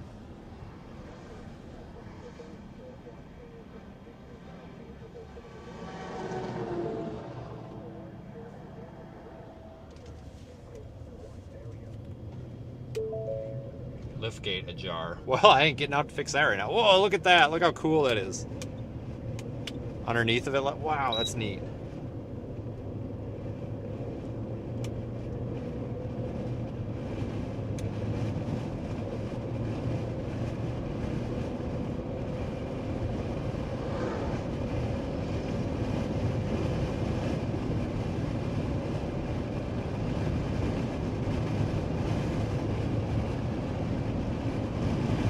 Lots of dust going into this thing.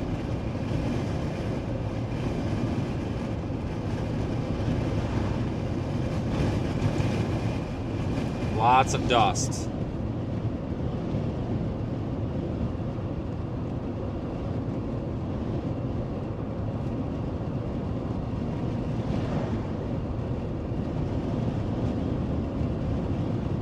That's why I'm trying to stay a little bit out ahead of it, because we're about to lose visual here just because of the dust.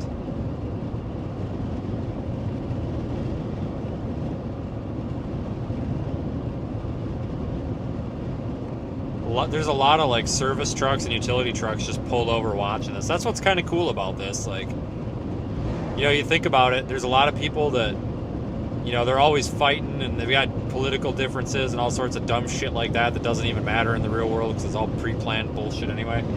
But you've got people from like all walks of life that like don't really give a shit about the weather, but this is just so cool that they're all like pulling over on the side of the road to look at it. You know, that, I think that's worth something.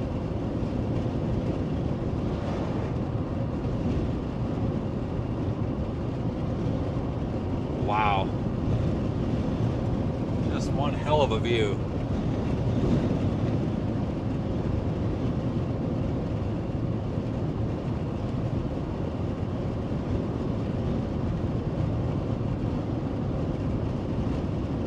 One hell of a view. Oh, I know, with the sunset, the colors are just insane.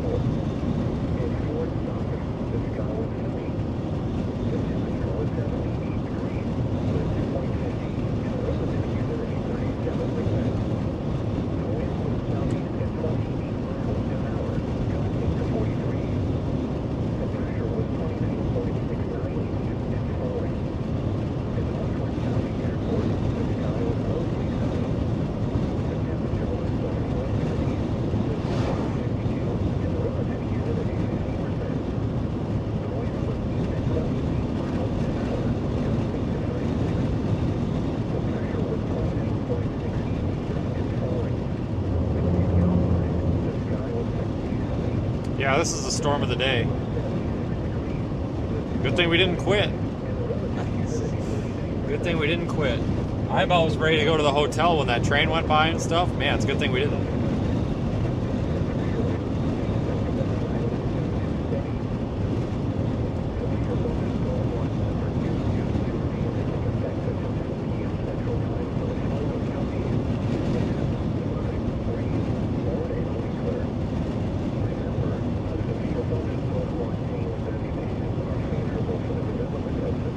we're still west of Kermit by a few miles here. I might take the turn off here to go toward Wink.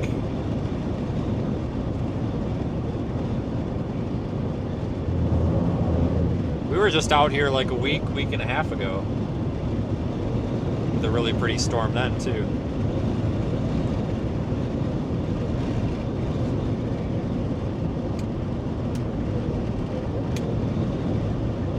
Give you a little bit of a look around here. It's still pretty, we're just underneath of it, so it's hard to see the structure.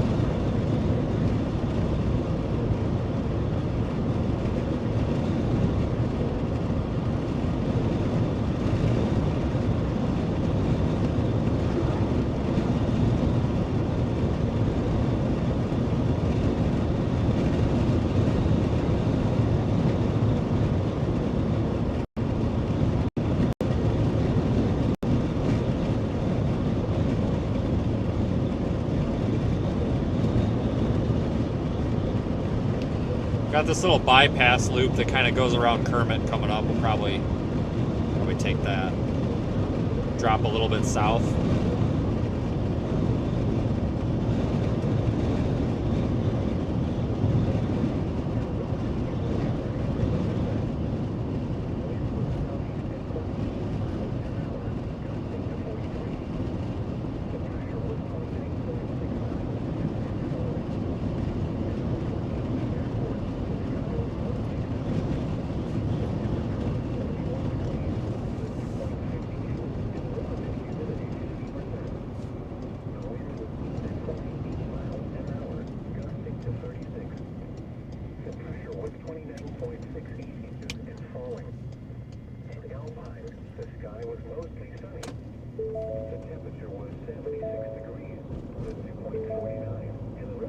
Liftgate ajar. Yeah, chill out, car. We'll go like a mile down the road, then we can stop again.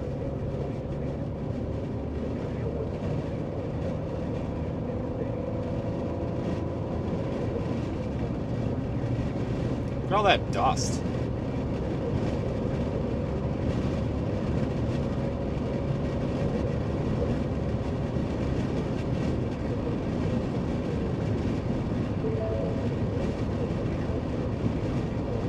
Dude, this thing's gotta stop telling me that liftgate's ajar. Like, I know.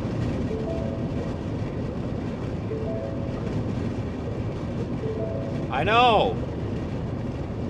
Jeez, stop dinging. We'll pull off up here. Nice wide shoulder. Your liftgate's ajar. Almost looks like there's some hail on the road. It's not hail, though.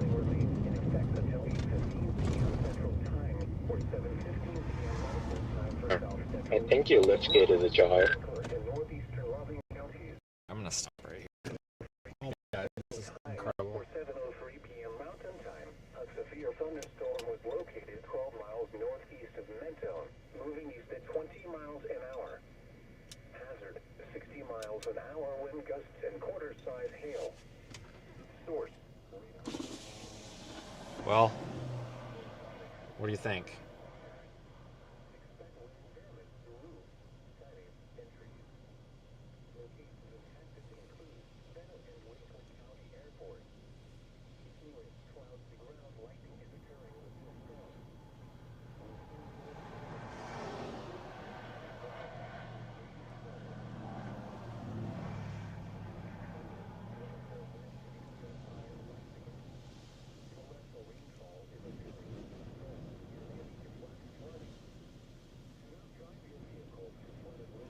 Appreciate all of our new viewers here, folks.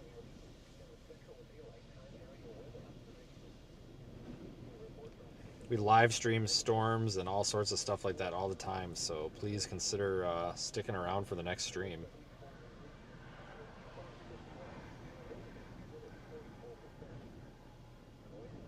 God, this has been something.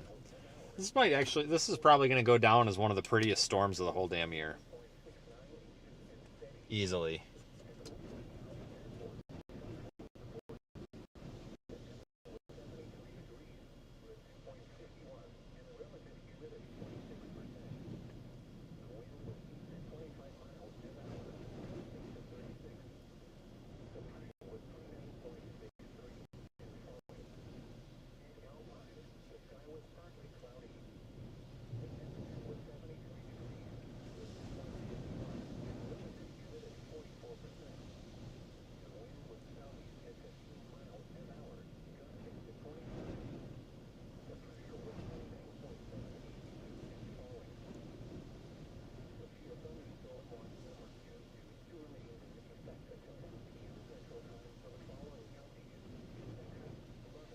Alright, so they're continuing the severe warning here, it looks like.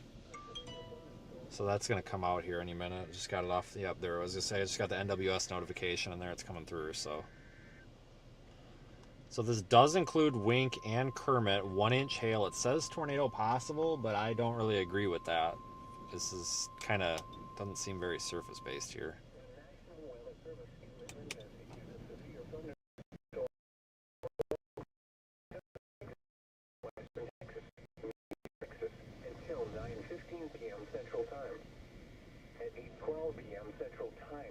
Severe thunderstorm was located 12 miles northwest of Wink, moving east at 25 miles an hour. Hazard, 60 miles an hour wind gusts and quarter-size hail. Source, radar indicated. Impact, hail damage to vehicles is expected. Expect wind damage to roofs, siding, and trees. Locations impacted include Kermit, Wink, and Winkwood County Airport. Remain alert for a possible tornado. Tornadoes can develop quickly from severe thunderstorms. If you spot a tornado, go at once into the basement or small central room in a sturdy structure. Large hail, damaging wind, and continuous cloud-to-ground lightning are occurring with this storm. Move indoors immediately. Lightning is one of nature's leading killers. Remember, if you can hear thunder, you are close enough to be struck by lightning.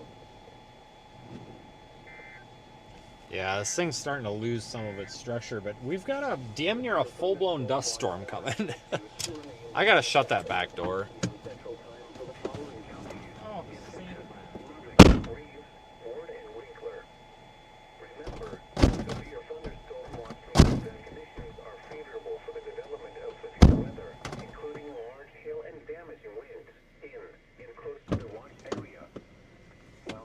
Freaking sand in my eyes. We had freaking wall of dust on the way, guys. Wow. Stay tuned to NOAA weather radio, commercial radio, and television outlets, or internet sources for the latest severe weather information. The National Weather Service in Midland has issued a severe thunderstorm warning for central Winkwood County in western Texas, northeastern Loving County in western Texas, until 9:15 p.m. Central Time. At 8:12 p.m. Central Time, a severe thunderstorm was located 12 miles northwest of Wink, moving east at 25 miles an hour. Hazard, 60 miles an hour wind gusts and quarter-size hail. Source, radar indicated. Impact, hail damage to vehicles is expected. Anyway, yeah, this thing's kind of losing some of its structure, but I mean that's okay. It's encountering, I think, a little bit more. Just this drier air is just causing it to kind of crap out a little bit. If you spot a tornado, go at once into the basement or small central room in a sturdy structure. Large hail, damaging wind, and continuous cloud-to-ground lightning occurring with this storm. Move indoors immediately. Lightning is one of nature's leading killers. Remember, if you can hear thunder, you are close enough to be struck by lightning. The following are the 8 p.m. Central Daylight Time area weather observations. I tell you what, this made the day worth it. I mean, this was 100% worth it. I'm glad that we stayed out for this.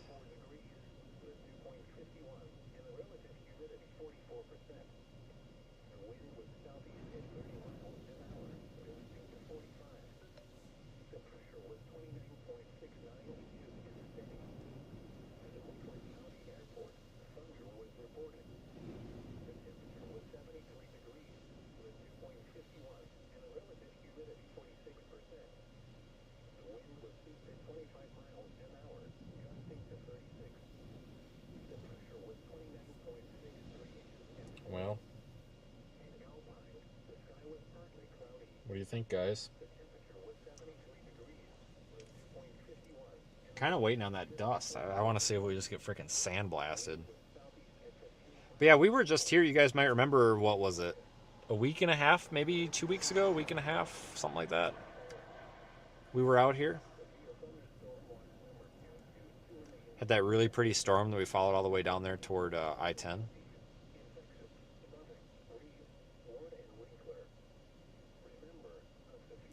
Yeah, even on radar, this storm's kind of falling apart a little bit. If you're looking at radar Omega, if you zoom in, you'll notice there's like... You got that big hail core just north of 302. And then it's almost like there's another one behind. It's really falling apart.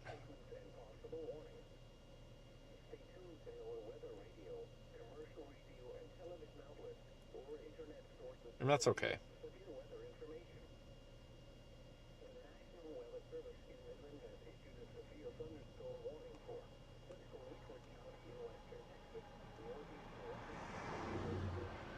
Man, I'm glad we came after this storm. I almost didn't. I almost called it a night, and I'm glad we didn't. Holy crap, that would have been a disappointment.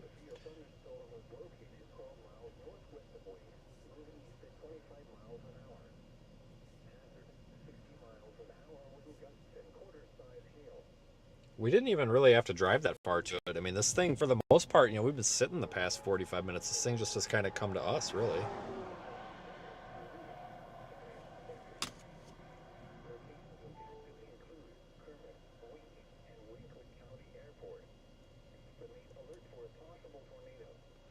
Yeah, I don't know why they've got this as possible tornado in the warning text, because to me this looks pretty dismal.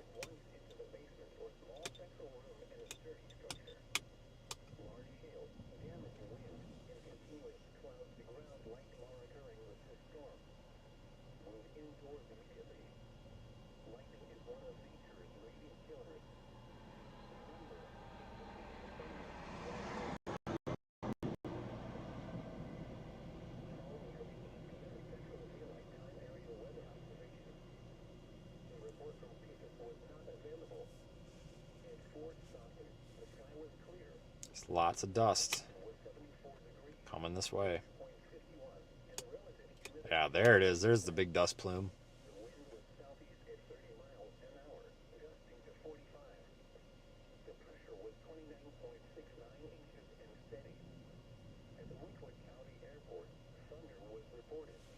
Yeah, this thing is warned for 1-inch hail, so Kermit, you might run into 1-inch hail. I wouldn't really be worried about the hail. This storm is dying. It's not going to get, I don't think it's going to get any bigger than it is. And 1-inch hail, I mean, that's not going to bother you. I mean, I drive around in this stuff all the time, and I've never received any sort of damage from 1-inch hail. So if your vehicle is parked and stationary, I wouldn't even worry about it, to be honest with you. But this storm might dive southeast.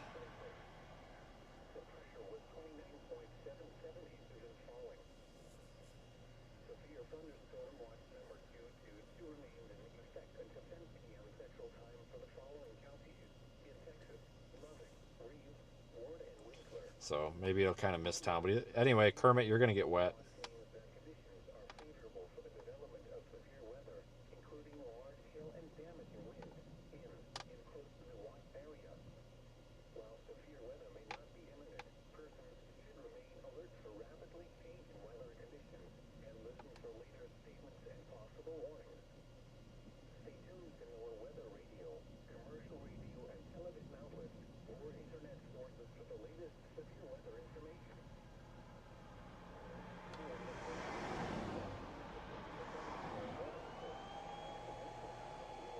All right, guys. I think let's start getting out of here.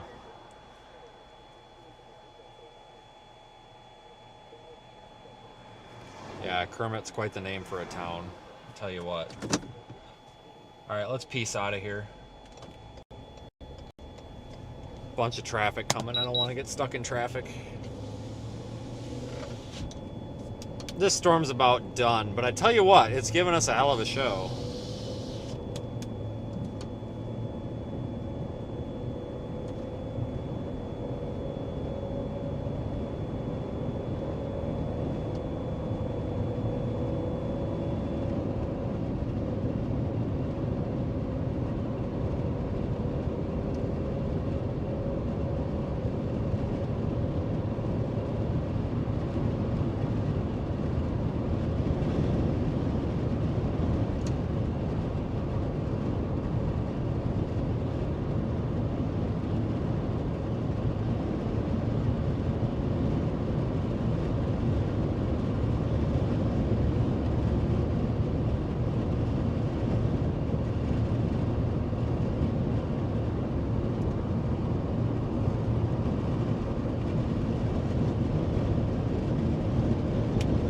that dust is closer than I thought. It's actually about to hit us. Dust storm.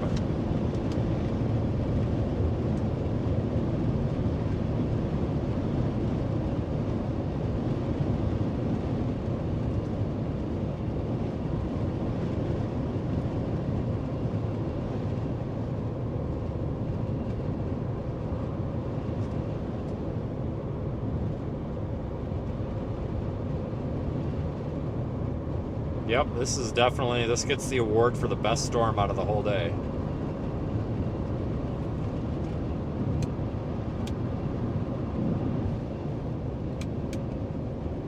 Absolutely.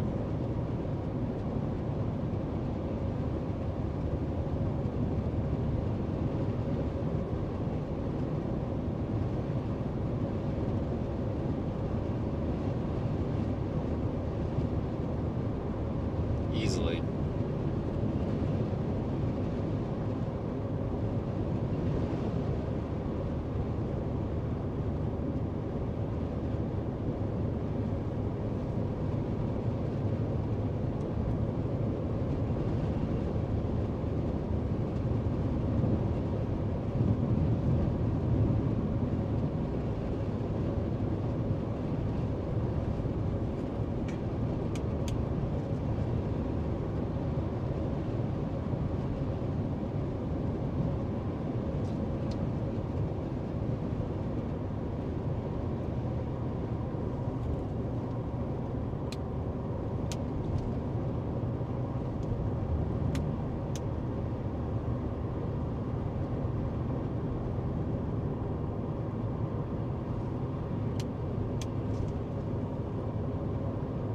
Yep. Well, it's probably, yeah, dust is definitely at the roads. It's a good thing we moved. I really didn't want to get stuck in all that dust. It's really nasty, and then it just smells like dust all night. But still severe warned. I'm not really concerned about it, though. If I were in Kermit, I wouldn't be that concerned about it either.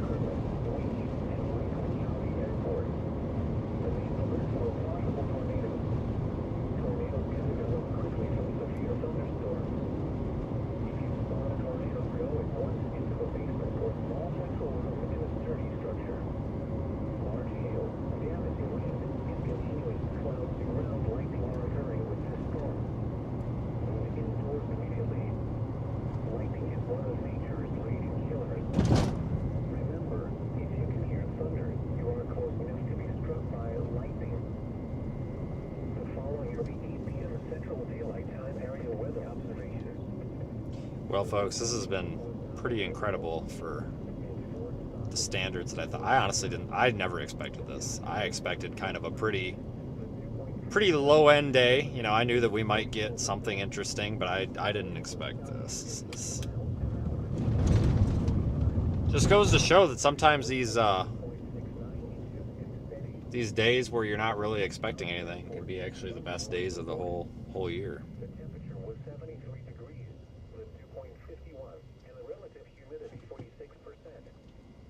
Go left here? Yes. We'll go left and then we'll go over to 18.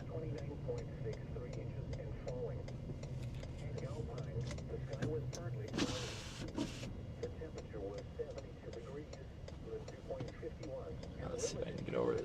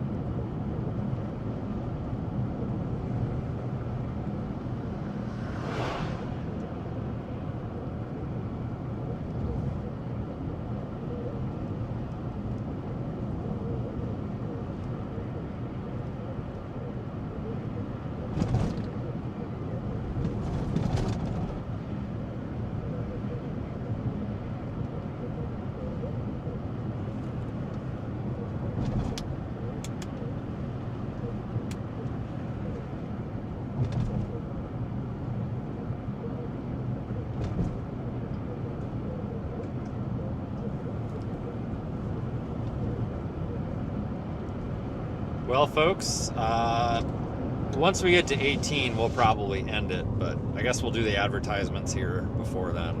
But folks, seethestorm.net. There's also a link in the description, or I'm sorry, in the chat if you want to read today's update, which is kind of moot now, but if you want to read the blog post on projectweathereye.com, you can do so.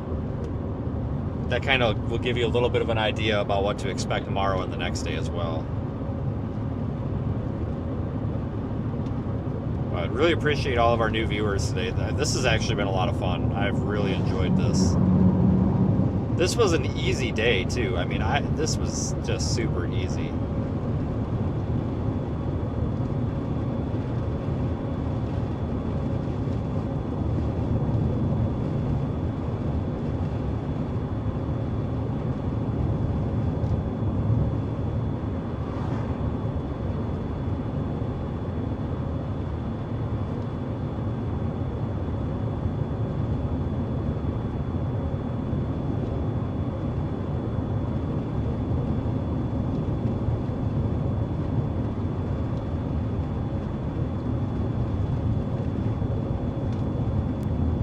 Yeah, this storm's really crapping out. That's okay, though. It's done what it's needed to do.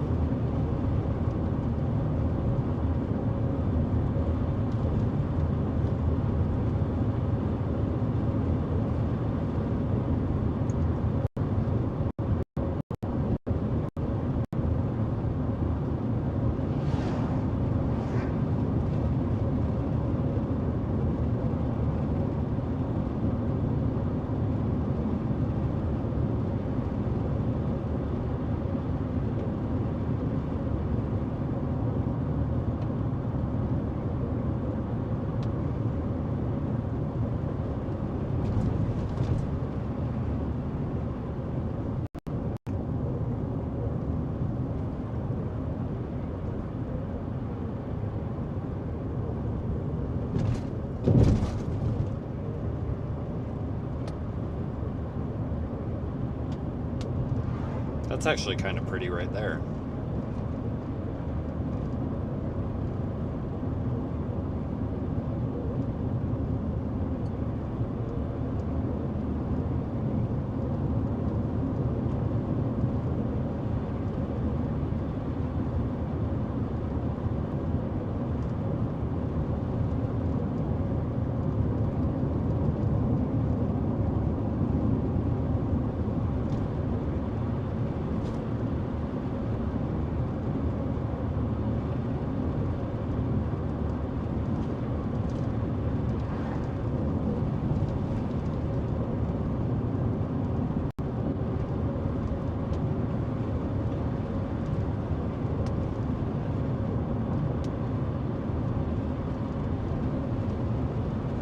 Now that we're getting out ahead of that dust, we can kind of make some features out here.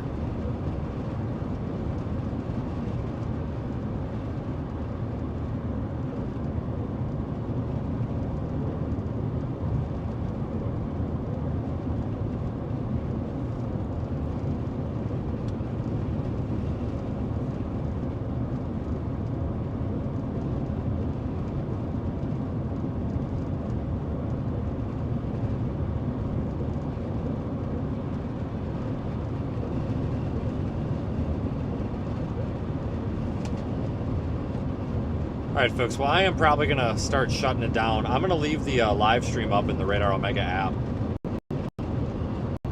for a while though if you want to continue on with that. But we're about to be out of view of this thing, although it is still kind of pretty. But I'm going to have to start heading toward the hotel here before too long. So it's 8:30 already. It got late quick.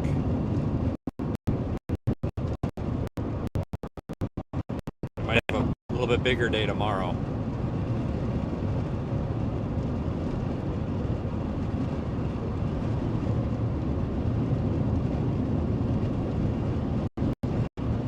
Man, just look at that.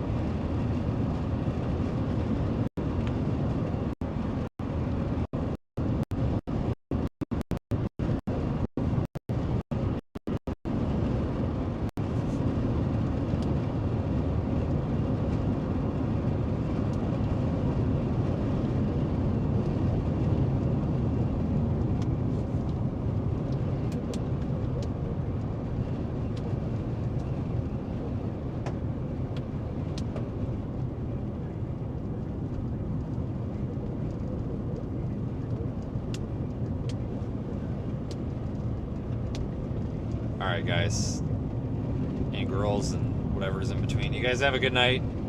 See you tomorrow at some point. I don't have the stream scheduled, but I'll do that tonight or tomorrow morning. Again, if you want to continue watching, I'll keep it up in the Radar Omega app.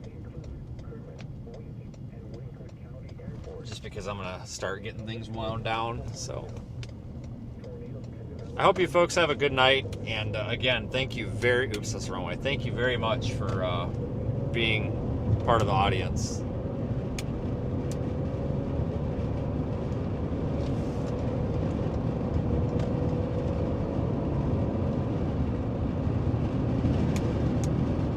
Have a great night. See you guys later.